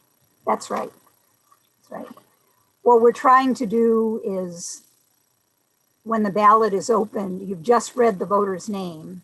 Yeah. So you've got to keep the ballot folded so that nobody can associate how the person voted with the person whose name you just read. And you had already explained before in previous testimony that ballot is folded inward so that the person pulling that ballot from the ballot itself from the envelope can't see how that ballot's been marked. But it is specified that they have to put, those ballots in a group of ballots before they start to unfold them. Do we specify how big that group is? What if that clerk only receives 1 or 2 ballots that day and then they unfold them and then they should just take the bin away. And normally what you do is you have one station where someone is opening the envelope. One person you do this in 2, so one person has to read the name from the envelope. One person has to check the name off the list that you're processing from to make sure you accounted for each ballot, and they open it.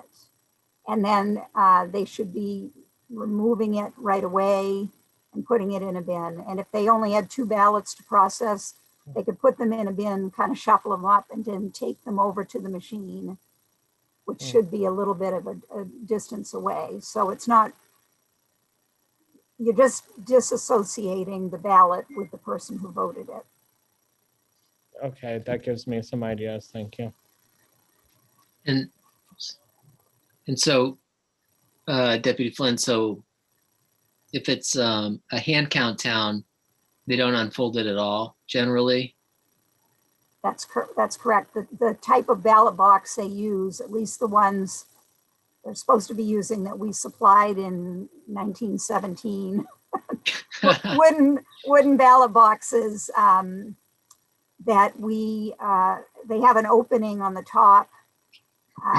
Has a little slide mechanism that uncovers the slot, and the slot is not wide enough to put a flat ballot into. It has to be folded in order to fit in it. Usually the slot's only a few inches wide. Okay. And can you remind me on the towns, are we at like about even split with like 250-ish hand count towns? And we're a much higher number of machine towns now. We're at about 320. Okay. So there's about 180 that are still hand counting. Okay. Representative Kinney.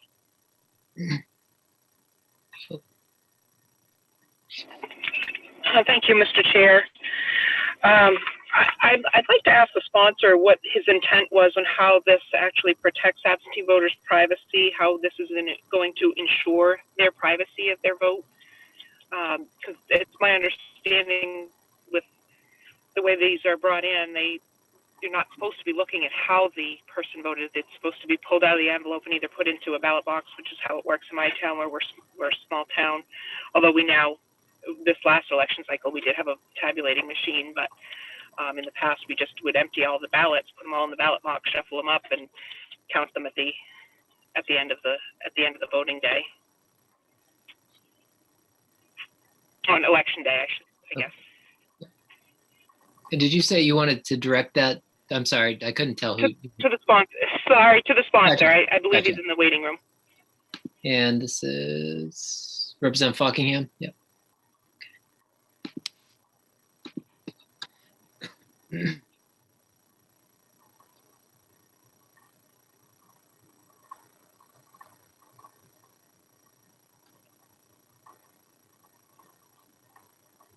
So Representative Fockingham, I'm not sure if you heard the question, but what portion is the sleeve, or what level, I guess, is the sleeve supposed to be providing the secrecy or?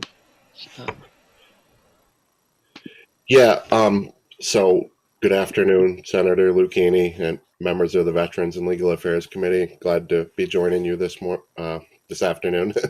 I was with you this morning too, though. Long day. So the privacy of absentee voters is just as important as the privacy of in-person voters.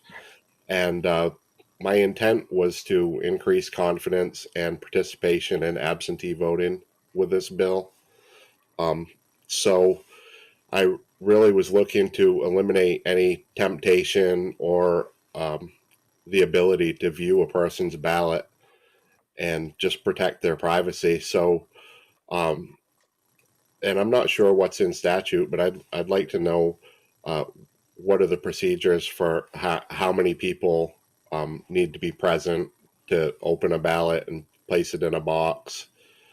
And for me, is if there was any sufficient procedure that kept that ballot intact, it could be any form of a sleeve. I think, that would keep that ballot totally separate, because once that ballot is open from the absentee, the important information's on the outside to make sure it's a legitimate vote. So I just want there to be a sleeve envelope, a very, compact envelope that will hold that ballot. So when it's opened up, there's no ability whatsoever to see what's on that, to have it come on, to have it pop unfolded or to have it exposed, and just to go into a separate, quarantined, if you will, pile of ballots. I just want a procedure there for that. That's really what my intent is, because people, a lot of people feel that they want to have that level of privacy where there's just no ability for someone to take a look at their vote. Their name is on the outside of that envelope, and they want their vote to remain private. And when that envelope is opened, the ability is there to see how they voted, and we need to take that ability away. And that's the intent of the privacy sleeve here. So to keep that vote private for the voter. Thank you, Representative Fockingham. Any other questions for the sponsor? I don't know if Representative Corey or, yeah.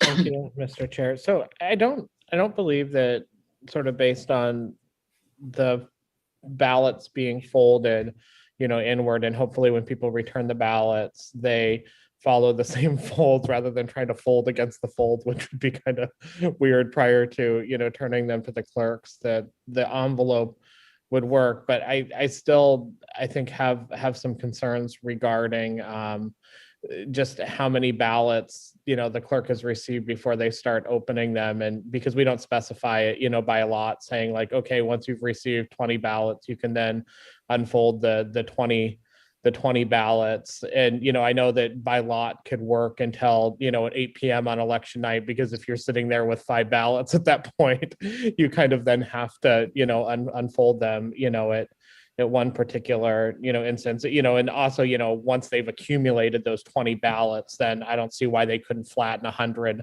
ballots, because you've, then preserve some degree of anonymity in that. What do you think, Representative Fockingham, about trying to put something in statute that would specify the number of ballots that have to remain folded before sort of any kind of unfolding process begins? At this point, I'd be happy with anything that improved the chances of those ballots remaining private. Okay. I understand that concern. Any other question? Representative Fockingham, did you have the? Yeah, what I'm really worried about is ballots being opened on a more individual basis, opened, and then what's the procedure when a clerk opens a ballot? How many people need to be present, and how many days ahead of time can they be opened up and put in a ballot box? Further questions, Representative Corey? I'm just going to say that's at least already specified in statute, where it talks about, how the clerk opens the ballot and, within the analysis, at least in subsection 759, section 2, it talks about, that they have to open those ballots in the presence of somebody from the different political party and everything else. So that's all sort of specified there, but the unfolding procedure doesn't seem to be specified. That seems to be something that's, comes as a procedure from the Secretary of State, but nothing sort of within statute. Anyways, cool. Right, and I think also the whole process is public as well. So people, if we're afraid of a clerk opening a ballot after they take it out of the envelope, that's something that would be seen by people watching. And obviously that would be a big problem. Any further questions for the sponsor while we have him here? Chairman Chiazzo, are you first? Okay. All right. Thank you, Representative. Thank you. No, I'm sorry. I had one for the. Oh, sorry. I thought you shook your head. Yeah. No, sorry. Thank you, Representative Fockingham, for being at the work session. I appreciate you spending some time with us. A good portion of time with us. I guess I apologize. I am thoroughly confused because I'm trying to figure out who you're trying to protect the privacy from the clerk, from the people who are in the room opening the ballot to see where is your concern about exposing a voter to their privacy being violated, and by whom? And then I don't know of any incidences that this would be addressing based on what I've heard. So I apologize. No. It's in the opening process, Mhm. and it's to give the voter confidence to know that when their ballot is opened, that their vote is not going to be exposed. And perhaps it comes with people not folding them correctly. As Representative Corey said, it'd be pretty hard to fold them backwards. But the fact of the matter is, when the absentee envelope is opened, the ballot is exposed at that point. It's not covered in anything. It's there, it's there to be unfolded and exposed. So it's at that point. That's at the point where the name is there, and then the ballot comes out. So there's the name and there's the ballot. There's how they voted on the ballot, and here's their name. It's at that point that I want their privacy, kept so that nobody can see how they voted. And you don't feel that the processes that are in place right now that we've talked about allow for that privacy, where it's either not, keeping the ballots folded or sending them through the tabulator? I feel that an envelope around it would give people that level of security, would give people more confidence in a level of security. Okay, thank you. Representative McCray. Thank you, Mr. Chair. Thank you, Representative Fockingham. I guess my question is, I don't know, at some point the ballot is processed. So a sleeve is another layer, but it's going to come off eventually. So my thought is, as long as the processes for privacy that we've had described by the Secretary of State's office are in place, I'm not understanding how this is helpful. I understand your intention, but the processes are what provides the protection, I think. And the sleeve is just one more layer that is going to come off. So you got to have the right processes in place, which I think we do. So I'm confused. Thanks. I think, okay, so I guess that was a question. What Is that a question? Okay. Well, it was a statement, but if Representative Fockingham wanted to respond, I'd be okay with that. I'm struggling to understand how this makes Yeah. it any more private than it already is. I think the biggest thing is with the voters themselves wanting to know that when their envelope is opened, that their vote isn't, that their ballot isn't exposed. That's what it really comes down to. You know, in my public hearing testimony, the first thing I think I said was that I'm not accusing any clerks of doing it. It's not an accusation. It's for the confidence of the voter. It's for confidence in the election. It's an issue in improving the confidence for absentee voters that their privacy is upheld. That's where the issue is. It's for people to have that level of privacy that they know that when they do an absentee ballot, that they're just as secure doing an absentee ballot as they would be if they went into a booth with the curtains around them and took that vote and folded it up themselves and then walked it over and dumped it in, and nobody saw who they voted for. When they vote absentee and they fill out that ballot and fold it up and put it in an envelope, they should have the same level of confidence that nobody's going to see who they voted for as they do when they go into a ballot box. Now, the process and everything, you know, may be great, and I'll admit it's pretty good. And I've sat many nights down at Winter Harbor, a small town, and watched how they do it, and they do a great job. And I'm sure they do a great job everywhere else. But for the voter who cast that absentee vote, they're not there through all that, and they don't have that reassurance and that confidence to know that they've enclosed their ballot in a secrecy envelope, that when it comes out that nobody's going to see who they voted for. Now, when these secrecy envelopes come out and go into a separate stack and get piled up, then there's no way to attach that back to the voter at that point. And that's the intent of this bill, and that's why I brought it forward. Hey, Representative Kinney. Thank you, Mr. Chair, and thank you, Representative Fockingham. I'm starting to really understand a lot more of your intent on this, and it got me thinking. I like the idea of the sleeve. And it's not that we don't trust that the clerks or whoever is gonna. It's the process is there, and they're supposed to follow a certain process.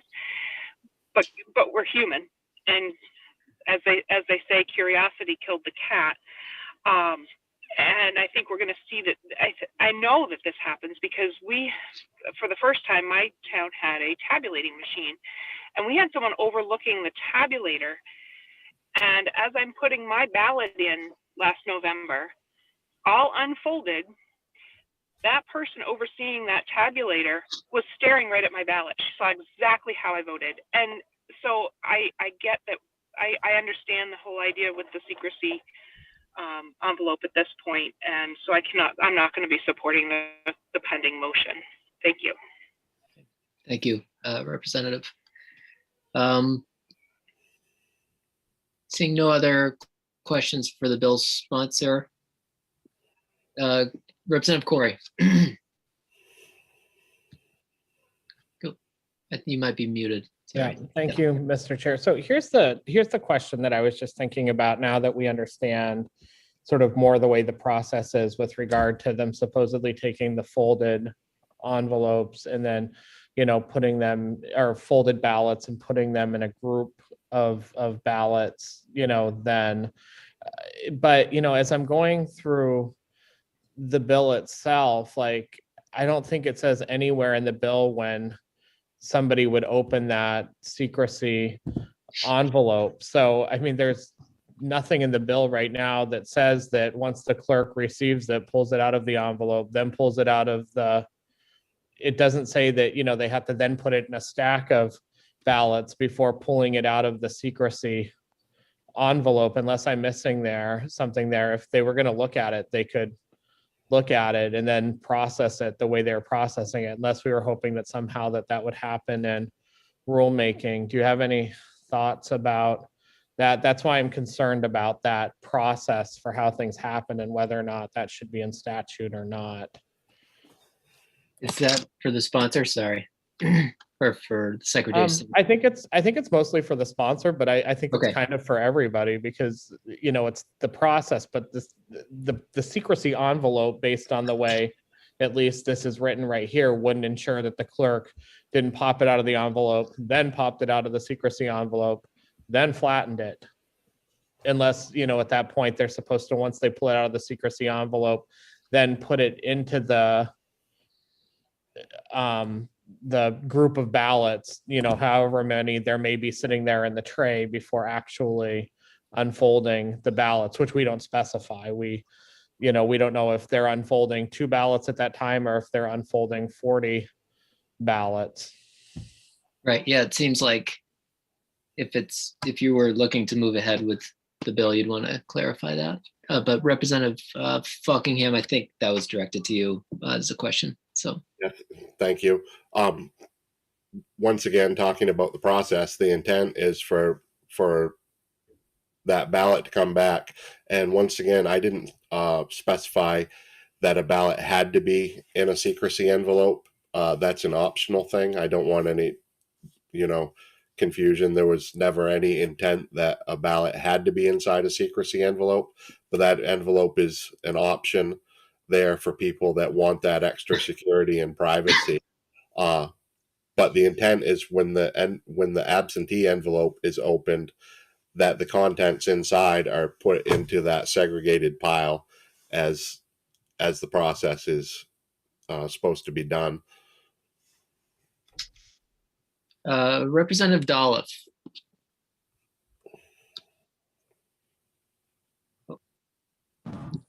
Unmute. Okay, I got it. I look at this bill as not saying clerks aren't doing their job or anybody isn't doing their job. I look at this as if I was an absentee voter. I look at it as more security on my end, that I know my ballot is going to be secure. You know, it's not going to be opened on any desk or laying around or mishandled. Let's put it that way. So for me as a voter, and this was me voting, I believe, especially after the last presidential campaign, that it gives me more security voting absentee. Thank you. Thanks.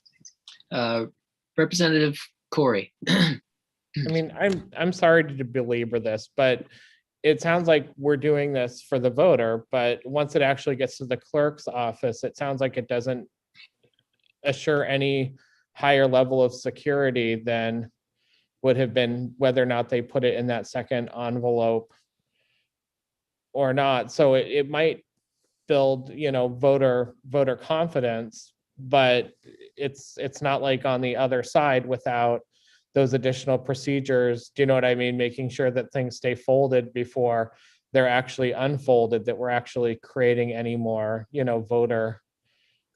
voter confidence. The only way I could see where it would, actually assure some voter confidence there is if they put it in the envelope, we specified that returned ballot remained in the secrecy envelope while it was put in with a bunch of other ballots. And at the point that they did the unfolding procedure, they actually, I'm kind of like working my way across the table through the procedure, but that then they opened all the envelopes and then flattened all the ballots at the same time. That would be the only,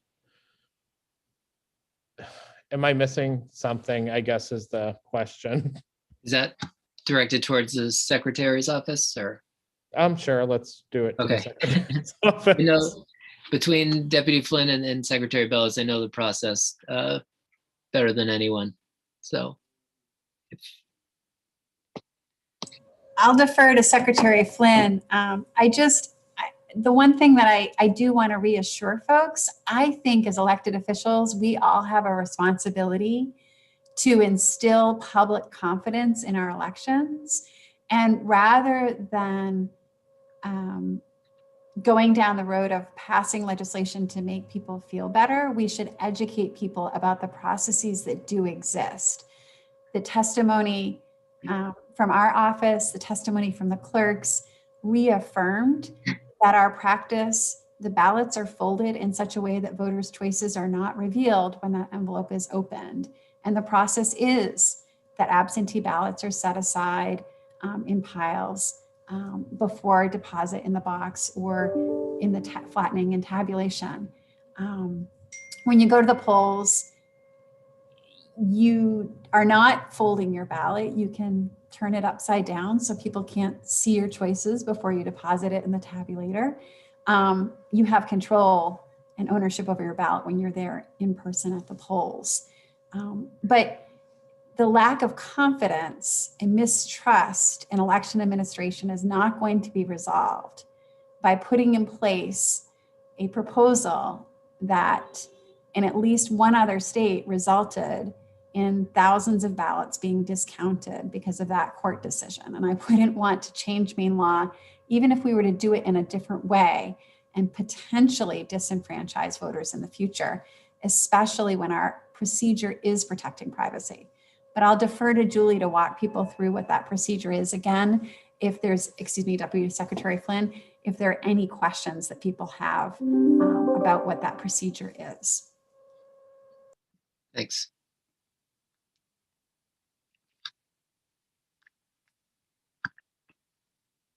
Okay, Senator Hickman.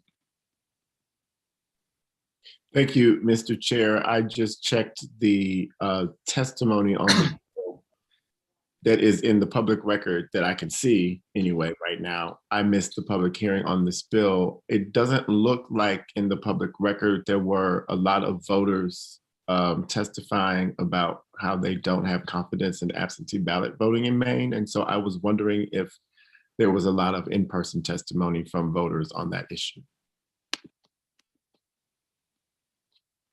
I think the online website will show everybody who registered to speak. Okay.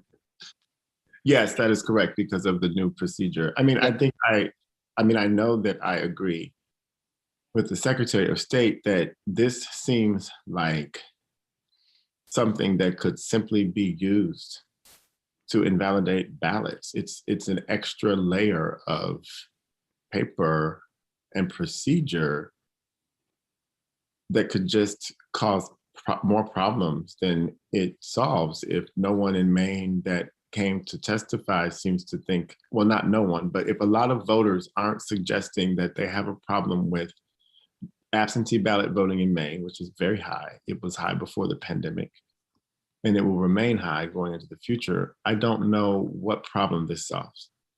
If our cybersecurity agencies told us that the 2020 election was one of the most, if not the most secure election in American history.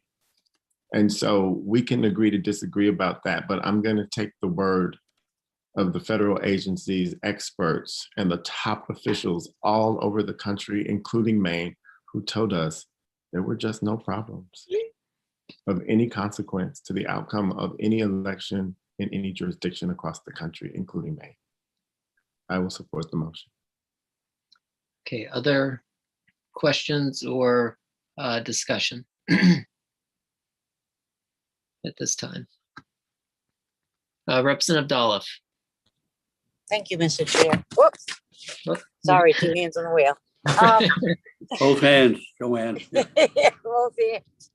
I just want to make a comment in regard to what Senator Hickman mentioned, that just because people do not submit written testimony or show up when we have our hearings, that doesn't mean that we don't hear from constituents on how they feel about things, because that's what I believe I bring to Augusta or Zoom with me, is what people talk to me about or write to me about and their concerns.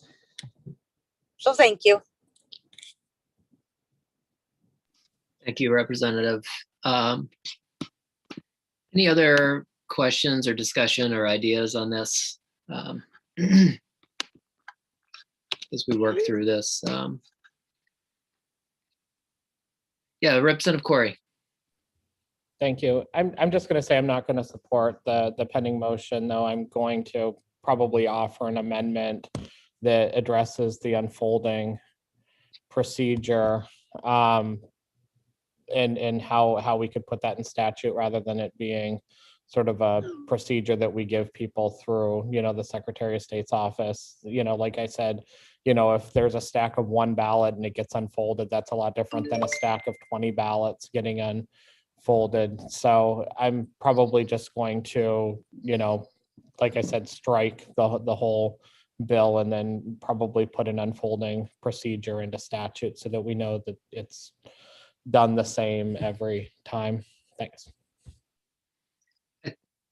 I think from my perspective, I just think the only difficulty with that is that we do it in a split way between hand count towns versus ballot tabulator towns. Chairman Chiazzo. Thank you, Mr. Chair. And I've tried to sit back and let a lot of this discussion happen because I don't think it's going to necessarily change my opinion on the bill. But I did have to point out the fact that I would say from every person that I've heard, every elected official that I've heard, not one elected official has said in this committee or in public that they've witnessed a fraudulent act for the hours and hours and hours that we have spent overseeing elections in our towns, watching our elections in our towns. And if there were fraudulent acts, there were mechanisms to report that and to have that investigated and adjudicated. And I'm not aware of any of those, and I might be wrong. Perhaps the Secretary of State or Deputy Flynn could advise me if I'm incorrect. So I think, to the Secretary's point, rather than us try and legislate our way around comforting people, I think our voice carries a lot of weight. And when we do take the time to sit through a town process and watch a vote, and we all agree to a T, every single one of us here is the first one to say, our town clerks are the greatest. I've never witnessed, I've seen a lot of consternation and debate in Scarborough, and I've seen mistakes happen. But every single time the system is robust enough for it to be identified, caught, and corrected before any changes or without any changes to the outcomes of elections. So I just think we're spending a lot of time talking around something here. I appreciate the perception that we're trying to alleviate concerns for voters, but I think the best way to do that, rather than writing a bill, is to have a conversation with our people and explain to them what we've seen and what we witnessed. And again, if there are issues that people have seen, absolutely, they should be reported, they should be brought up, and they should be dealt with. So I guess my question to Deputy Flynn or Secretary Bellows would be, do we have any instances of voter fraud that were investigated as a result of people witnessing ballots being tampered with, absentee ballots being tampered with, or their privacy being violated somehow? I guess I'd say Deputy Flynn, if you could answer that, that would be great. Thank you. I can tell you in my 26 years here, we had one instance in a municipal election that the clerk was opening the envelopes and unfolding the ballots at the same table without, sort of amassing them. And we doubled down on our training with regard to that. But this year, nothing, even any complaints of that nature. And then certainly no investigations or charges or anything along that line for that reason.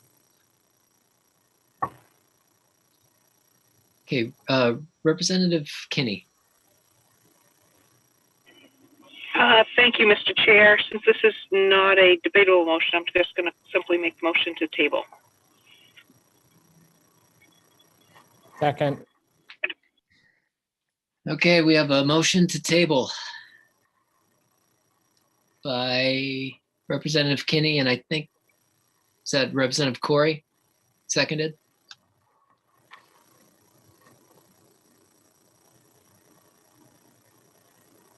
Okay, the motion is not debatable. So we will proceed to a roll call vote. Senator Lucchini, Yes. Senator Lucchini, yes. Senator Hickman. Senator Hickman, you're muted. Yay. Senator Hickman, yay. Senator Farren. Senator Farren, absent. Representative Chiazzo. Yes. Representative Chiazzo, yes. Representative McCray. Yes. Representative McCray, yes. Representative Tuttle. No. Representative Tuttle, no. Representative Riley. Yes. Representative Riley, yes. Representative Supika. No. Representative Supika, no. Representative Wood. Yes. Representative Wood, yes. Representative Kinney. Representative Kinney. Yes. Representative Kinney, yes. Representative Harrington. Yes. Representative Harrington, yes. Representative Corey. Yes. Representative Corey, yes. Representative Dolph. Yes. Representative Dolph, yes. 10 in favor of the motion, 2 against the motion, and 1 member absent, Mr. Chair. Thank you, Karen. So that item is tabled. If we can come to the next work session ready with amendments or something so we can move through some bills, that would be awesome. I'll turn it over to Chairman Chiazzo, who's actually have to leave for another meeting. But I may be back if we circle through another bill. Well, Mr. Chair, you're not getting another thank you. shot, are you? Mr. Chair? Not getting another shot, are you? No, I've got a meeting with the judicial branch. Right. All right, sorry that I have to step out, so. Thank you, Mr. Chairman, and I hope we're not still here when you're done at this point, but we may be. So next up, I guess, Janet, if you wanted to go to the LD 194, and maybe I think we're going to try and merge that with LD 479 as well. I know that was something we've already done a couple work sessions on, but I think you may have do you have an amendment that did we introduce that the last time, or is this Senator Lucchini's? We introduced it the last time, yeah. Yep, Senator Lucchini introduced it the last time. You want me to share that again? I guess we'll start off with questions or comments from the committee first. If there are any questions or concerns based, this will be the 4th work session now, I think, on this issue. So,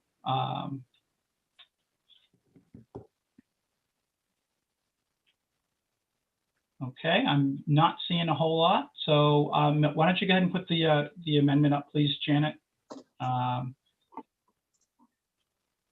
Sure.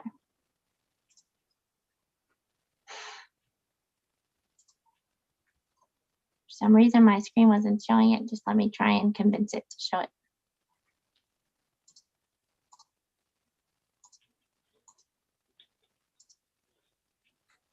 Aha. I, like Senator Lucchini, was on judiciary. That's why none of the right bills were shown.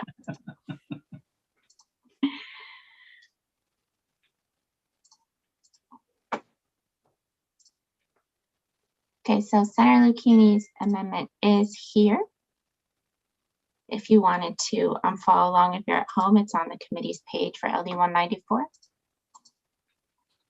So just to remind you, he was proposing to amend LD 194.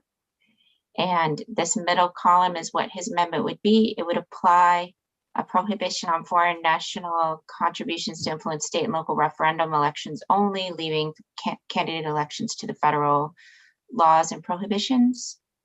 The definition of foreign national he proposed, the first part of this box is everything in the federal definition as far as candidate contributions that are prohibited. So it's a foreign government, foreign political party, an individual who's not a US citizen or a permanent resident, and then an entity that's either organized under the laws of the foreign country or has its principal place of business in a foreign country. So that's the federal definition. He was also going to add from LD 194, an entity for which a foreign government owns, controls, or has direct or indirect beneficial ownership of at least 10% of the equity or voting shares. I'll come back to this in just a second. As far as the prohibited actions, all of the foreign nationals described above cannot make directly or indirectly contributions to influence a referendum or expenditures to influence a referendum. Those foreign nationals also cannot dictate, control, or directly or indirectly participate in someone else's decision-making process for making contributions or expenditures.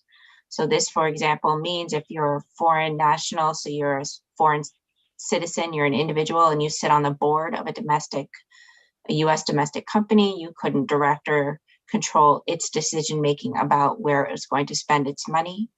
And then also, because this says directly or indirectly contribute or make an expenditure to influence the referendum, because of the word indirect, based on the way the federal statute, which is written the same way, has been interpreted, then that would probably mean that if you're a foreign company and you have a domestic subsidiary and you funnel your foreign company's money and revenues into the domestic subsidiary, you wouldn't be able to do that and then use those monies to then pay for a contribution or expenditure to influence a referendum, because that would be an indirect use of your money. There would have to be, the way the federal government interprets its law, there would have to be some revenue traceable to the domestic entity itself that could justify the spending without any traceability to the foreign national.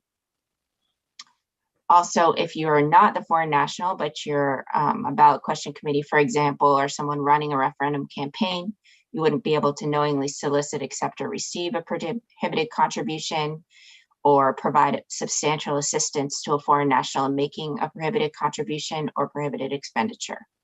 And those are all knowingly. So you would have to know that the entity, for example, had at least 10% foreign government interest, because otherwise you wouldn't be knowingly helping this to happen or knowingly accepting money that you couldn't accept. But related to that is this that I skipped earlier. Senator Lucchini proposed adopting a provision that was proposed by some people in their testimony to help somebody figure out if a foreign entity does in fact fall afoul of this prohibition, which is not in federal law. Remember, this was proposed by LD 194, that it can't have 10% or more ownership by a foreign government. How would you, as somebody receiving the contribution, know, or how would the Ethics Commission know that the entity was running afoul of that prohibition? And that's what this, I think he meant for this to be designed to do. So there would have to be the CEO or the highest ranking official of the entity would have to certify, subject to a penalty for false swearing, that after due inquiry on the date they made the contributions or expenditures, the entity did not run afoul of this and was not considered a foreign national under our law. I'm just trying to remember what he said last time, based in part on some concerns from the Ethics Commission that this would mean that every single US entity, whenever it made any contributions or expenditures to influence a referendum, every single one would have to be filing a certificate to avoid that burden from being required. He limited in his amendment this certificate to being only required if the entity makes at least $100,000 in aggregate contributions or expenditures to influence the referendum. So if they only make $5,000 in contributions or expenditures, they're not going to give a certificate. But if they make more than $100,000, which those entities are already required to engage in some reporting under current law, they would also have to fill out this certificate. The CEO would, to assure everybody, and the Ethics Commission as well, that they aren't a foreign national.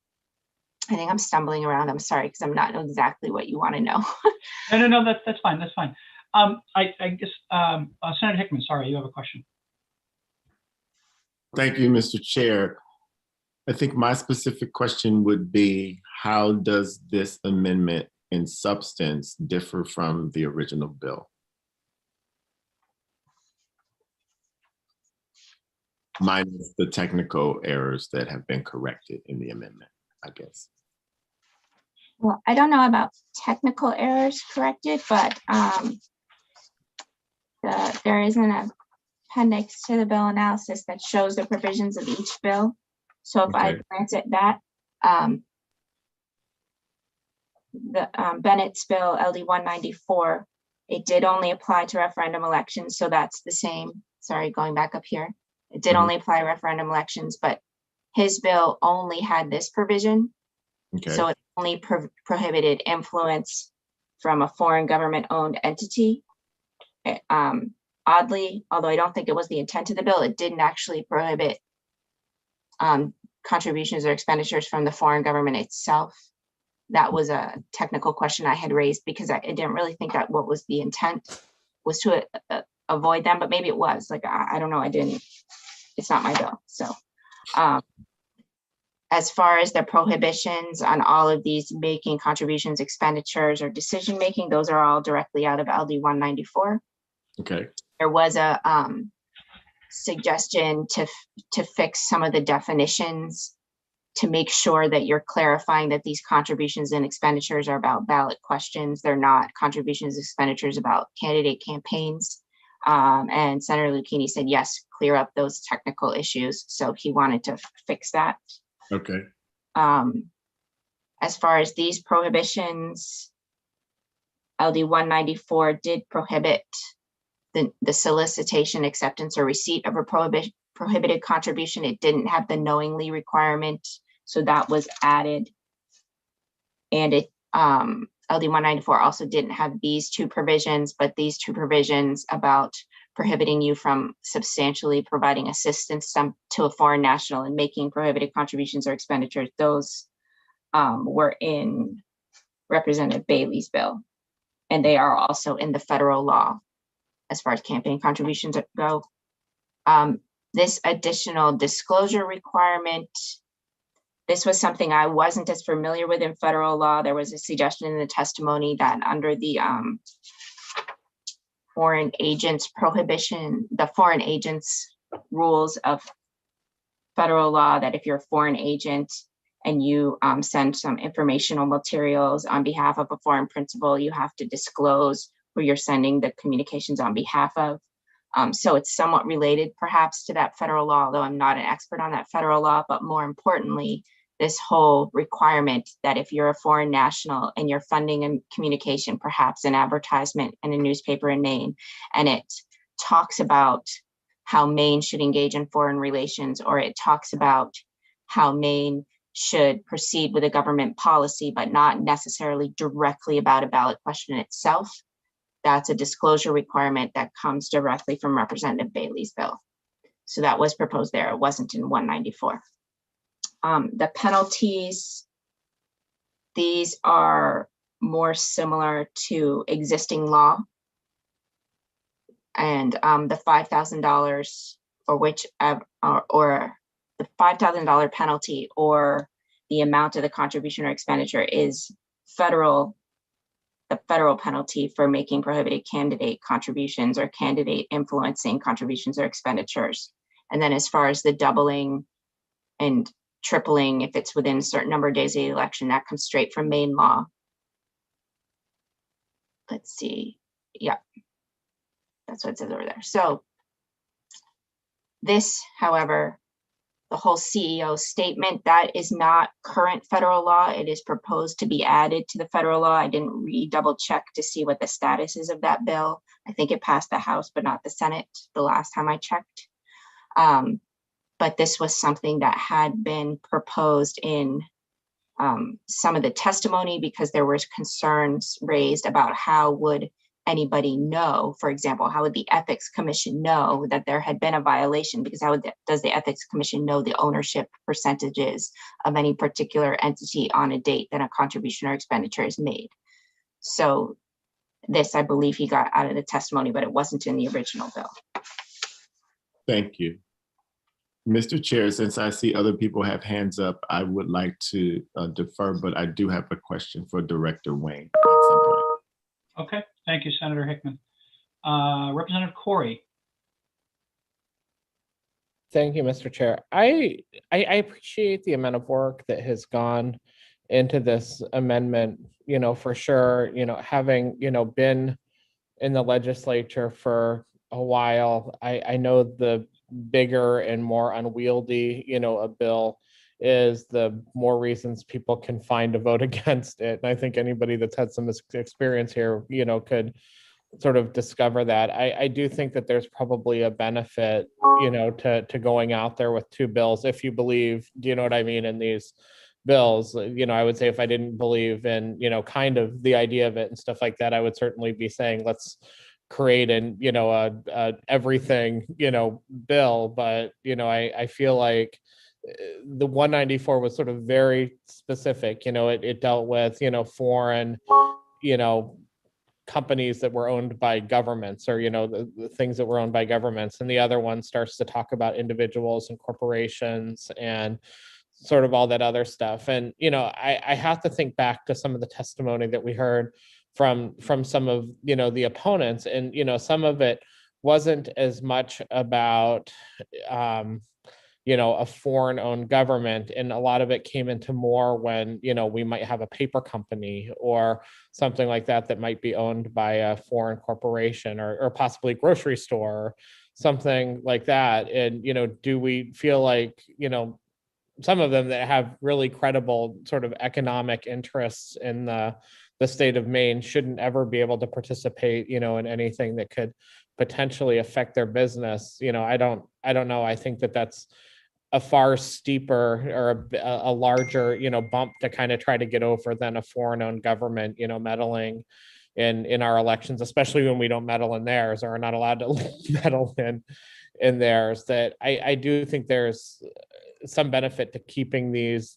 bills separate, because I think they do very, very different things. And in disclosure, I mean, I even signed 479, but I still see a benefit to keeping 194 separate than 479. And certainly when I signed 479, I wasn't thinking about like the paper, some of the paper companies, or the grocery food stores, and sort of everything else. So I wonder if we may be dooming both of these bills if we compile everything into one bill versus still keeping them somewhat separate. And I just want to hear the committee's thoughts on that, if anybody wants to talk about that.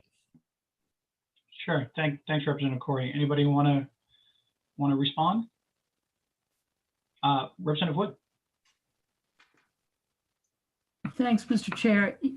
Yes, Representative Corey, I appreciate your remarks. I had my virtual hand up to sort of say the same thing, and I also have a question for Janet, but I also am a co-sponsor on Representative Bailey's Bill 479. But now that we're into all the nitty gritty of both bills, trying to sort it out, to me, one of the biggest differences between the two bills is that Senator Bennett's only is prohibiting foreign governments to a certain percentage, 10%, and Representative Bailey's is any foreign entities, which would include the corporations like you're talking about, with grocery stores, gas stations, paper companies. So my question for Janet that I'm a little confused about on Senator Lucchini's amendment is the definition of foreign national, and what is that amendment saying that any foreign entity cannot contribute up to a certain percentage? Is it agreeing with Representative Bailey's bill, not in the percentage numbers, but the fact that the amendment is talking about any foreign entity, as opposed to Senator Bennett's, which is just the foreign government? I mean, I see the words, but I'm still confused. No, I know. I'm just, they're helping me. Maybe they're not helping you. Hopefully they can help both of us. We'll see. So I think we're all clear about what a foreign government, political party, and the individuals are. So we're not green card holders or foreign or US citizens. It's the other folks. But here's what I think we're focusing on. So, sorry, my phone just won't stop going off. So basically under that partnership, association, corporation, that language, That is saying if you are a foreign organized company, so you established and started yourself up and organized under the laws of another country, let's say Brazil. So I am in Brazil, I file all the paperwork in Brazil, I started the company in Brazil. That's this first bullet point. If it's organized under the laws of Brazil, then that is covered as a foreign national. It can't make contributions or expenditures to influence main referendum elections under this. It cannot. In addition, it cannot. Okay. It's a foreign national. In addition, if it has its principal place of business in the foreign country. So maybe all the paperwork's filled out here, but all the operations are in Brazil instead, then that would be covered. And I am not a corporate lawyer, so I can't get into the nuances of what a principal place of business is, other than just the obvious like meaning of that. That's sort of the extent of my knowledge. If you want more, we would need some corporate experts, or I would need to consult with them first. So that is the simple way of saying it. But I think to answer your question, really, you have to look at what they can't do. And what they can't do is directly or indirectly contribute to influence an election, or directly or indirectly make an expenditure to influence an election. So if I opened my corporation, filled all the paperwork out in Brazil, that's where I started my corporation. And then I opened a domestic subsidiary in Washington State, and that subsidiary does nothing. It's just a paper company. And I'm saying these words like I'm a corporate lawyer. Please understand I'm operating at the extent of my knowledge. But if it's just a paper company and I just funnel all of my Brazilian corporations' money into it so that it can then make expenditures to influence a main election, that would be a violation, because my Brazil company is indirectly making the contributions or expenditures. So I think that's worth noting. Yes, it only says these two things, but you have to look also at the words of what you're prohibiting, which is the indirect expenditures and contributions. And then also you're prohibiting the directing, dictating, or controlling the decisions. So let's say I'm still this Brazilian company, or no, I'm just a Brazilian now. I'm saying this because my husband is a dual citizen. I'm the only one in my family who's not. So I'm pretending that I'm Brazilian for the day. So let's say I'm Brazilian and I sit on the board of a corporation that's incorporated and has all its business in Kansas. I sit on the board and I say, I don't like that ballot question in Maine. This Kansas company is going to spend money to defeat it. Or I really like that ballot question. This Kansas company is going to spend money to support it. That would be a violation as well. Even though that's a Kansas company, I myself, being the foreign national, by directing and controlling, am causing the violation. Does that make sense? It does, but are you saying that you cannot spend even $1, or does the 10% come in? Okay, so that we're still up here. Okay. We're still above the line. So that's just how we're talking about those foreign corporations or those foreign individuals. They can't have influence over it, and they can't indirectly like funnel their money through a domestic corporation. So that's above the line. Now, as far as this is what was in LD 194 all by itself, and what Senator Lucchini added to his amendment, which is if I'm a company in Maine, I guess I can't be a company, but let's just pretend I'm a company. I'm a company in Maine, or I'm a company in Kansas or Washington or any of the states in the US, but I am at least 10% owned by a foreign government, then on my own, that company is prohibited from making the contributions or expenditures. Doesn't matter who's on the board, doesn't matter where the money came from, none of that.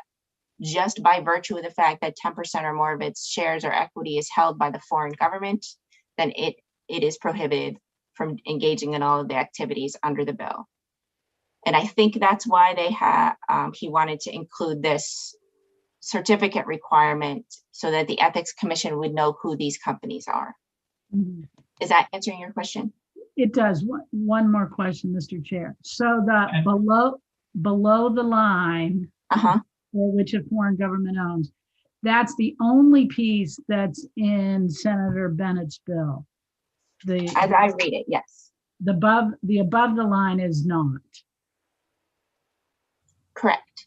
The above the line is from the federal law on candidate contributions. Okay. And then Representative Bailey's bill, I know his percentages are different, but does he has the above the line piece, doesn't he? Yes. Yeah. Okay. Thank you. That helps. So Senator Hickman, I haven't forgot about your request for Director Wayne yet, but I had a couple questions, Janet. So usually I appreciate the virtual Brazilian company situation. Let me present maybe a closer to a real world one. Let's look at TD Bank North, for example. TD Bank, for example. TD is Toronto Dominion. They're headquartered in Toronto, but they are obviously a very well established company in Maine. Would this bill, the way it's written, prevent TD Bank from participating in local referendum issues? So you said that they're headquartered in Toronto. Were they incorporated in Toronto? I believe they were, but I'm not 100% sure. But the world headquarters are in Toronto, and they have Maine affiliates. I don't know if they have a Maine headquarters or if they have a regional headquarters, but I was just using that as an example. I'm fairly confident they're a Canadian-based company. Okay, well, you said the bill. So under the bill, LD 194, they're not prohibited because LD 194 is just, well, I don't actually know if a foreign government owns them, but let's set that aside. As long as there's no ownership by a foreign government, be it Canada or any other foreign government, then they would not be prohibited under LD 194 as it is written, because all I see that's prohibited is the foreign government owned entity, which is defined the way the below the line definition is in Senator Lucchini's amendment. They would be prohibited, I think, under federal law if it really is their principal place of business, and certainly no question if they're actually organized under the laws of Canada. But again, I don't have all the nuances of all the facts, and I don't really study that corporate law to know exactly how you decide principal place of business. It sounds like it to me, but I would defer to somebody who really knew all of the details on that. But it's really clear if they are organized under the laws of Canada. That's not a question. Okay, I'll maybe we can search the attendee list to see if there's somebody in there that can help a little bit, because that's really my major hangup is prohibiting any legitimate Maine organization or company who's legal and legitimate doing business in Maine from participating in that political process. So, I hear what you're saying, Janet. I do, and I appreciate your ability to defer rather than lead us down the primrose path. Well, Mr. Chairman, being a corporate lawyer in a previous life, I agree with Janet. Thank you, We Representative. both stayed at a Holiday Inn Express. Yeah, exactly. Yes. And one other quick question regarding the CEO affidavit. We just had a bill discussion around chilling speech. Would this qualify for that as well, or is this separate somehow? And maybe that's a question for Director Wayne, but I don't know. So the chilling speech is separate from whether that affidavit is filled out. Okay. I would say because the whole question of whether you can limit a foreign national's efforts to influence a ballot question is unclear. So to remind myself of the Blumen case, we discussed that. We could go back over that again quickly if you wanted. But the Blumen case was about the constitutionality of the federal law as applied to individuals, not businesses, and whether they could engage in spending to influence candidate campaigns. And then now Justice Kavanaugh, said that that was okay in that case. And he thought there wouldn't be a question that a truly foreign corporation, so organized under the laws of a foreign government, he didn't think there would be a question about the constitutionality of that because it's truly foreign, may not have First Amendment rights. But he did say in dicta, which means it's not binding, it's just sort of a proposition for future consideration. He did say, how foreign does the corporation have to be before we start getting into possible First Amendment rights? didn't know. And also, he specifically said, we're not addressing in this case ballot question issues because, and just why would that matter? You might think, well, that doesn't make any sense. It's still an election. But in the past, in all of the campaign finance kind of litigation about candidate campaigns, there's been this whole asserted interest in preventing the appearance of corruption or actual corruption. And there's a question whether you can corrupt a ballot question. It doesn't mean that the state's interest in making sure that its domestic affairs are and its democratic process is only conducted by a US citizens. It doesn't mean that in a future case, if you directly ask the question about ballot questions, that won't be found sufficient. It very well could be. It's just that that's an open question. So the Kavanaugh rule, if I might just to clarify, so the Kavanaugh rule really says that it's based on the percentage of foreign ownership, not the chilling question itself. Is that, or the limitation of speech as well? Is that what you're saying, or did I misunderstand that? Okay, so maybe back up. So okay, you only worry about chilling the speech of someone who has a First Amendment right. Mm-hmm. And the Blumen case is talking about the fact that if you're not a US citizen, you have no and you don't live here, you don't have those First Amendment rights. And he mentioned that he thought that rule would equally apply to a truly foreign corporation. But the question is, how foreign do you have to be to not have the First Amendment right? And that was not answered. Got it. Thank you. Thank you. That makes sense now. Thank you. Representative Wood. You're okay. Representative Riley. Mr. Chairman, could we maybe bring in one of the sponsors, Representative Bailey? I just have a couple questions. We can, but now we've got I'm happy to do that. We got a laundry list now because Senator Hickman wants to bring in the Director Wayne, and I'd like to hear from I think Mr. Woodcock on the corporate legal side. So absolutely, Representative Riley, we will do that. I think we're going to go in order, and I will defer to Senator Hickman. He's been patiently waiting. So we'll bring Director Wayne first. I know we're kind of bouncing around on the discussion, but I want to make sure that the senator doesn't lose track of where he was going, which I know he won't. But I want to defer to him first. So Director Wayne, welcome. Thank you. Thank you, Mr. Chair. No, I'm fully engaged, and all of those questions were necessary for me to hear as well. So thank you. Don't feel like I'm waiting at all. Director Wayne, thank you for being back. My quick question for you was, does the provision in Senator Lucchini's amendment around that attestation serve the purpose that you were concerned about, or seem to have been concerned about, or maybe someone was concerned about it for you in the public hearing and the previous work sessions?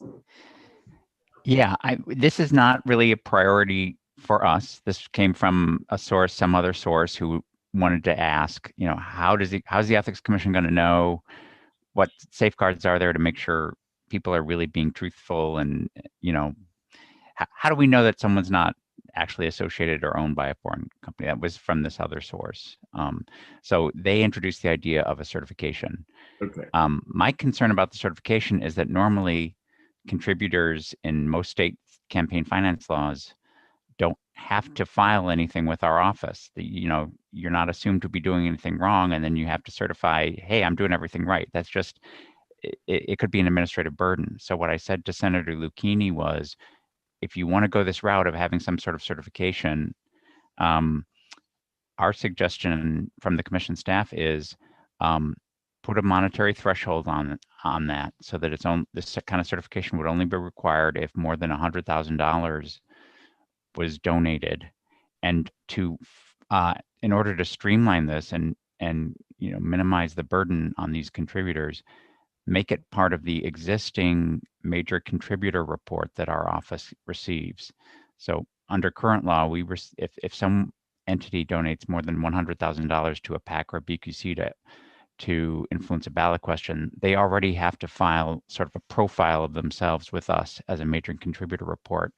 So my suggestion to the senator is, if the committee wants to go down this road of having this contributor make the certification, sort of fold that into like another statement that they would make as part of this report.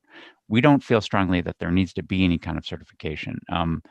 A lot in campaign finance law is sort of done on the honor system. We trust contributors and people active to sort of understand the law and sort of comply with it, and they don't have to make a lot of certifications and things. But if you think one's necessary in this case, that would be our suggestion. May I follow up, Mr. Chair? Absolutely, Senator, please. Thank you. So thank you for that last comment, Director, because I was thinking about this the whole way, and that is campaign finance reports for ballot questions are public record. If someone saw an entity that contributed to a campaign question above $100,000 and knew that that contributor broke that particular provision of law, they could file a complaint with the Ethics Commission. Is that correct? Yes, that they could always do that. And then if there was a hearing from the Ethics Commission, they would investigate the proof of that claim and decide what kind of penalty to levy. Would that be correct? Yeah, I think we'd only do an investigation if someone had some sort of evidence or some sort of support for the idea, hey, this is really a foreign owned entity. If so, we'd do an investigation and we would ask that contributor or that spender, hey, are you foreign owned? Please give us your ownership documents. And then we do an investigation, right? So in other words, you could figure this out based upon a complaint with someone claiming that they know it, and they give you some evidence to start your investigation. That's right. And that's totally plausible, and we could administer the law this way. I think the person outside, I didn't even hear the comment from this person outside who made the testimony. Their point is probably like, well, how is anyone going to know? A lot of ownership is private. No one would ever know who's foreign owned.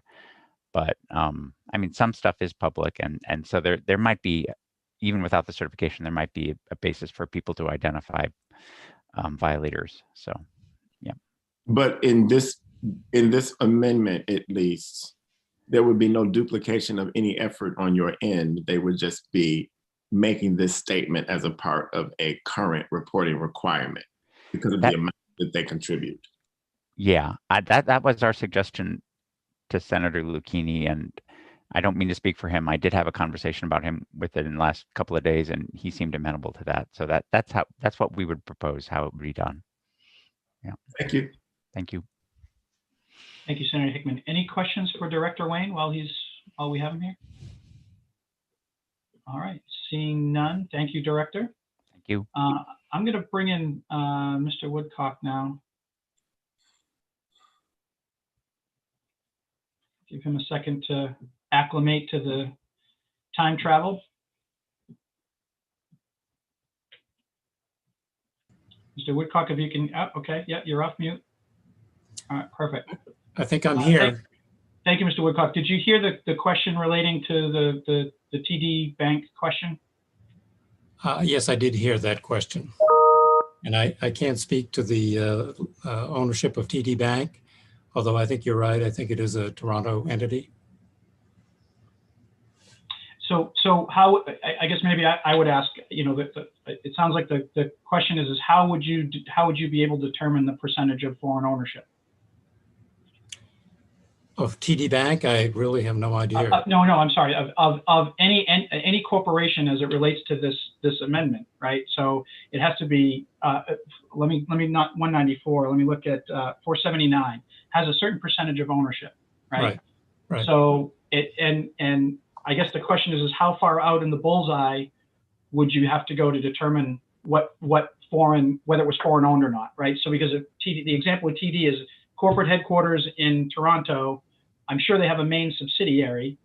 Would your interpretation of this bill be that they would therefore not be allowed to participate in referendum questions because of that foreign relationship?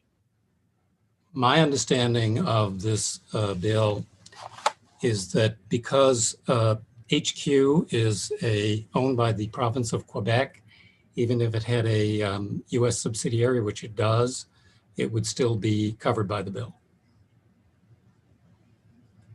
And that's true because a government-owned entity. As 479 is written, do you see that kind of going beyond the foreign ownership? I think the foreign ownership part's fairly clear. Do you see that going beyond that to just not foreign and government ownership, but just foreign ownership? Yes, yeah, no, it's that's more broadly drafted. Okay. So then in LD 194, with Senator Lucchini's amendment, I don't know if you had a chance to look at that. I have looked at that, yes. Okay. So then the question becomes, based on that structure and the amendment that's written that way, would you say that that broadens out to companies that are foreign owned as well, or is it specifically still targeted just to government owned entities? It looks to me as though what Senator Lucchini's amendment would do is bring in the federal election law reference to foreign national, and as I read 194 is introduced, that would broaden it. So, and I think one of the important points to make there, and the legislative analyst has made this point, is that the federal election laws are drafted to address candidate elections, and so ballot initiatives are another matter altogether, not covered in federal law because we don't have a national referendum process in this country. Okay. So it would be, I guess I'm still trying to wrap my head around the fact that I don't know if the net on 194 is wide enough, is cast wide enough to include non-intended consequences of grabbing other companies. That I know clearly 194 is targeted towards Hydro-Quebec, without a doubt. That's very clear. I guess my question is it broad? Is it too broad of a net now that we're going to sweep other companies up in this net, or is it focused and narrow enough to simply exclude companies like Hydro-Quebec and other foreign-owned countries, let's say like Iberdrola or some other group from participating? Well, it certainly, that amendment reads to me as a significant broadening of LD 194. And obviously, I'm not here representing the other foreign entities that who testified before you in particular. I think Versant also testified on this matter. But the understanding that I've had of the testimonies offered outside of HQ is that Maine already has a lot of foreign-owned businesses that are doing business here, that have a significant presence here, that have a significant workforce here. And I think what you're asking me, and I think it's a good question, is how do you draw the line so that you focus on HQ, which is apparently the focus of the bill, without having the suffering the law of unintended consequences, which is burdening businesses that are already here. And I would have to say, I appreciate the import of the questions, but I'm probably the wrong person to answer that because frankly, I don't know where you would draw that line. And I do think with respect to considering this bill, I know there appears to be a largely widely held assumption, although I think the legislative analysts recognize that this was an area that is undecided, that the Maine legislature actually can limit, or even in this case, entirely prohibit a foreign entity from participating in a ballot measure. And I would suggest to you, I think that's a very tenable, or I should say tenuous proposition. And I think one thing that has not been considered here, and I really would suggest that the committee ought to consider this, is the difficulty with free speech issues. And you're dealing with free speech, free association, free press, and the right to petition the government. Those are all involved in here. Those are all First Amendment issues. They're all, of course, also reflected in the Maine Constitution, is that you cannot limit the participation of a foreign national without simultaneously limiting the rights of Maine citizens. And that is because any form of speech is a two-way street. And there is a lot of United States Supreme Court case law that state governments and the federal government do not yet have the right to tell the voters who they get to hear from. And that effectively is what this bill would do. It would tell the Maine voters, you cannot hear from this source, you cannot hear from this message. And both the participation and substantial assistance provisions in LD 194 and LD 479 are so broadly drafted that they would sweep in Maine citizens, including Maine electors, people who are actually trying to exercise their Article 4, Part 3, Section 18 duties as an elector. And I think everybody on the committee knows that electors under Maine constitutional law are constitutional officers. The elector is a constitutional status just as much as a judge is, or any other constitutional official, a representative or a senator. When a Maine voter exercises his or her voting rights, they are a constitutional officer under the Maine Constitution. And effectively, these bills are telling these constitutional officers who they can listen to and what messages they can hear. And I'm not, what I'm suggesting to the committee is I think this is an area that really needs to be explored more. And I think it's somewhat perilous to proceed on the assumption that if the committee wishes to, or the legislature wishes to, they can simply silence a source, a particular source in a ballot initiative. Mr. Chair, Mr. Chair, point of order. Senator Hickman. Thank you. I'm just a little confused about the purpose of this testimony. Who is this person and who does he represent, if anyone? Because I feel like I'm being lectured and I don't really agree with some of what he is saying and drawing his conclusions. And so I just want to know, is this a neutral witness or is this someone who represents an interest in the bill itself? Mr. Woodcock, can you certainly. identify who you're representing? Just so it's clear, I'm sorry that Senator Hickman did not know who I was. I appeared at the initial hearing on this matter. I'm an attorney in Bangor, and I represent HQ, and I apologize for not putting that out front. I thought everybody understood that. I thought that was the purpose of why the question was directed to me. I have submitted written testimony in which I have also disclosed who I am and who I represent. So I apologize if any way Senator Hickman was misled about who I am. I can also tell you, I understand, I'm putting these points out here. I expect people can disagree with them, but I can tell you I am representing to you Supreme Court case law, which I would be more than happy to present to the to the committee, and which to some extent I already have.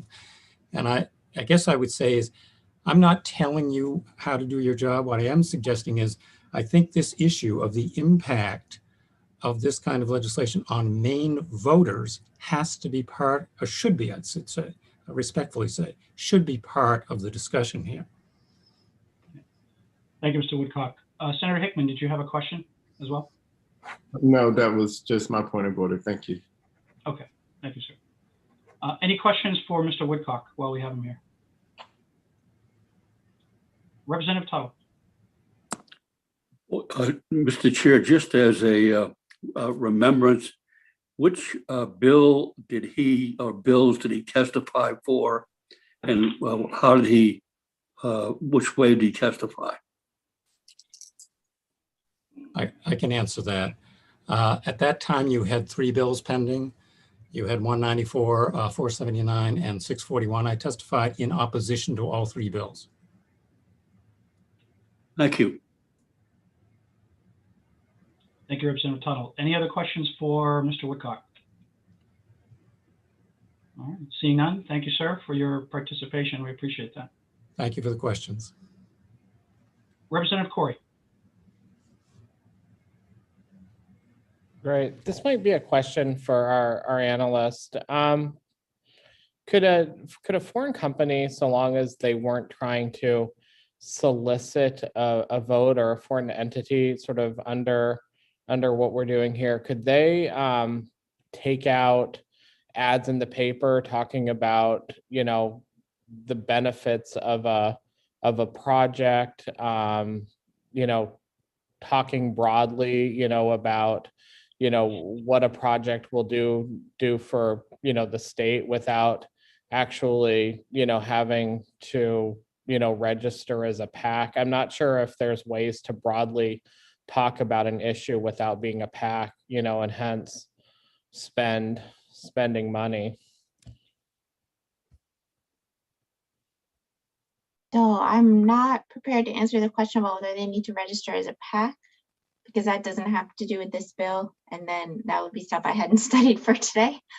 But as far as under the bill before you, or speaking specifically to LD 194 or even 479, or as proposed to be amended by Senator Lucchini. The question is, they're spending money, so they're making an expenditure, whether it's to influence a referendum, and then you have to look at what's the definition of expenditure. And LD 194 doesn't define what an expenditure is, so that's sort of an open question that was raised in the bill analysis. I just want to make sure I'm not confusing my bills, because they're drafted in different sections of the law. One of them is actually within the rules about ballot questions and those kind of donations, and the other one isn't. So LD 194 doesn't define expenditure. So that's why I think Senator Lucchini read that part of my bill analysis, I'm guessing, because he said we would add the definition of expenditure, which says that it's, I can call it right up for you. It's in current law.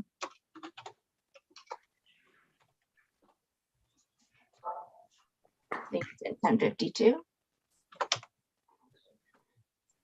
me share it with you.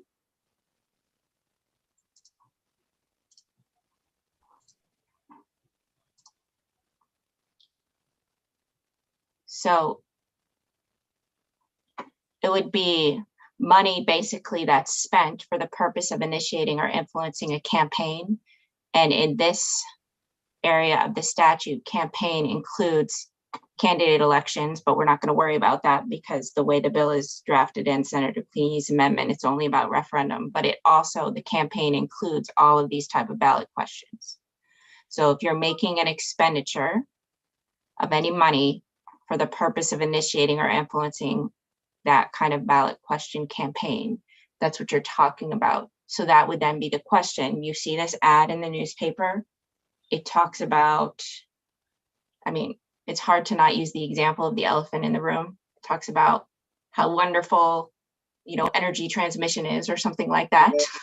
You know, right. I don't want to be like targeting. Somebody would have to make that determination, probably the Ethics Commission in the first instance, and maybe then a court if it's challenged. Is that an intent to influence a ballot question that might be before the voters now? I was just wondering if you had to specifically advocate for an outcome, or if you're able to talk, you know, broadly about an issue and that's covered by free. Oh, I see what you're saying. Okay, yeah. So for that purpose, if you look at the prohibition, I'm going to show you two things. So please bear with me in my sharing of screen, because this is where it's hard when we're not in person. So, the proposed amendment by Senator Lucchini said that they can't make directly or indirectly contributions or expenditures to influence a referendum.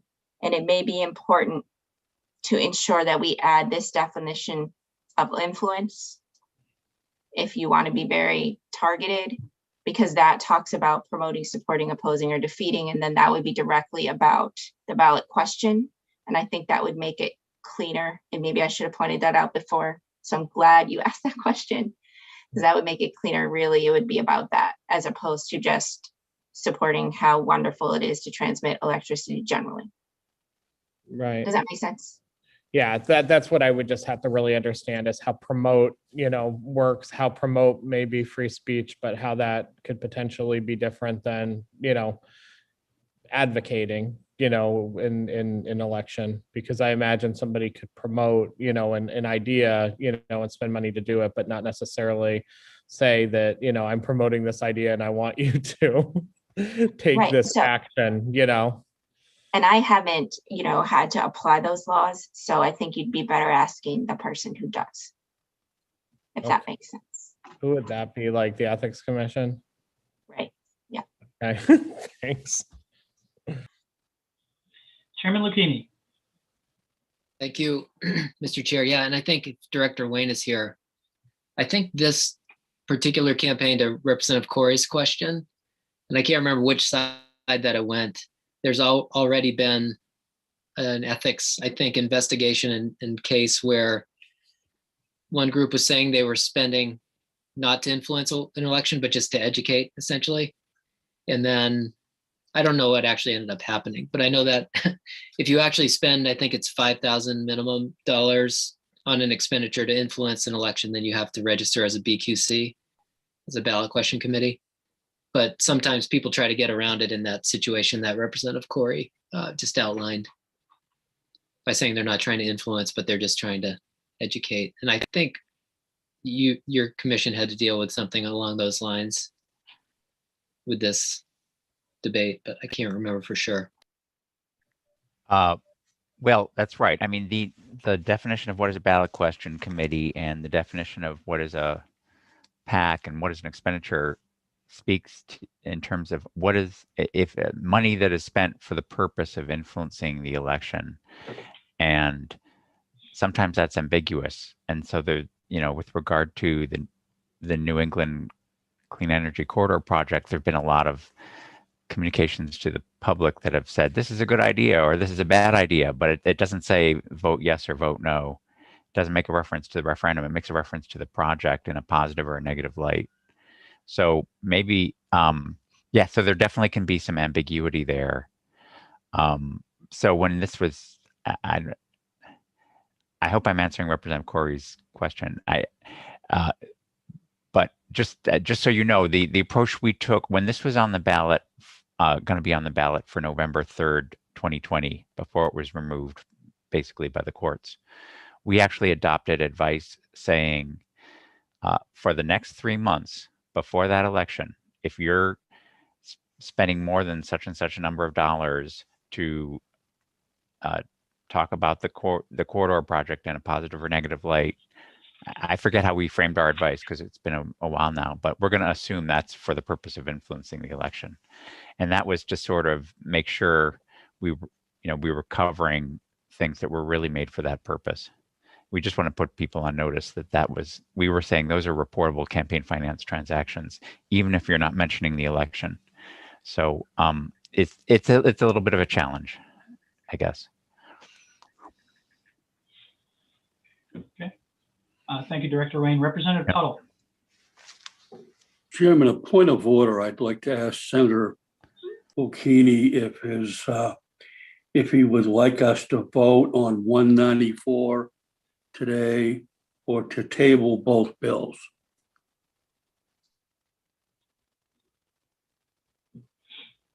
Thank you, Mr. Chair. I think it's really up to the committee. If the committee feels ready to vote, we can vote. If not, we can table at some point, but I certainly don't want to end discussion and debate prematurely. If people have questions or need something answered, I think this would be the time to do it, to get more. Mr. Chairman, having done this for close to 30 years, usually it's under Robert's Rules of Order, a motion must be made before debate begins. Yeah, but I would remind the representative, we use Mason's rules, not Robert's, but thank you for that point of order. Well, Reed's rules then. Representative Kinney. Thank you, Mr. Chair.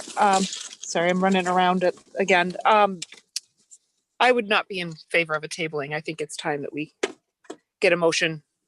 We have an amendment put before us. I don't believe we have a second, so there's no motion on it as of yet, but I would like to move these along. We've had, I think this is our third work session on this bill. I think we've got a good grasp of what's going on with it. And so I hope someone does make a motion, and I'm not actually prepared to do that at the moment, but I will vote against a tabling motion.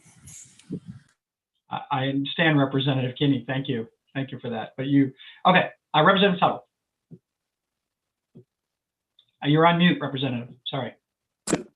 I would move ought to pass on 194 as amended by Senator Lucchini's amendment. Is there a second? I'll second.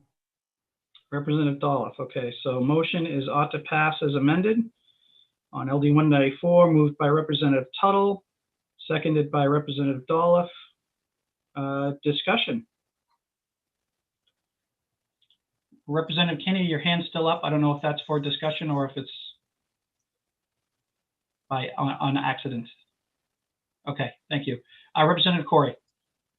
Thank you. I mean, it's still way too broad for me to vote for, and I really, would like to do something on this bill. So, the idea that I would be voting against the pending motion doesn't mean that I would want to not do something on this build. So I'm kind of in a pickle right now, if that makes any sense at all. I think that probably a few of us are in a pickle right now. We get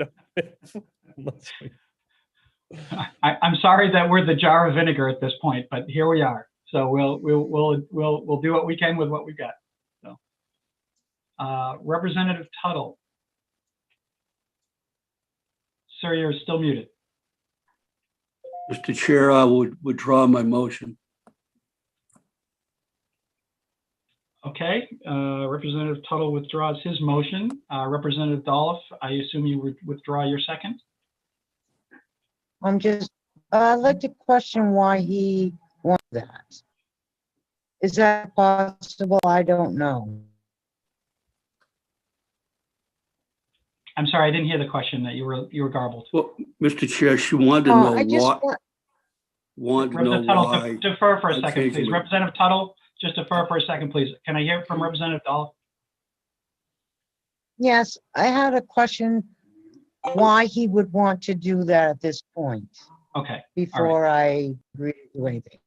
Okay, thank you. I'm sorry, Representative Tuttle. I couldn't understand Representative Dolph. So please, you can respond. Well, based upon the information that I've received, I think particularly Representative Corey brought up that he's not willing to, it sort of puts him in a hard situation. I think that in trying to keep the committee together in consensus, that's why I withdraw my motion. And I would, if it's in order, Mr. Chair, I would move that this item would be tabled. Well, we still have to deal with the issue of your second first, so I can't entertain that motion yet. And I really, Mr. Chair, Can I have a follow-up to that? I just want to make it clear to the chair that Representative Corey. Please defer, Senator, for a second. I can't hear. Representative Dahl. Is Representative Corey, thank you, Mr. Chair. Is Representative Corey ready to add an amendment to the amendment to this whole bill? I hate to see we table things again, since this is the fourth time we've been here. So I'm not ready to move my second table. Okay. Representative Corey. Thank you. I'm going to be honest. I feel like every, time I'm here, I learn a little bit more and I grasp a better understanding of what these, two bills, do in relation to one another. So no, I'm not ready to, make, an amendment, today. I still have a lot more stuff to personally figure out on these. These are, super dense bills. I don't want to hold up the process. I don't want to, table this, 6, 7, 8, 9 times, but I think that, tabling it, again, and trying to further sort through some of these issues, it doesn't necessarily, bother me. I also, I'm just going to speak to the reality of it being 3:58 p.m. on a Friday, afternoon. So, I know that it's difficult for members to be here and everything else. I certainly feel it myself. I still have to drive home from Augusta, but I don't feel like I would be doing this bill or either one of these bills any justice by voting on them today. Chairman Lucchini. Thank you, Mr. Chair. So, yeah, I think there's still some questions about the breadth of the bill that Representative Corey said, or the amendment. And certainly, we're totally flexible on what we can do. I know some people have had issues potentially if corporations were involved. We've heard a few different things. And so really in the amendment that I offered, it kind of had a two tiers really. It has the corporations that are controlled by a foreign government at some percentage, which we haven't determined necessarily. And then also this element that applies the federal definition of foreign national to the referenda, which I think is probably the area that, from what I've heard, is giving people some pause, because that federal definition not only applies to a federal government, but it also applies to federal foreign government, foreign political parties, foreign individuals, but also foreign corporations. So I think if we can find a way and work on it, perhaps between the next work session, to find a way to get something that people will, I guess, think is passable, that we can work on that. I'm happy to spend more time on it. But yeah, it's a complicated issue for sure. And, it's my intention with putting out the amendment was to spur debate and to try to move us towards the final, I guess, finish line. Certainly spurred debate, Senator, for sure. Senator Hickman. Yes, thank you. I didn't mean to jump the gun. I was having issues of feedback, so I didn't know that there was someone else speaking. I apologize. No problem. Is there any interest in the committee today? And I will say I'll work till 8 o'clock. I don't particularly have that concern, but that's me. I'm not speaking for anyone else. Is there any interest in the committee today, since we have two vehicles in front of us, to not necessarily merge them, but to keep one focused on foreign governments only, and the other one perhaps more broad than that, which is exactly, in my humble opinion, the bills were presented as in the first place? Unless I'm missing something about LD 194, it would seem to me, and I understand people's opposition to this just targeting one company or one issue or one referendum. I actually just don't have a problem with that in my heart, because it won't only apply to this particular situation. It will apply in the future to a future situation as well. So for me, it's above and beyond just this. Is there any interest in the committee to do that, to just keep the issues in the bills separate and vote them out separately? I can respond to that. Senator Lucchini, please. Yeah, I think, Senator Hickman, we began with 3 bills and we killed one of them and kept 2 so we could do exactly that. Or we could use 2 vehicles to pass it however the committee wants. And it depends on where the committee wants to vote. I can't determine where everybody's going to go, if it's government-based or corporation-based, but we kept 2 vehicles so we can use 2 different ways to pass something. Mr. Chair, yeah, go ahead. In that case, I would make a motion ought to pass, I guess as amended in case there's a fiscal note on LG 194. So your amendment would be the fiscal note and Senator Lucchini's amendment, because his amendment was you're excluding his amendment. It's LD 194 as written with the fiscal note, if there is one attached. Okay, is there a second? Second. All right, so move ought to pass as amended with fiscal note. Point of order. Representative Corey. I'm sorry, but I don't believe that Representative Dollif ever removed her second on Representative Tuttle's original motion. So I'm not sure that we can make another motion. Not that I'm not okay going ahead with that second motion, but I think we're still kind of in a pickle there. Yeah, good question. Thank you, Representative Corey. You're absolutely Guys, please. Representative Corey, you're absolutely correct. We got confirmation from the Senate Secretary that the second did not need to be withdrawn. Okay. Thank you. You're welcome. Okay, all right, so the motion on the floor right now is ought to pass as amended with a fiscal note only.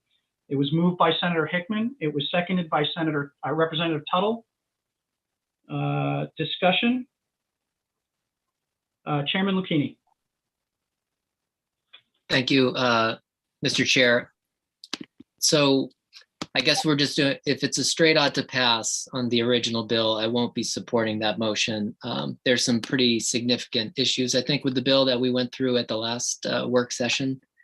First and foremost, that it doesn't even prohibit a foreign government from contributing to a referendum. And those were things that we tried to fix in the last work session. So not only that, but the piece about foreign government-owned entities, if passed as written, would require every corporation who donates to any BQC to make a filing with the Ethics Commission, which I think is overly onerous and not an appropriate move to do. Mr. Chair. Senator Hickman. Thank you. May I please amend my motion? Go ahead. To include foreign governments. For sure. Also to include the $100,000 threshold that is actually in Senator Lucchini's amendment. So to avoid that filing, so that it remains part of what entities who contribute more than $100,000 right now actually do. So that the provisions in 194 that include this under the line provision in Senator Lucchini's amendment, plus foreign governments, with the provision included that they don't have to file anything or make any attestations unless it's over $100,000 in contribution. Second. Okay, I'm sorry, Senator Hickman, I need some clarity on the motion, on the amendment, and I apologize. Can you, yeah. Mr. Speaker. Just a moment, please. Representative Dolph, please. That's okay. What I'm trying to do with this amendment is to keep it to foreign governments. The under the line issue that is in Senator Lucchini's amendment, which would be foreign government entities, people that have more than 10%, which was in the original LD 194, also with the provision from Senator Lucchini's amendment that would only require that attestation when contributing over $100,000 to a ballot question campaign. And I'm sure that Janet has a question for me about if I'm missing something in this amendment. Really what I'm trying to do with this amendment, so whatever needs to be done with this amendment, this is to the committee, is to keep the two issues separate. So we're not dealing with foreign corporations in 194 at all. We're not dealing with foreign nationals in LD 194 at all. We're only dealing with foreign governments and those other entities that were in LD 194, with the provision that they don't have to file anything unless it's over $100,000, and that is simply the attestation of their ownership. If all of that makes sense, that's what I'm looking for. Okay, yeah, Janet. So a couple things. First of all, because I've worked with you before, Senator, do you want to include the technical fixes to the definitions of contribution and expenditure? That seems like the kind of thing you'd like to do. Yes. And also influence, which I didn't include, but Representative Corey brought up. So then the other thing that I'm confused about is the whole attestation thing is not in LD 194 now. So you didn't say you wanted to add it, you just said you wanted to limit it. So I don't know if you want to add it and then limit it or not. I don't know if that's limited. Add so, it and then limit. Gotcha. Chairman Lucchini. Sure, thank you, Mr. Chair. So I guess just for Senator Hickman, so this would, I mean, it essentially looks like you're taking the amendment that I did and removing the definition of foreign national except for the foreign government piece. Because the rest of it sounds the same, which might make it easier from a drafting perspective. I don't know, I mean, just for clarity's sake, and I think it was the $100,000, which we worked on last work session, was with Director Wayne, is adding it to a specific report, a major contributor report that happens with BQCs. So we'd add it simultaneously onto that report. Is that, Correct. that's what you want? Yeah. Yes, Mr. Chair. Okay. Thank you for that clarity, Chairman Lucchini. Representative Dolph, thank you for your patience. No, that's no problem, but I want to go on record to say that Representative Corey is right. I never said I would take that off the table. And I don't know where that came from, but when Representative Tuttle said he wanted to remove it, I did not agree to remove it. Yeah, I'll agree now because we've had all this discussion. But now I want to know, now I'm confused because I like the bill with Senator Lucchini's amendment straight down the line. I'm trying to understand what Senator Hickman's trying to do, add, delete, or how that's going to change Senator Lucchini's amendment. If that somebody could explain to me, thank you. So thank you, Representative Dolph.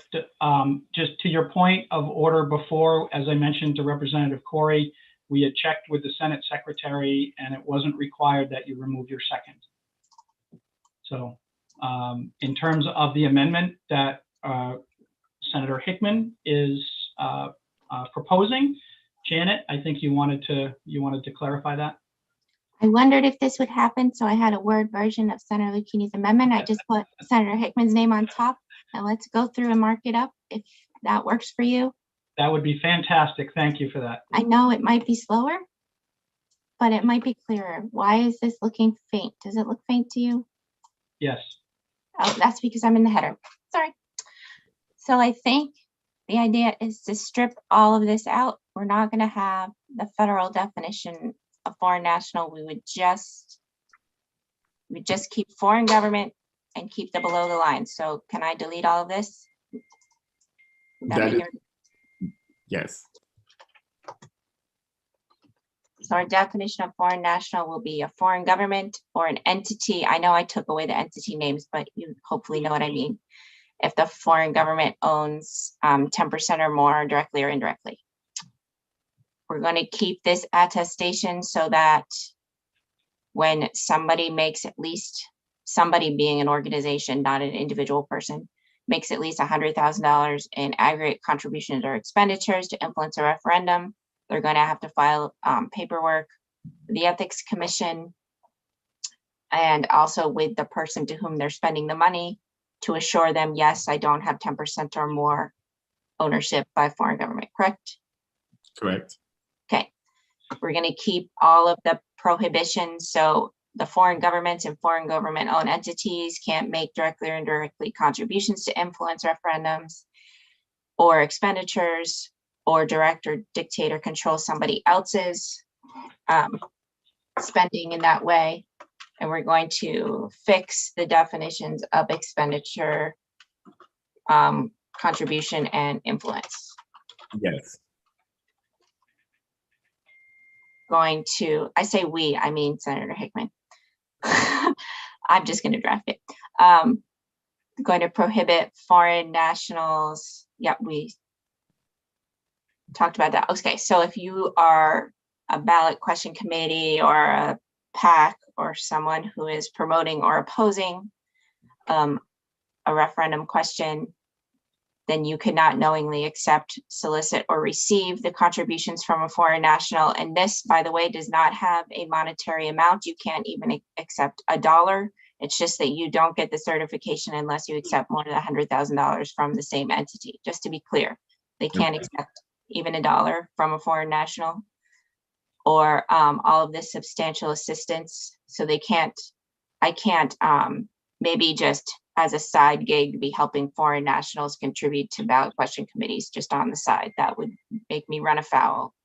So what I want to say about that provision, Janet, is this is where I ask for the committee's input. The people who want to make sure that this is a clean separation between foreign corporation versus foreign governments. I'm not exactly sure if this works for that contingent of voters in this committee or not. So I want to put that to the committee, because what I'm trying to do here, and this is in direct response to Representative Dolof's question, is the only reason why we have two vehicles. And so it seems to me that there could be a broader prohibition for all of this stuff in vehicle number 2, but vehicle number 1 should be narrowly focused to foreign governments and whatever is below the line in the very first part of this amendment. So if this section contradicts that, it should not be in the amendment. If it doesn't contradict that, then leave it in the amendment. Is that clear? Is that proposition? It's clear to me, but you weren't asking me. That is correct. I'm not asking you. I'm asking the people who, Representative Corey, may I, Mr. Chair, ask a question through the chair to Representative Corey? If we vote today on this amendment, would you support this amendment with or without the provisions in this particular block in front of us? Representative Corey, I cannot see your screen. So if you are present, then feel free to respond to the senator's question.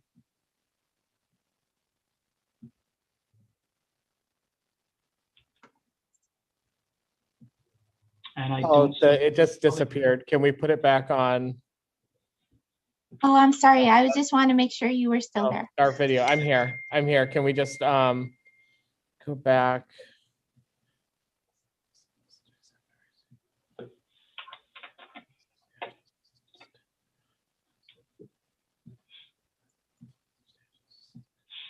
So this would be like a campaign going to a foreign government asking for these things. It would be an actor here.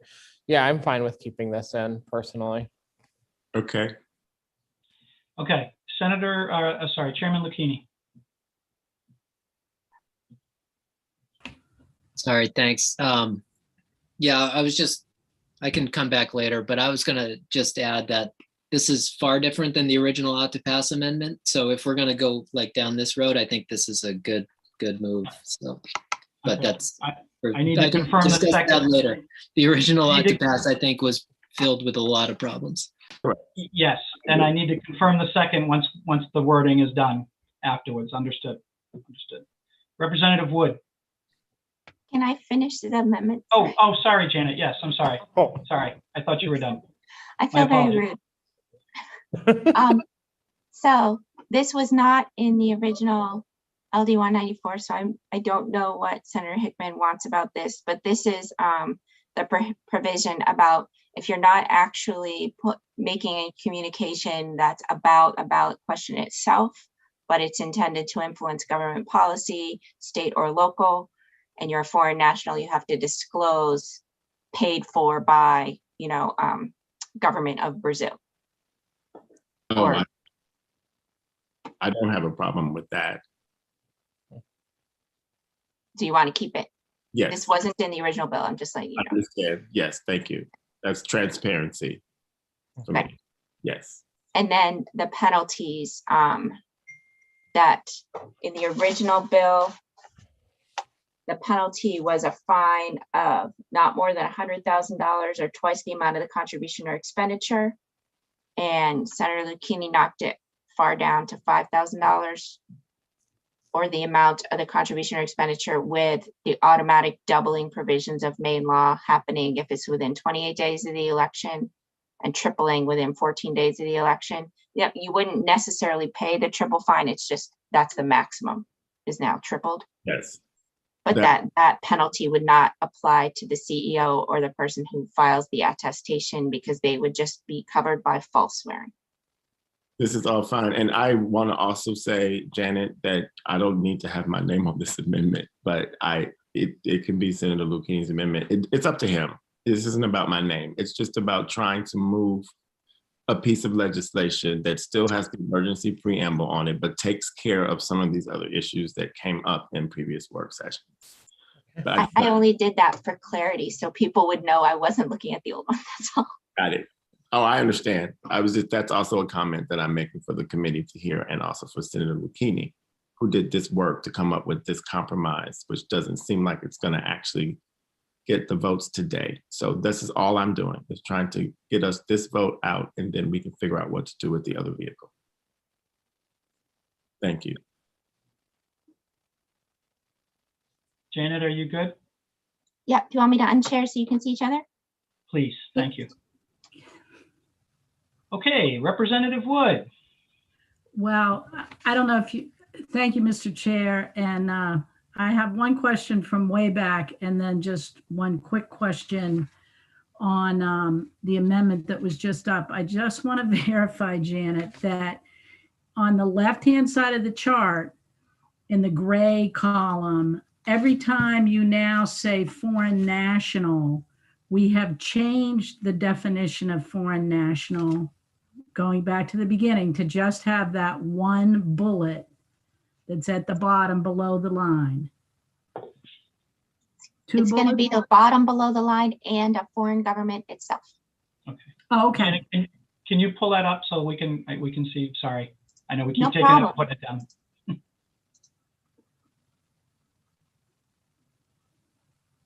Okay, I see it. I'm tempted to point to my computer, but that won't help you. Perfect. Okay, Representative Corey. What, I'm sorry. Oh, sorry. Representative Wood, you have another question? I had a question from about, I don't know, 20 minutes ago. When Senator Hickman, when you were first starting to talk about, changing this amendment, you used a word that I don't even think I can pronounce. And so I just wanted to know what it meant. You and Janet were talking and it was something like attestation. Oh, attestation. Yeah, what, I'm not familiar with that word. Janet, I will defer to you to define that, please. Sorry, I was saving the document before I lost it. I don't know the technical dictionary definitions, but it's basically like swearing or affirming to something. You attest to it. Oh, okay. Okay, got it. We just make it sound really fancy so that you keep me hired and paid. Yeah. 50-cent word. Okay. Definitely earning your pay today, Janet, for sure. Anything else, Representative Wood? Representative Corey. Great. I feel like I've now exited my pickle and I can vote on at least 194 today. That doesn't mean that I still don't think that there's some work to be done on the other bill, only because I still have questions, as I think Representative Chiazzo does as well, just which different types of foreign corporations would be affected by that. But, if we can vote on 194 today, we will have made some progress. And I have to thank Senator Hickman for having gotten us there, but thank you. Okay, any other comments or questions about the amendment as presented by Senator Hickman? No. Representative Tuttle, you were the second. Do you want to maintain your second based on what was presented? Let me think about it, Mr. Chair. Yes, I would, yes. Thank you, Representative Tuttle. Okay, any other discussion?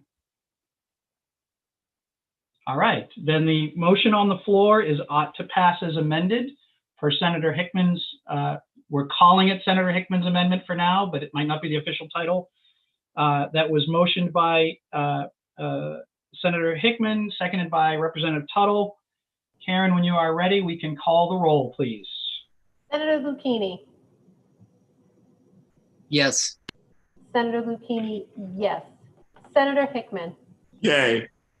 Senator Hickman, yay. Senator Farren. Senator Farren, absent. Representative Chiazzo. No. Representative Chiazzo, no. Representative McCray. Yes. Representative McCray, yes. Representative Tuttle. Yes. Representative Tuttle, yes. Representative Riley. Yes. Representative Riley, yes. Representative Supika. Yes. Representative Supika, yes. Representative Wood. Yes. Representative Wood, yes. Representative Kinney. Yes. Representative Kinney, yes. Representative Harrington. No. Representative Harrington, no. Representative Corey. Yes. Representative Corey, yes. Representative Dolph. Yes. Representative Dolph, yes. 10 in favor of the motion, 2 against the motion, and 1 member absent, Mr. Chair. Thank you, Karen. And I would say minority report would be ought not to pass from my perspective. Mine as well. Chairman Lucchini. Just to clarify, I don't know if it was on there, but did that also have an emergency preamble or no? Yep. I actually just typed it on the bottom of it to remind myself to keep the emergency preamble. That was my intent. Thank you. Okay, so that deals with the work session for LD 194. We still have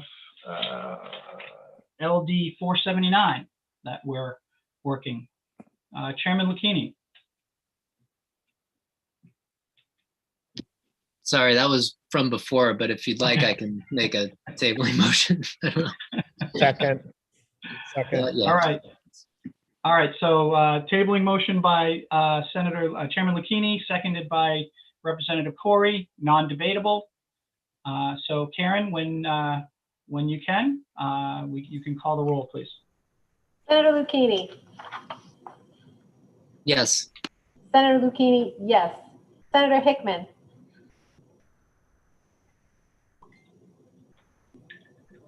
Senator Hickman. Yay. Senator Hickman, yay. Senator Farren. Senator Farren, absent. Representative Chiazzo. Yes. Representative Chiazzo, yes. Representative McCrate. Whoops, yes. Representative McCrate, yes. Representative Tuttle. Yes. Representative Tuttle, yes. Representative Riley. Yes. Representative Riley, yes. Representative Supika. Yes. Representative Supika, yes. Representative Wood. Yes.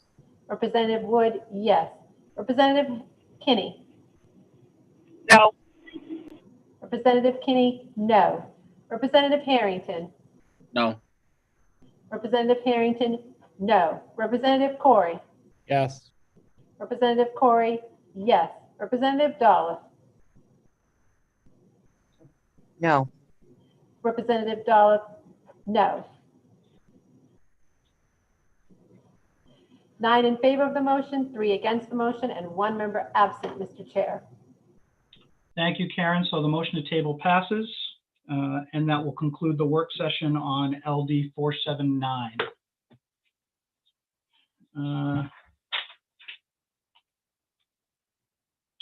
Let's see. Do you want to move? Let's move on to LD 706, please.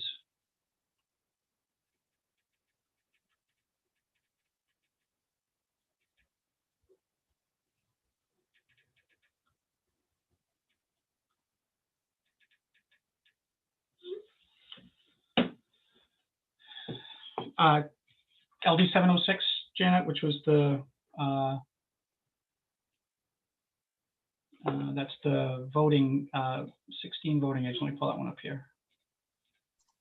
Sorry, I was just trying to call it up on my computer. Okay. Yeah. The resolution proposing an amendment to the Constitution of Maine to lower the voting age to 16 years of age.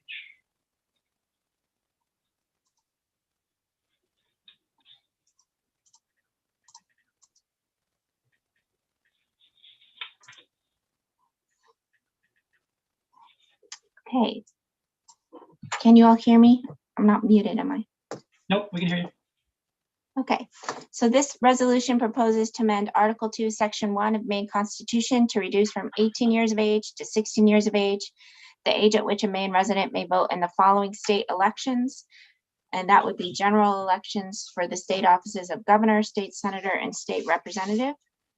By amending that provision of the Maine Constitution, the resolution would also change the voting age for elections for direct initiatives of legislation, people's veto referenda, and referendums on legislation enacted by the legislature subject to a referendum vote. And that's because of the way that those, the definition of people is defined in those provisions of the Constitution for what people vote on it. It would be the electors of the state qualified to vote for governor, which you would have changed above to be someone 16 years of age or older. In addition, because Article 1, Section 2 of the U.S. Constitution provides that the electors for U.S. representatives shall have the qualifications requisite for electors of the most numerous branches of the state legislature. And similarly, the 17th Amendment to U.S. Constitution provides that the electors in each state for U.S. Senate shall have the qualifications requisite for electors of the most numerous branch of the state legislatures. Because of those two provisions of the U.S. Constitution, if the Constitution of Maine is amended as described in LD 706, then it will have the effect of lowering the voting age of Maine residents who vote for U.S. Senator and U.S. Representative to Congress from the state. So those are the elections covered. There are Maine statutes currently that establish 18 years of age as the voting age for any election in a municipality. By setting these forth here, I'm not suggesting that the constitutional amendment wouldn't work. I'm just saying this is what the current state of the law is. Of course, any statute that's in contravention of a constitutional amendment will be trumped by the constitutional amendment. So all of these elections that I've described above would be lowered to age 16 if the amendment passes and is ratified by the voters. Just so that you know, so although under current Maine law, 18 years of age is by statute the age to vote for federal, state, county, or local elections. If you cast an absentee ballot before you're actually 18 years of age, but you will be 18 years of age on the date of the actual election, then your ballot can count. That's actually, just as an aside, something that applied to me because my birthday is October 28th. So I like that little law. As far as other statutes, if you are under 18 years of age, but you will be 18 at the time of the general election, then by Maine law, you can vote in the primary election. And also under Maine law, if you're 16 or 17 years of age, you are able to register to vote. And that particular voter registration statute says that your registration automatically becomes effective on your 18th birthday. It's worth noting, however, that because primary elections are not provided for in the Maine Constitution, as far as I interpret LD 706, it would not affect the primary election for governor, state representative, or state senator. So if you wanted to change the voting age for those particular offices in the primary election, then I would think that you would need to also amend the state statute. The same thing is true with county and local elections. The wording of the Maine Constitution that is being proposed to be amended in LD 706 does not establish a minimum age for county and local elections. So those elections would still be governed by Maine statute, even if LD 706 passes through and is ratified by the voters. The voting age for those elections would remain at 18 years of age. I'm not quite clear whether it would affect, LD 706 would affect the voting age for bond elections, because the provision of the Maine Constitution that talks about bond elections says that whenever the legislature by 2/3 vote by proper enactment sends the question to the voters, it says by proper enactment of a majority of the electors voting thereon, but that word electors is not defined. So it's possible that if this was brought to a court challenge or something similar, that the court would look at the fact that the word electors is defined earlier on for the other provisions as being 16 years of age or older if LD 706 passes. But probably the best thing for you to know is it's probably better to just be clear. If you wanted this amendment to also apply to bond elections, you could just amend the resolution and include some changed language to the bond provision or to the provision in Article 2, Section 1, and just mention this also applies to bond elections. That's entirely up to you. You could, of course, amend the language of the resolution to include primary and county and local elections too. I didn't mean to suggest that you couldn't. As far as presidential elections, neither U.S. Constitution nor federal statutes tie the voting age for presidential primary elections or general elections for presidential electors to the qualifications for state representatives. So that's a difference between the way that the U.S. Constitution treats elections for U.S. representative and U.S. senator. So as far as I can understand it, the presidential elections, be they in primary or general, would still be governed by Maine statute, and that would keep the voting age at 18 years of age or older. Unless, of course, you amended the resolution to include those elections. Under federal law, I did reach out to NTSL, and NTSL, they were in a pickle about understanding they hadn't had this question before. If you remember, I said at the very beginning of this analysis that even though the constitutional resolution just proposes to change the provision of Maine Constitution that talks about elections for governors, senators, and state representatives, because of the wording of the federal constitution, if you change the voting age for state representatives, you are thereby changing the voting age for US representative and US senator. And I reached out to see if there had ever been any challenge. Is a state able to do that? And after speaking to NCSL, and they referred me to the professor who writes the most articles on this issue of law, and I spoke to him as well. As far as we see that you could actually do it, there's no prohibition on Maine changing its voting age for state representatives, and therefore by implication changing the voting age for those two federal offices as well. So that's all that I meant to cover there. The reason nobody has the answer is because there's no other state constitution or statute that establishes a voting age lower than 18 years of age. But according to NCSL, like current Maine law, 17 other states do allow individuals who are under 18 to vote in a primary if they will be 18 on the time of the general election. This is just a reminder, anytime you have a constitutional resolution before you, you would have to vote by 2/3 vote in each chamber in favor of the resolution, and then it would go out to the voters for ratification. There's no process for the governor to weigh in, either veto or sign a constitutional resolution. As such, you would not be able to include any statutory amendments in the resolution. There would need to be a separate vehicle to address the statutes that are you perhaps also wanted to change, or you could just change the resolution itself, like I said, to include all sorts of other elections, and then the statutes that provide to the contrary just wouldn't be effective. But there is actually another vehicle out there.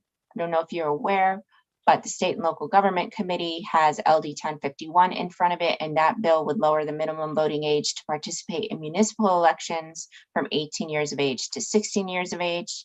When I checked last night, the work session hadn't yet been scheduled, but I could be wrong. Maybe they scheduled it for next week and I wasn't aware. But that bill is out there and they have heard it already. I'm sorry I'm rushing. I just feel like I'm wasting your time. So just tell me if you want me to stop talking. You're not wasting our time at all. It's if you put the effort into this, it's all good stuff. It's all good stuff.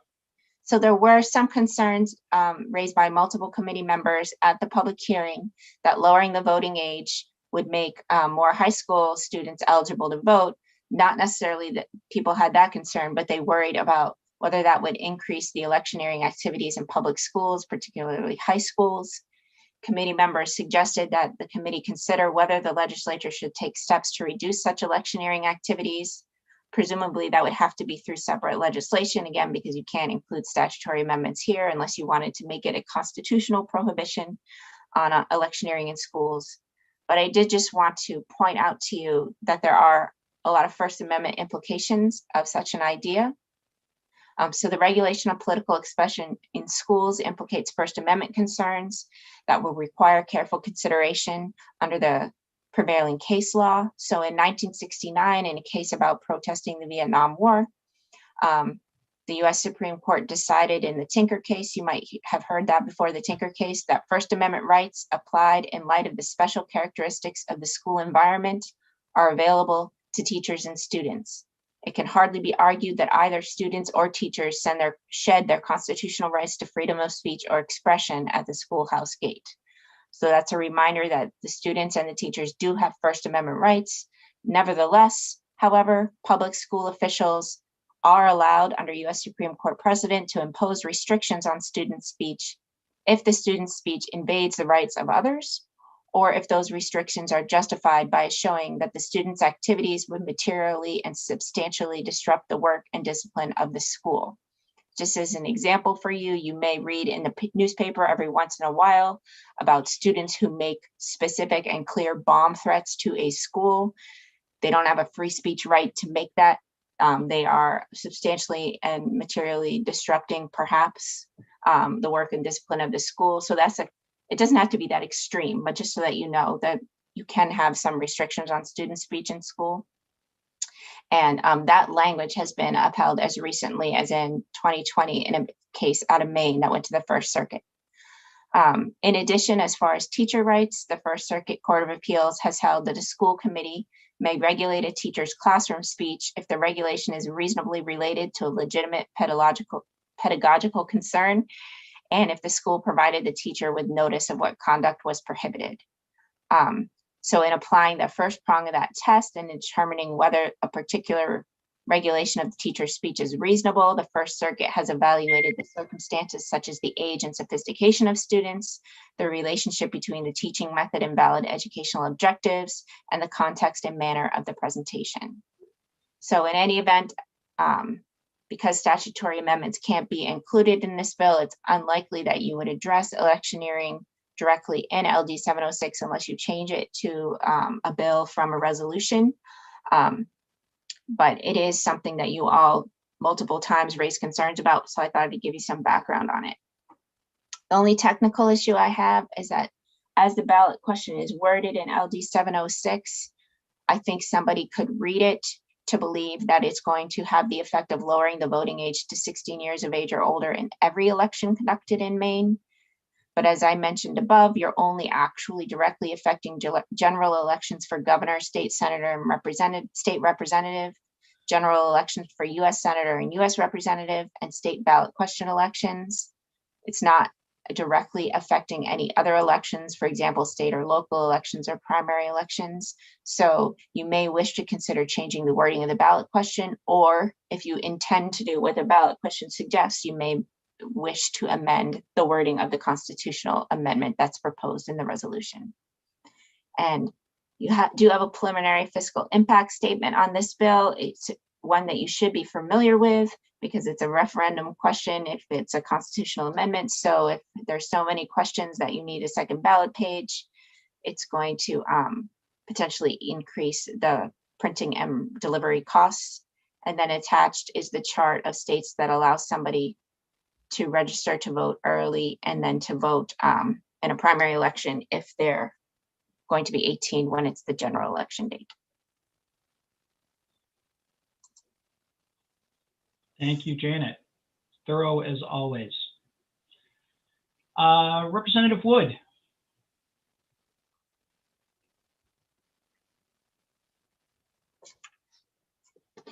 You're on mute, sorry. So thank you, Mr. Chair. Is that something that we can do right now, is create an amendment? I didn't realize that this wouldn't apply. So we would have to have Janet I would have to work with her to create an amendment and come back, or the fact that it's a constitutional amendment, it can't be changed at all. I'm confused. You can change the wording of the constitutional amendment, because you can just say, I want to amend the Constitution to do X, Y, and Z. For example, you could want the Constitution to be amended to pay me $1 million a year. I'd be fine with that, and I'd draft it for you, and you could go forward. Only if I could get a cut. I'm very interested in supporting this measure, but only if it would include all elections, because it would just be too confusing if some elections are 18 and some elections are 16. So I just don't know the process right now to make that change. Janet? So the only hesitation I have is with the primary elections, because right now they're not dealt with in the Constitution at all. They're viewed to be as a creature of statute. So you could change. I don't know if you remember the citizenship to vote resolution that was before you, and it said you had to be a citizen in every state, county, local, federal election in the state. You could do something similar like that. You could say you have to be 16 years of age or older for every federal, state, county, local election conducted in Maine, and that would be fine. I just don't. I want to hesitate a little about primary elections, about whether you'd have to specifically say primary elections, and if in doing so, you've made primary elections a creature of the Constitution, and I don't know how that's going to implicate ranked choice voting and many other things. So yeah. I don't know if you want to deal with that separately. There is that other vehicle in state and local, so I don't know. Well, and that was actually another question that I just saw I wrote down. Why is that other bill in state and local and not in our committee? That's a political determination, not mine. I believe it's probably, if I had to guess, it's because it's in Title 30A and it's affecting municipal election code as opposed to 21A, which is what you generally deal with. State. Okay, so right now I can amend what's before us to include presidential and local and county elections. But I'm not going to touch primaries because I can't. I think you can. I just don't know what all of the possible implications of that would be. I would suggest getting advice from someone other than me who deals with all of these election types of litigation all the time, because it might be totally fine and it doesn't affect anything else, and I'm just being overly cautious because of the time of day. I don't know, but I just would want you to get advice from somebody other than me who would be sure to tell you whether you're affecting any other of the election laws that are tied to precisely primaries. Does it require a primary then if you mention it? Can you no longer have a caucus if you choose? I just don't know. Okay. Maybe you could direct me to work with the AG's office and figure out how to word it. I don't know. I'm just raising that as a caution because they're not dealt with in the Constitution now. Okay, so right now, I guess I'll just see if anybody else has any other questions or comments since I went first. Okay, thank you, Representative Wood. Representative Corey. Thank you. I think this gets back to the statutorily issue though, but I know that, right now we do allow 17-year-olds to vote in primaries if they're going to be turning 18 on their birthday. So, or by their birthday, they can vote in the general. So, I mean, I don't know if that matters in this at all, but I mean, it's not going to affect my vote on this. Okay, Representative Supika.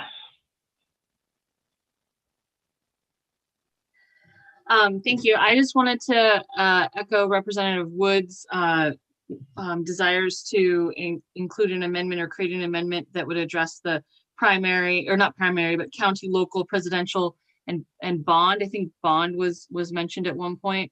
And then I would also want to have more information from the AG's office so that we're not stepping in something when it comes to primaries that we don't understand here. So.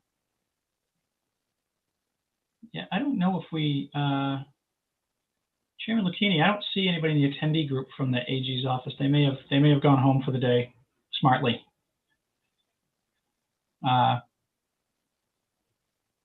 So we can, yeah, certainly you can put that down if you wanted to get more information.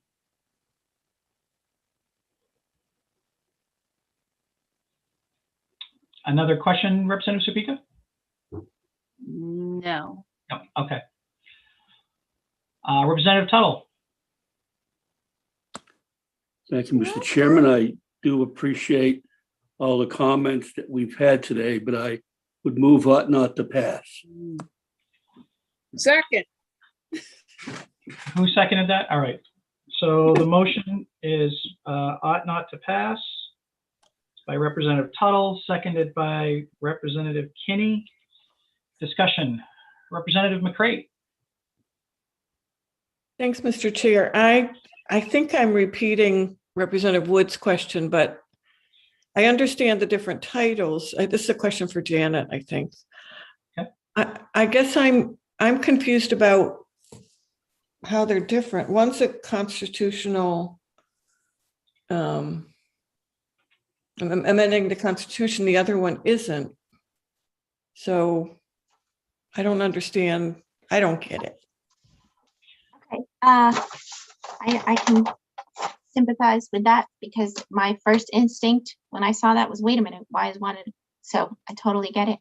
Let me see if it's easiest. Maybe this is not a good idea, but I was going to share Article 2, Section 1, that language with you, because if we were all together, I would just point you to the bill, but I don't know how many of you have that printed out in front of you. So this is the provision of the Constitution that's going to be amended in LD 706. And this establishes the 18 years of age and upward. And this provision is talking about the elector for governor, state senators, and state representatives. And then, as I said, if you look through, that's going to apply to your people's veto and your direct initiatives, et cetera, and so forth. Nothing in this talks about a county or a local election. So because it's not discussed here, you could easily just amend state statutes if you want to change the voting age for a local election. And that's what the other bill does. It amends the provisions of Title 30A that talk about the qualifications to vote in municipal elections. And it says that being 16 is fine. 16 and up. Yep, it just changes that one provision about the qualification for voting. And that's not going to be in contravention of the Constitution. So it's not going to have a problem because the Constitution doesn't talk about voting age for county and local elections. Does that help? Okay. Yeah, thanks, Janet. Senator Hickman. Thank you, Mr. Chair. I will oppose the motion, but I just want to say that I will be proposing that we amend the part of the Constitution that was just on the screen in as narrow a way as possible, because statute can take care of a lot. And I don't want to be putting things into the Constitution that are going to run afoul of other provisions of the election code that have nothing to do with the Constitution and only have to do with our statutes. All right. That'll come after the motion though, right? So I just want to, the reason why I'm saying it, Mr. Chair, is so that if people join me on that report or don't join me on that report, they'll know what it is I'm proposing. Okay. Thank you, Senator Hickman. Any other discussion or questions? Okay, I guess I'll go. I have a hard time with this one also. I guess I'm I'm having a hard time with a lot of things today.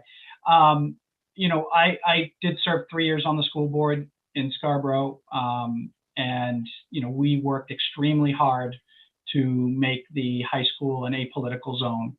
And at the time, we had state candidates, if you will, campaigning very hard at school events like football games and basketball games and things like that, to the point where it really was a distraction. And my fear is that by opening this up, I don't know if there's a way that we can constitutionally limit the free speech in a high school, especially if there are people there voting.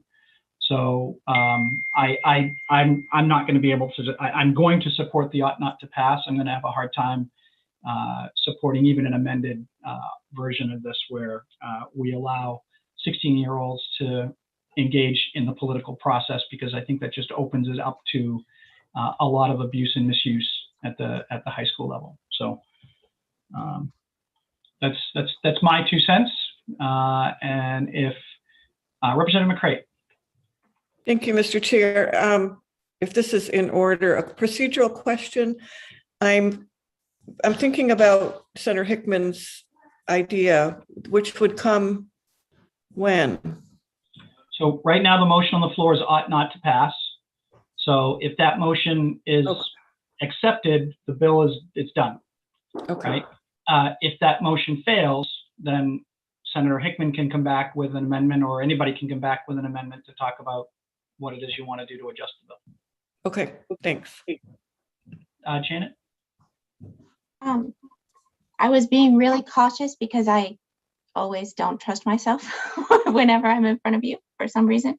I don't think it's going to directly affect ranked choice voting. We still have the word plurality in whatever provisions of the Constitution it is, and those are about general elections, but I just don't know anything else it might affect.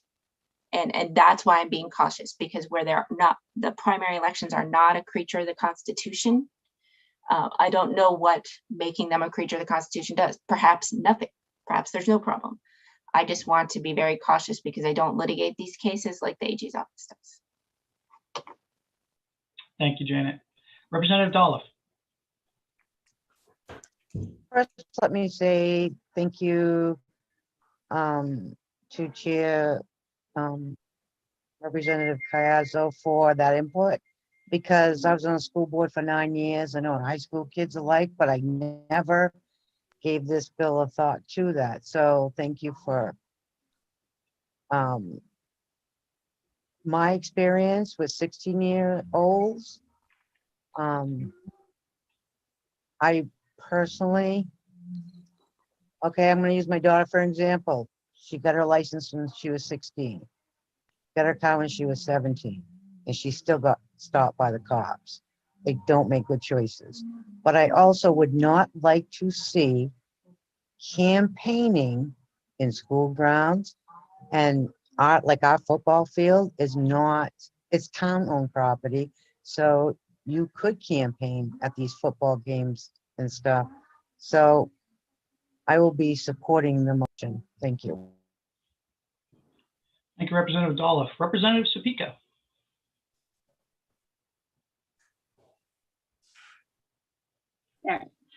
Thank you. So I'm not going to be supporting the motion. I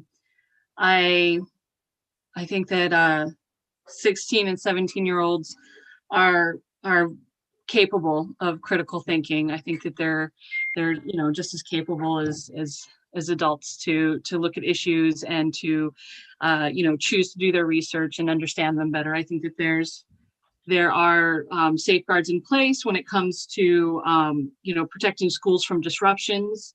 But when it really comes down to it is that I do think that 16 and 17-year-olds should be allowed to have a say in their democracy.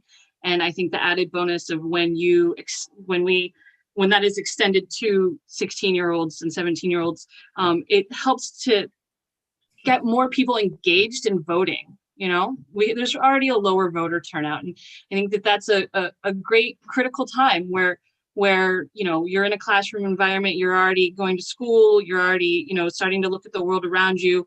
There's more support systems in place for you to learn how to engage with your democracy. I know it took me a while to get to where I am now. And I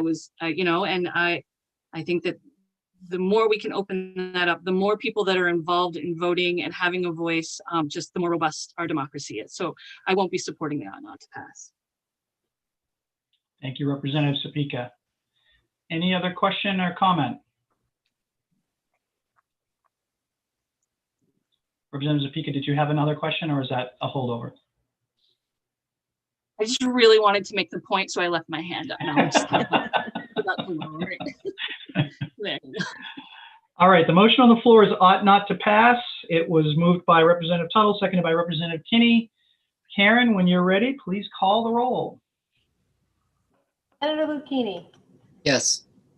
Senator Lucchini, yes. Senator Hickman. Nay. Senator Hickman, nay. Senator Farren. Senator Farren, absent. Representative Chiazzo. Yes. Representative Chiazzo, yes. Representative McCray. No. Representative McCray, no. Representative Tuttle. Yes. Representative Tuttle, yes. Representative Riley. No. Representative Riley, no. Representative Supika. No. Representative Supika, no. Representative Wood. No. Representative Wood, no. Representative Kinney. Yes. Representative Kinney, yes. Representative Harrington. Yes. Representative Harrington, yes. Representative Corey. Yes. Representative Corey, yes. Representative Dolph. Yes. Representative Dolph, yes. 7 in favor of the motion, 5 against the motion, and 1 member absent, Mr. Chair. Thank you, Karen. So the motion ought not to pass is accepted. Senator Farren will have 2 days to vote. And that will conclude the work session on LD 706. Mr. Chair, Senator We need the Hickman. minority report. Oh, sorry. Thank you. Thank you. Sorry, Janet. I can't get the bill in front of me, Mr. Chair. So I think that my minority report is just ought to pass as amended with the fiscal note, unless I missed that we needed to change something else. I just can't get the bill up to see exactly what the original language looks like. Janet, can you put that up for us? Just a sec. Yep. Thank you.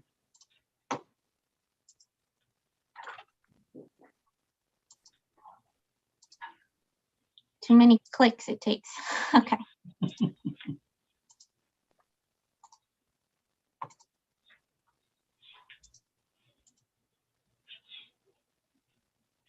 So it would just keep in the provision about electors for governor, senator, and representative. It would go from 18 years of age to 16 years of age. This has been interpreted as only general elections, but it does have the effect of affecting the ballot questions. Not as clear about the bonds, but you could tell me to change that. And then the only issue I raised was whether this question might be misleading because it doesn't involve primaries or county or local. I got it. So I really want to stick with the cleanliness of the age change, because it's my belief if this were to pass at the ballot box, we could still fix anything in the law we needed to. The question, the ballot question itself, I would probably, if you could scroll down on your screen, please, Janet, I would probably just say something like, do you favor amending the Constitution of Maine to reduce the age qualification by 2 years from 18 years of age to 16 years of age or older for whatever is in the Constitution that we are changing for the elections of this, this, and that? So that it's clear to people that that's what we're asking them to vote on at the ballot box.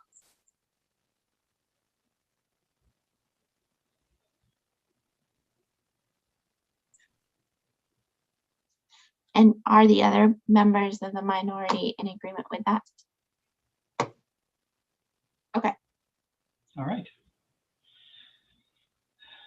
Thank you, Janet. So now we can close the work session on LD 706. And when you're ready, we can move into LD 914. Just 1 second, make your indulgence. Yep. Nope, take your time, take your time.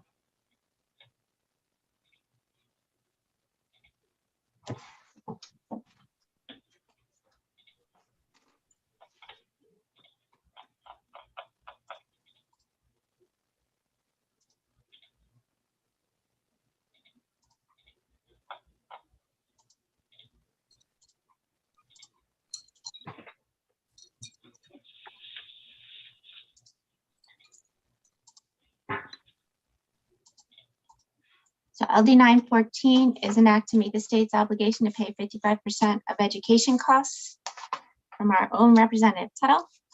This bill directs the Commissioner of Education annually to notify the State Liquor and Lottery Commission of the additional funds necessary for the state share percentage of the total cost of funding public education from kindergarten to grade 12 to reach 55%.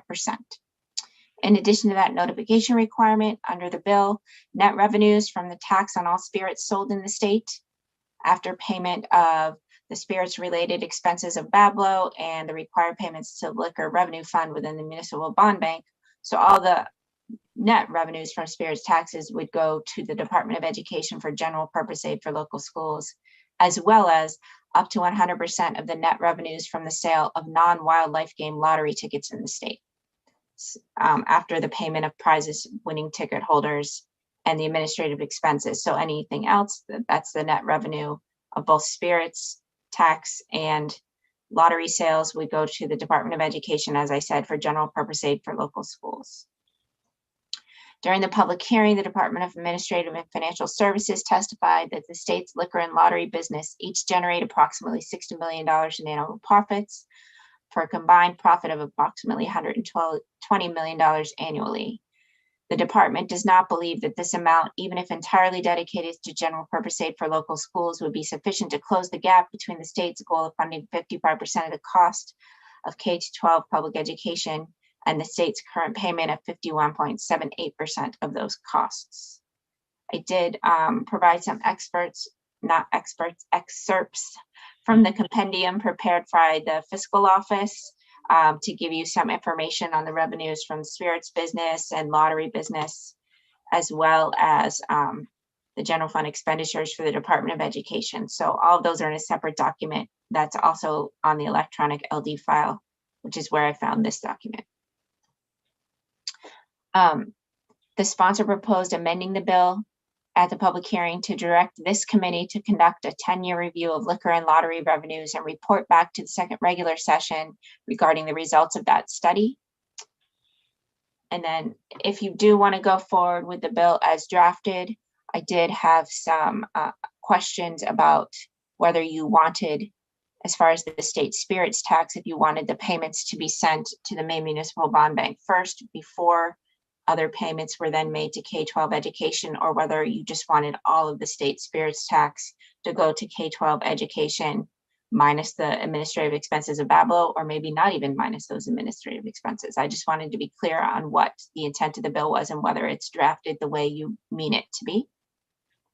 If instead you're interested in the sponsor's proposed amendment, I was trying to figure out what are the possible ways you could do that so that you would have the options in front of you. And I spoke to different people in our office, and they had the following suggestions if you do want to conduct a study.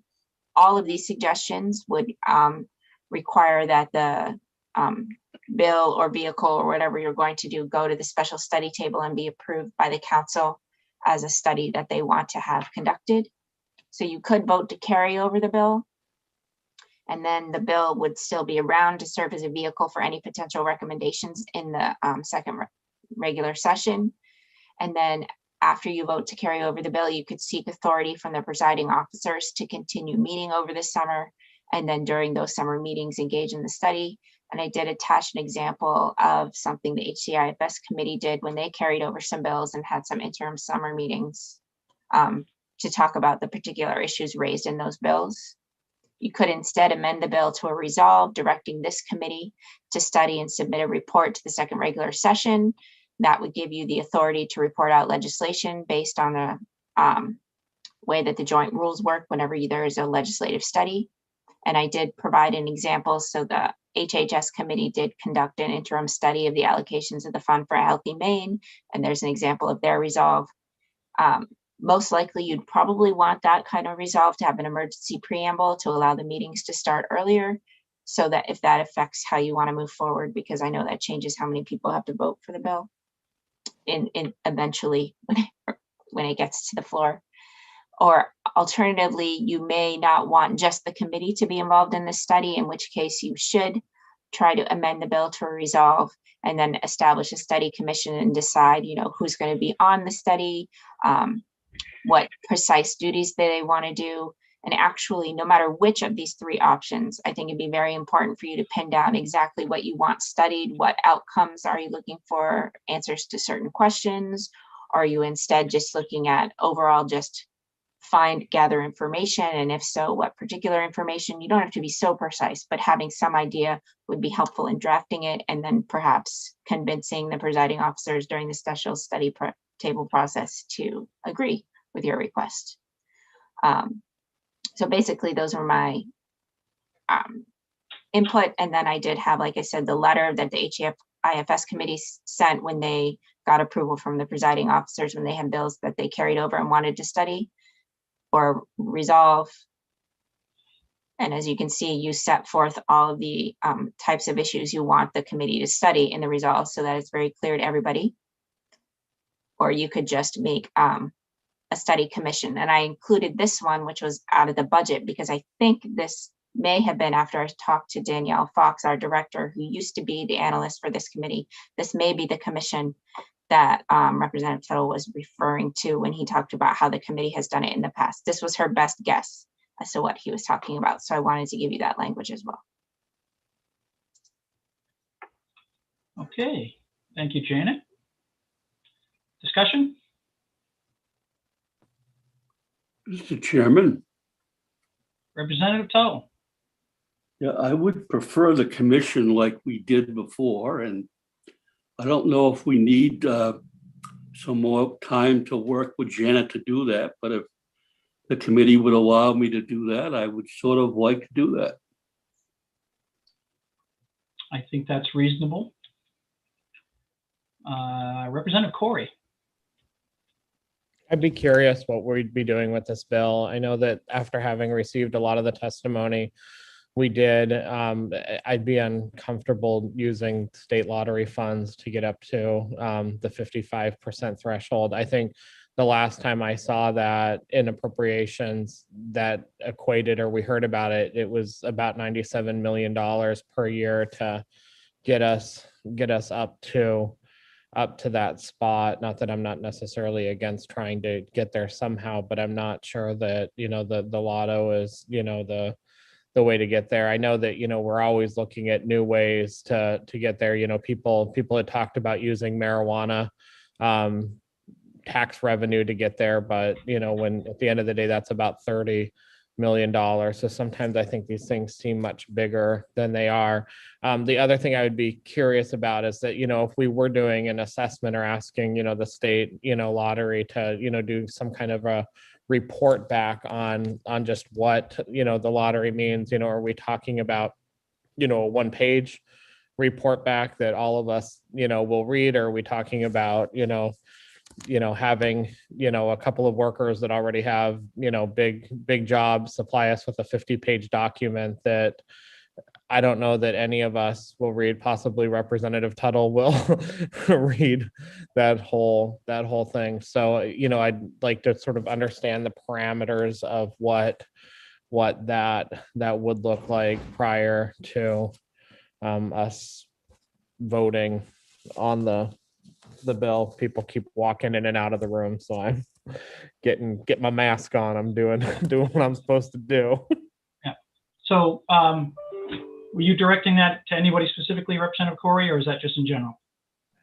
That's just in general. One, I think that reports with brevity are fine. Two, I don't think that spending state lotto funds on the 55% piece we're looking at, and then that 55% piece also shifts with school budgets and spending and everything else. So it's a tough one.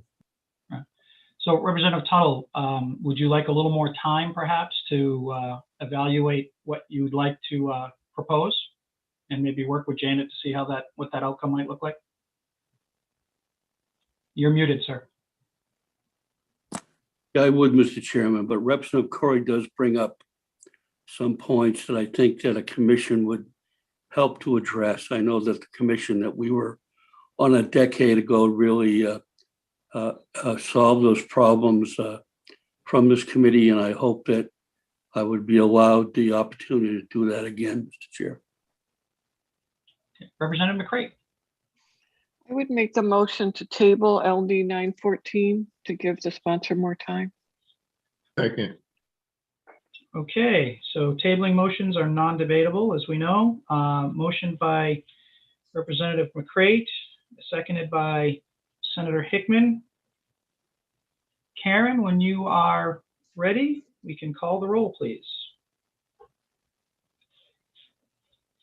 Senator Lucchini. Yes. Senator Lucchini, yes. Senator Hickman. Yay. Senator Hickman, yay. Senator Farren. Senator Farren, absent. Representative Chiazzo. Yes. Representative Chiazzo, yes. Representative McCray. Yes. Representative McCray, yes. Representative Tuttle. Senator Lucchini, I saw that was a difficult motion to support, but I'll say yes to. Representative Tuttle, yes. Representative Riley. Yes. Representative Riley, yes. Representative Supika. Yes. Representative Supika, yes. Representative Wood. Yes. Representative Wood, yes. Representative Kinney. Yes. Representative Kinney, yes. Representative Harrington. Yes. Representative Harrington, yes. Representative Corey. Yes. Representative Corey, yes. Representative Dolph. Oh, yes, yes. Representative Dolph, yes. 12 in favor of the motion, 0 against the motion, and 1 member absent, Mr. Chair. Thank you, Karen. So the tabling motion passes. We will set aside LD 914 to a later date. Almost there, folks. We're getting there. Thank you. We're getting there. Last up, we have LD 948. Oh, thank you. This is how I like it. After they compile the votes, we'll get ready to go. I think this is the last.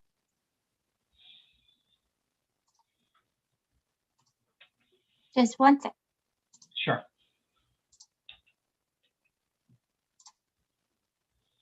All these clicks are not the most efficient way to do this. I apologize. Well, we only had a couple of bills today, so makes sense. Did that share or no? Sort of. It's in a small window. Weird. Let me try that again. Did that work? Yes, that works. Okay. It's not that I'm tired, but I might be tired. So LD 948 is an act to support boys and girls clubs through lottery revenue from Representative Collins. This bill requires the State Liquor and Lottery Commission to create a new Boys and Girls Clubs lottery game, the net proceeds of which must be deposited by the State Liquor and Lottery Commission in a separate account and distributed to boys and girls clubs across the state. The lottery ticket design must be changed periodically throughout the year.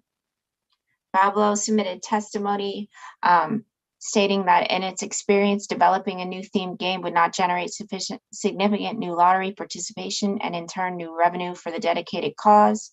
At the current time, then the Bureau noted there's only one special lottery game which benefits the Maine Outdoor Heritage Fund.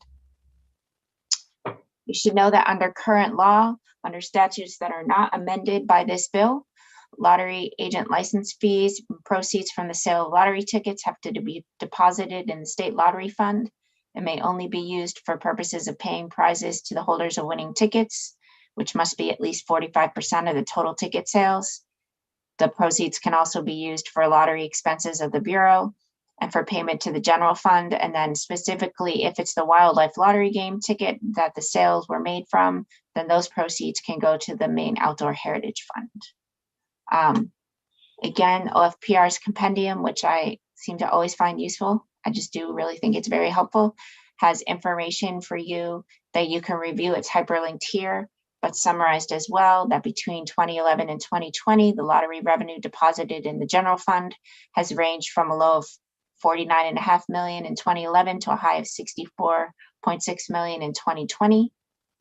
At the same time, between 2011 and 2020, the lottery revenue deposited in the Maine Outdoor Heritage Fund from the wildlife lottery game has ranged from a low of 441,000 to a high of 722,000 in 2020. So there are some drafting issues. The way the bill is drafted, they can all be fixed, but the way it's drafted, it requires the net proceeds of the game to be, to be provided to the treasurer of the state for deposit in a separate account, which is presumably some sort of account other than the state lottery fund, which would make it conflict with the lottery fund statute, which requires that all revenue received from the sale of lottery tickets be deposited in that fund.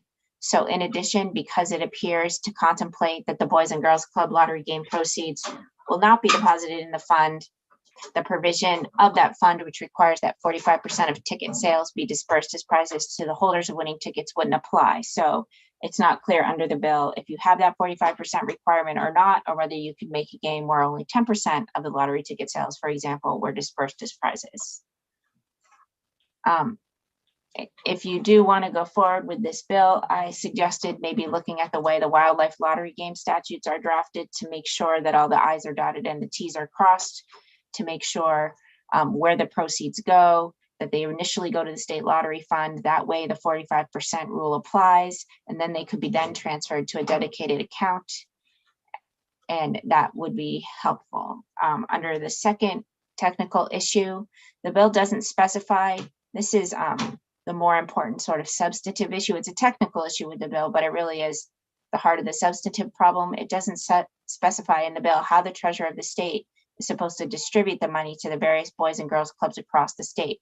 Would equal payments be made, for example, per capita payments based on youth membership or the catchment area? Those are just suggestions. It's not really clear in the bill at all. Would you want a board to be established like the Maine Outdoor Heritage Fund Board that would accept applications from the clubs and maybe then award some grants? Basically, I think that the bill needs some more guidelines, because just saying that the money's going to be deposited in a separate account doesn't tell you how the money's going to get out of the account and into the Boys and Girls Club's hands. And then as far as just a comparison to the wildlife lottery game, there is a provision in the statute that establishes that game, providing for the sales commission to be paid to agents to be 1 percentage point higher. I don't know precisely why. I wasn't here when that was passed, but you can guess why that might have been passed. And so I just didn't know if you would want a similar provision to be included with this Boys and Girls Club game or not.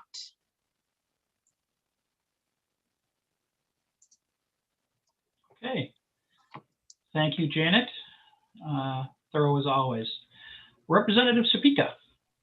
Thank you. I think that the sponsor of the bill is here in the attendees, and he was presenting an amendment that I was curious about, and I wanted to hear from him if he is still here to speak on that. All right, I do see Representative Collins in the attendee room, so we will bring him in and allow him to present his amendment.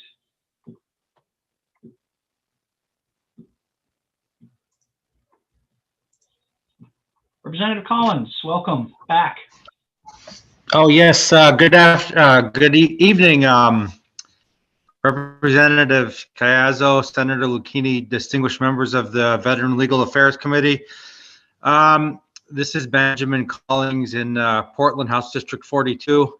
I did want to amend this bill by striking out the language originally drafted for LD 948, replacing it with language that simply would state that unclaimed lottery prizes would be used to create a after-school fund. And I did send to the committee the basically technical points of it, like how it would be created and administered.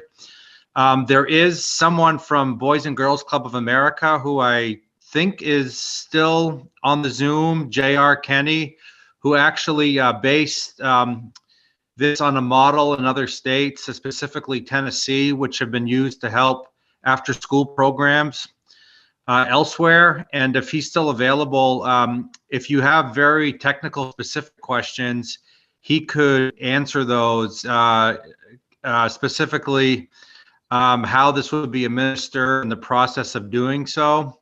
I'm not sure if you've all been able to see the points of the amendment, but that is what I was wanting to offer. Thank you, Representative Collins. Did you submit the amendment to the committee? Because I don't see it on the website. I didn't have permission to post it, so nothing is posted unless I have permission. Okay. All right. Thank you, Janet. But you did receive it? I have it, yes. Okay. Okay. I can screen share it if you want. Yeah, let me go to questions first, though, real quick. Representative Kinney. Thank you, Mr. Chair. This probably would be for the director of Bablo more than Representative Collins, but I'm wondering where the unclaimed prizes go now. Are they going into the general fund? Are they staying with the state lottery fund to pay for prizes later? Just wondering. Yeah, and unfortunately, I don't see Director Minio in the attendee room anymore. Mr. Boardman is the head of lottery. Mr. Boardman, sorry, my apologies, Mr. Boardman. Let me bring you in. I thought we were the only ones foolish enough to be working this late on a Friday.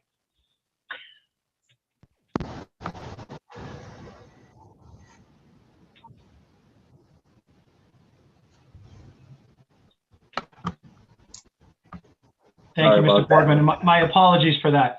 No, that's okay. Yes, my name is Michael Boardman. I am Deputy Director of Lottery for Bablow.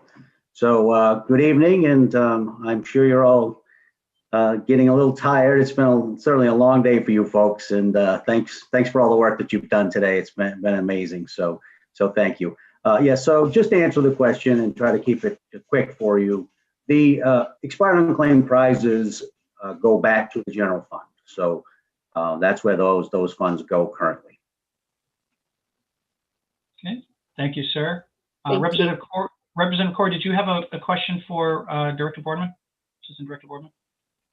Yeah, okay, go ahead. Yeah, Please. do we know what kind of money we're talking about here? Are we talking about small dollar amounts? Are we talking about really large dollar amounts? You know, like, I don't know how old the lottery is, but it would be interesting to know over, you know, how many years we've had it, just how much money we're talking about having gone into the general fund and then unclaimed prizes. I'm pretty sure most of those unclaimed prizes are probably mine because I always lose my lottery tickets. I don't actually, I don't have that number in front of me, so I would hate to provide you something that's not, you know, accurate. I don't think it's a significant amount. Most of the money does get claimed, as you can probably imagine. I'm thinking it may be, again, I would hate to speculate. I can certainly look that up and provide that back to you if that would be helpful. But like I said, I wouldn't want to speculate, and I don't have it right in front of me. So I do apologize for that. Yeah, that it would be good if you could have that, you know, back for us. I mean, this is an extremely, you know, creative idea, I think, but you know, Sure. It's also one of those things where I don't know how much of a loss it is to the general fund, and we would have to make that up somewhere else. But thank you. You're welcome. Representative Tuttle. Thank you, Mr. Chairman. You know, while I appreciate the sponsors' bill, I think that from my experience that by doing this piece by piece, we really jeopardize the intent of the lottery. And I would move ought not to pass. And but I do respect Ben's bill and then the organizations, what they're trying to do. But I think that we sort of have to look at the collective aspect of what we're doing. So unfortunately, I would move ought not to pass, Mr. Chair. Okay, that motion was ought not to pass by Representative Tuttle. Before I ask for a second, were there any questions for Director Boardman while we had him here?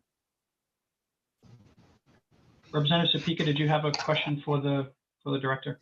Well, Mary or Representative Kinney, apologies, started to kind of get to it, and so did Representative Corey. So there was more information that I wanted to ask and kind of explore the idea of the amendment. But the questions don't seem to be here today. So I mean, I would put forth a motion to table if people would be supportive of that, and give us time to get answers to that. Okay, so Senator Hickman, do you have any questions for the director? Sorry, Senator, you're muted. Yeah, thank you, Mr. Chair. I do have a question for Mr. Boardman. The current Wildlife Heritage Fund, my screen isn't up. I probably said that wrong. How difficult or not has that been to administer since its inception? It's not really that difficult to administer. It is, you know, it does require some separate accounting for our accounting folks. We do have to work with the Outdoor Heritage folks to approve the games and help them with designing the tickets. But it's not a tremendous amount of additional work, but there is some. Follow up, Mr. Chair. Go ahead, Senator. If you had to say every other year work with a different nonprofit to do exactly the same thing under, say, a lottery program that you establish for which nonprofits would qualify for those every other year cycles, would that be a burden on the administration of this program? It would basically be like taking the current program and just changing it so that it's not only one entity that you work with every year on this, or every cycle, or every day, or however often they do events or advertise for this, but that you would do that every other year with a different entity. What would that look like for you? Well, certainly we could do that. I think that the challenge would be the lottery is a very unique business and a very unique process. So when it takes a while for folks to understand how the process of getting a game goes into the works, from the game design to the prize structure. So what prizes are going to be paid at what prize levels, and how what that top prize will be, what the price point's going to be. So to educate someone every 2 years would be certainly more challenging. Anything is doable, of course, but that would be the challenge. Would really be trying to educate new folks every couple of years on what the process is. So that in itself would really be the biggest challenge. And one more question, Mr. Chair, if I may. Senator Hickman. Thank you. And if basically you have infrastructure set up, I'm really interested in that the data we have, despite the characterization of it in the testimony, is that this fund currently raises between $400,000 and $700,000 a year. Is it a year or a biennium? Do you know? A year. That's each year. That's actually a significant amount of money for a nonprofit. I'm surprised that people don't think that's very productive. So I guess the only concern you would have is, like you said, you'd have to educate too many organizations if they all say apply to be a part of this lottery that you would then award this to. But you have the infrastructure. Would that be able to be transferable over to another campaign for a different organization? No, I don't think it would be all that difficult to transfer over. The issue, of course, is when you start adding additional games. If you're talking about having one organization, that's one thing. If you're talking about adding organizations or simply just swapping out organizations, there's certainly two different things.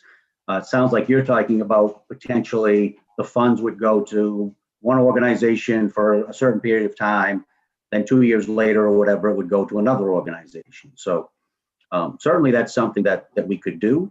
What's really important for us is that when you add these additional organizations, it doesn't really bring new players. So it really just kind of takes money and shifts it from the general fund into the nonprofits. So. Thank you. I appreciate you going with me down that path. That was not my idea. It came from our illustrious Senate chair, but I wanted to at least ask the questions. Sure. Because it was a curious idea for me, and that's a lot of money. So thank you. Sure. You're welcome. And so I apologize. Representative Supika, were you actually making the tabling motion? Because if you were, I apologize, that should have ended everything right there. Or were you just saying that you'd like to eventually get to that point? I think I don't want to stop discussion, but like, I wanted discussion to continue because the subject is something that I want to explore, and I kind of want to learn more about this amendment or what this actually means. So it was kind of in response to the good Mr. Representative Tuttle's ought not to pass. Understood. All right. I just wanted to make sure if you made that motion that it was out of order for me to continue. So maybe I was intentionally vague. I don't know. Representative Corey. Thank you, Mr. Chair. I think thinking about this, so I definitely wasn't going to support the original bill because I think the difficulty there is that, we're talking about picking one nonprofit, and I'm not sure that we use, the revenue from the lottery for a particular nonprofit itself. I think what's kind of attractive about this amendment, at least, is that we're saying that it's for after school programs, instead. I don't know, how many places, have after school programs and stuff like that, or if it's only the Boys and Girls Club that supplies after school programs, but I don't believe that's probably the case. I think that, where this becomes a real sort of interesting policy issue, I think, for us is that, I imagine the state's probably supporting after school programs in some way, and I don't know where that's happening. Is it happening in HHS? I'm pretty sure it's not happening in criminal justice because I sat 4 years on that committee and I don't remember anybody talking about after school programs there. Is it something that's happening in the education committee, and how is it that we would then grant out those dollars? Would we do it through the Department of Education, or just how would that happen? And, as I mentioned earlier too, that, we are talking about general fund, dollars here. So, if we're talking about doing something like that and possibly we're already granting, money out for those types of programs, is this in addition to, or is it, on top of what we're already, granting out, and then again, if we, decide to then take general fund dollars and then start to dedicate it to, those programs and stuff like that, we're looking at, negative, number of general fund dollars going in. What do we do? Do we raise taxes? So there's a lot more questions here than answers. Indeed, Representative Corey. Representative McCrate. Thank you, Mr. Chair. Great points, Representative Corey. And I think Janet has the language she could share, which addresses a lot of it. It's not a fully cooked amendment, in my opinion, but it gives a model that's in a different state that does go through the Department of Ed. And again, it's not fully cooked, but it answers some of those questions about where the sponsor was coming from, I think. Sure. So then I need to know if I'm supposed to share the first thing he sent me or the second, because they're both confidential to me until I'm told. Yeah, I guess, Representative Collins is in here. If he, see if he has any concerns with sharing either one or both. I think he had to step out. Yeah. I know he's okay with the first because he said he sent that to you, right? So Okay, why don't you share the first one to start? I just don't know if it answers the questions.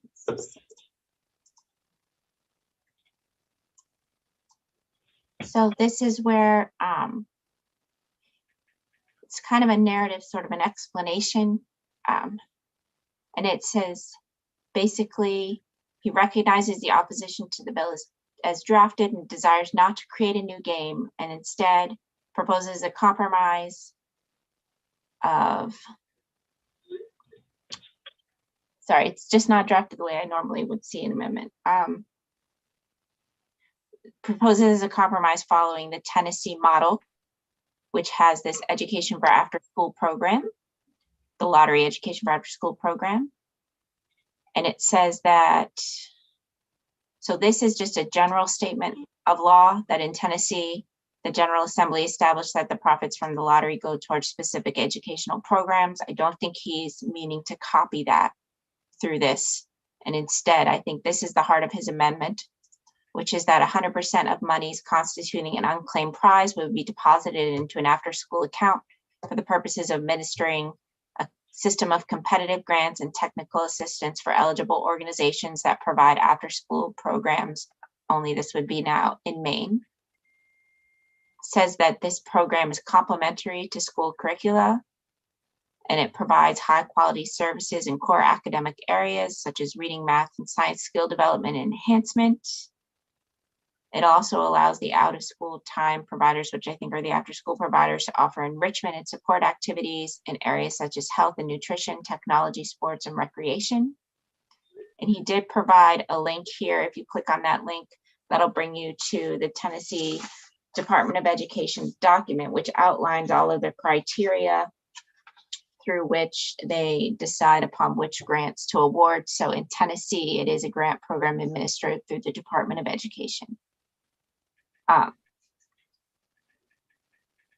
Let's see. And then he just talks about where unclaimed prize money goes now, that it's ordinarily retained for a year. And then if it's not claimed within that year, it goes to the general fund, which is what Mr. Boardman did report to you as well. He did estimate, however, that as he reviewed some financial statements, he believes that there's about $2.8 million in expired instant prize reserve that he assumed was contributed to the general fund. And in 2018, so that was 2019. And then in 2018, he thinks it was about $2.3 million. He doesn't have confirmation of that amount though, but that was just where his idea came from, that it would be those amounts of money annually, approximately. But I think the meat of the proposal is the part about the unclaimed prize money going into a grant funding program. And then if you click on this, you'll get to that Tennessee Department of Education document, which outlines their guidelines. When I look at this, if you are curious, I do have questions, but I don't have to tell you all of my questions if you're not that curious about them. I mean, if the committee wants to hear them, then that's fine. I'm trying to get a hold of Representative Collins to allow us to share the Second Amendment, but I can't seem to reach him. So basically, my questions are very similar to that second question I had about the current bill. Is okay, so you have this idea, you have a pot of unclaimed prize money, might vary annually, but you're going to have an amount of money. It's going to go into a fund. You don't have to worry about the payment of prizes and all the other technical issues with the bill because it's just this clear pot of money. But my question is, because the legislature is in charge of the purse, you hear that all the time, and you can't delegate that to somebody, first of all, unless you identify who you're delegating it to. So who's going to be making the decisions about the grant program? In Tennessee, it looks like it's the Department of Education. So that could be a possibility here. That would be a grant program administered by the department. The Maine Wildlife game, they follow a different approach. They actually established a board, and all of those statutes are attached to the bill analysis. They establish a board, and if you do that, you need to decide who's going to be on the board.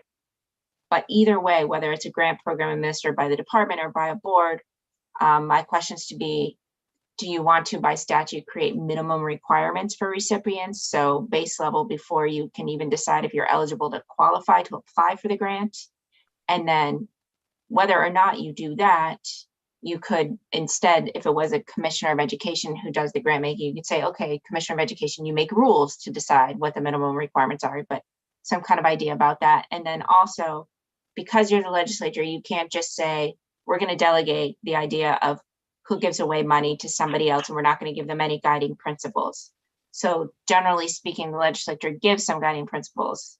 And so that might be something worth discussing, what those guiding principles are going to be. And that's something that you might want to look at the wildlife statutes. I think it's the very last one that's copied. It talks about, as far as the grant program administered with those funds, it says these are the priority areas that the legislature thinks should be focused on, and setting up sort of a hierarchy and requiring certain things to be considered, just to give some guiding principles rather than just saying, give the money to whoever you want, and then it all ends up in my bank account and you get mad. I'm getting a little punchy. Only if you don't share, that's when we get mad. Okay. Sounds like if we do some kind of amendment, there's going to need to be some work around it. There'll need to be some decisions made to how to structure it. So that makes perfect sense. Representative Corey. Yeah, I was just doing a little, research of my own right here. And I wonder if sometimes, like, I know we're talking a little bit about the Maine Outdoor Heritage Fund and the way that works, but I think it's also important to think about how the Maine Outdoor Heritage Fund was created. So like the history of the fund was, basically back in 1994, the Sportsman's Alliance of Maine and Maine Audubon Society got together, and I don't have enough information here to know if this fund was created by in committee, went to the legislature, and then put out to the voters by a 2/3 vote, right?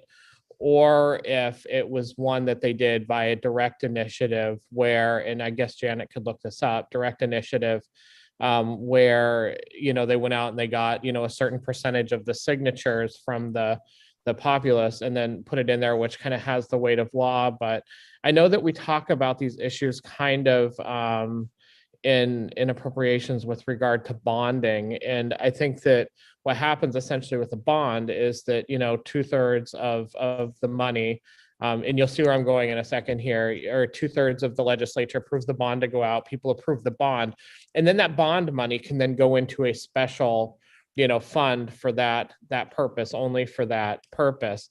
But we're talking about here now is we're talking about taking general fund, you know, dollars. And I think that Janet was, you know, basically saying that any general fund dollars are kind of general fund dollars. I wonder if the Maine Outdoor Heritage Fund is kind of unscoopable, where, you know, every 2 years during budget season, it seems like different accounts get scooped in everything else that, you know, if stuff is, you know, sitting out there and we're saying we really intend for this money to be granted out to, you know, these things, whether or not it actually gets, you know, granted out to those things. So I would just probably, you know, be very curious in how we're doing this compared to the way the Maine Outdoor Heritage Fund was actually created. I hope that it adds to the confusion. I don't hope it adds, but yes, it certainly does. But I think whatever we come up with for an amendment to how we want to structure the you know, the funding of it, I think that would be something to bring up as well.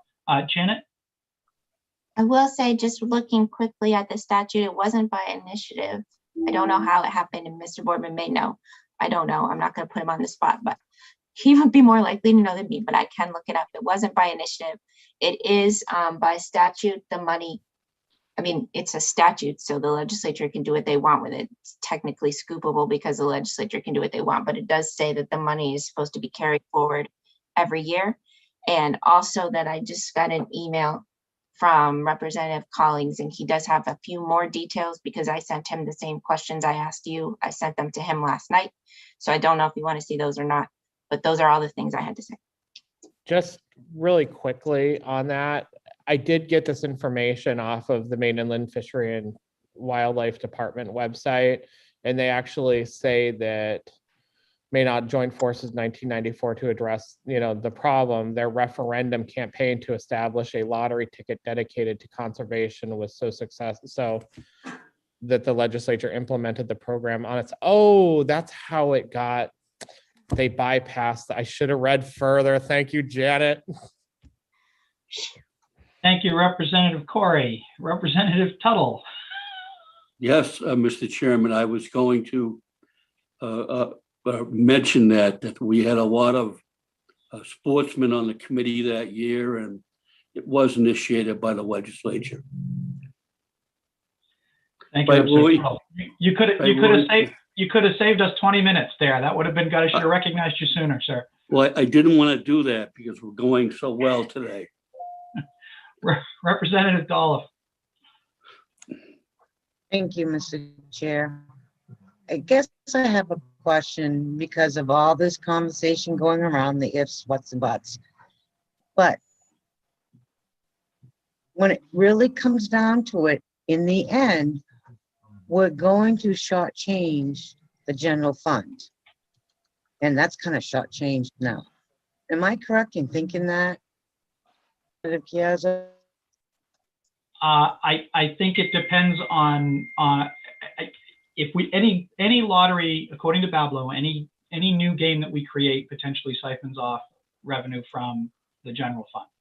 So I don't know how we would quantify that quite yet, and maybe that's something that, looking at the funding mechanism, that we would try and identify a way to not impact that as strongly as we could, if that makes sense. Can I just, okay, so I just want to, I guess maybe I didn't understand.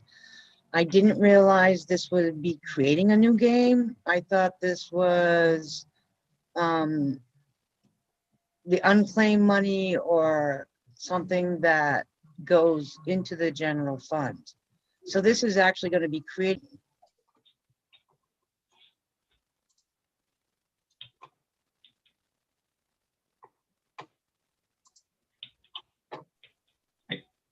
I'm sorry. That's okay. Okay, so we are gonna, this bill is creating a new ticket, so to speak, for money? No, it's taking what the lottery has extra to go to these nonprofits. Is that correct? That's the amendment. Yeah. Yeah, the amendment we're talking about is to create a separate game. No, the Okay, amendment so is the unclaimed not a prizes. separate- The bill is Thank the you. game. Thank you, Janet. Yeah, I'm a little punchy too. Oh, Does that's that make okay, sense, but Representative so. Dollar? Well, that used to be my Yeah, nickname. it Mr. does. So we're Chair. actually taking money away from the general fund. When it comes bottom line, no matter what, if we do this, it's taking money from the general fund. The potential is there, Janet? yes. Okay, thank you. Okay, Representative Supika. Have you had All enough right, yet? favorite members. And I'm very appreciative of all of you. You know,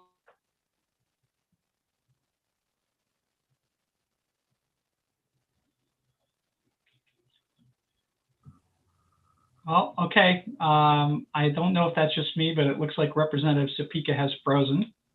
She's frozen on mine too. Yeah.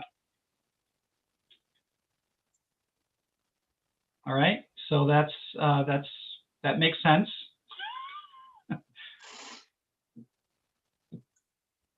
All right. Well, is there any other, Janet, did you want to put? It's not so much I want to, I'm willing to. Okay. It's up to you. Does anybody on the committee need to see Representative Collins' second amendment? Okay. Then, oh, sorry, Representative McCray. I would move to table to give the sponsor more time. Motion to table from Representative McCray, and that is non-debatable. Is there a second? Representative Wood? Oh, sorry, Representative Wood, I think you had your hand up. Is that right? Okay, so motion to table by Representative McCray, seconded by Representative Wood. Karen, if you're still with us too, I'm ready to call the roll when you are. I'm here. I'm sorry, who was the seconded by? Representative Wood? Yes, second, yeah, you. Representative Wood, yep. All right. Senator Lucchini? Yes. Senator Lucchini, yes. Senator Hickman? Yay. Senator Hickman, yay. Senator Farren? Senator Farren, absent. Representative Chiazzo? Yes. Representative Chiazzo, yes. Representative McCray? Yes. Representative McCray, yes. Representative Tuttle? Yes. Representative Tuttle, yes. Representative Riley? Yes. Representative Riley, yes. Representative Supika? Representative Supika, absent. Representative Wood? Yes. Representative Wood, yes. Representative Kinney? No. Representative Kinney, no. Representative Harrington? No. Representative Harrington, no. Representative Corey? Yes. Representative Corey, yes. Representative Dolph? No. Representative Dolph, no. 8 in favor of the motion, 3 opposed to the motion, and 2 members absent, Mr. Chair. Thank you, Karen. The tabling motion passes. That concludes the work session for LD 948. Representative Tuttle. Mr. Chair, if this is it for the day, I wanted to remind, I'm an old wrestler, and if I really get tired, I have my neck injury, and it's really hurting bad, Chris. I would wish that hope Representative Corey, by being an old EMT, a good safe drive home, and finally that Senator Lucchini is going to have a cookout at his place in 5 minutes. Thank you. Well, Janet, do we have anything else for today on our agenda? Okay, so Senator Hickman, unfortunately, I think you may have jinxed us. It's almost 6 o'clock, and you said at least it's not 8, which is good. But I want to thank everybody. A lot of work today, lots of debate, lots of discussion, and we kept everything very courteous and very respectful. So I very much appreciate that. And as a reward, we'll give you all Monday off. So we don't need to, we won't be meeting on Monday. So Representative Corey. Yes, I was just going to add that I think Senator Farron was the smartest member here today. Well, he's in Buffalo. All right, so if there's no other questions or comments, then have a great weekend, everybody. We are going to convene again on Wednesday, the 21st at 10 o'clock, I believe. Is that right, Janet? Okay, so have a great weekend. Hopefully nobody has any shoveling to do, and we'll see you all on Wednesday. It's gonna melt before I shovel.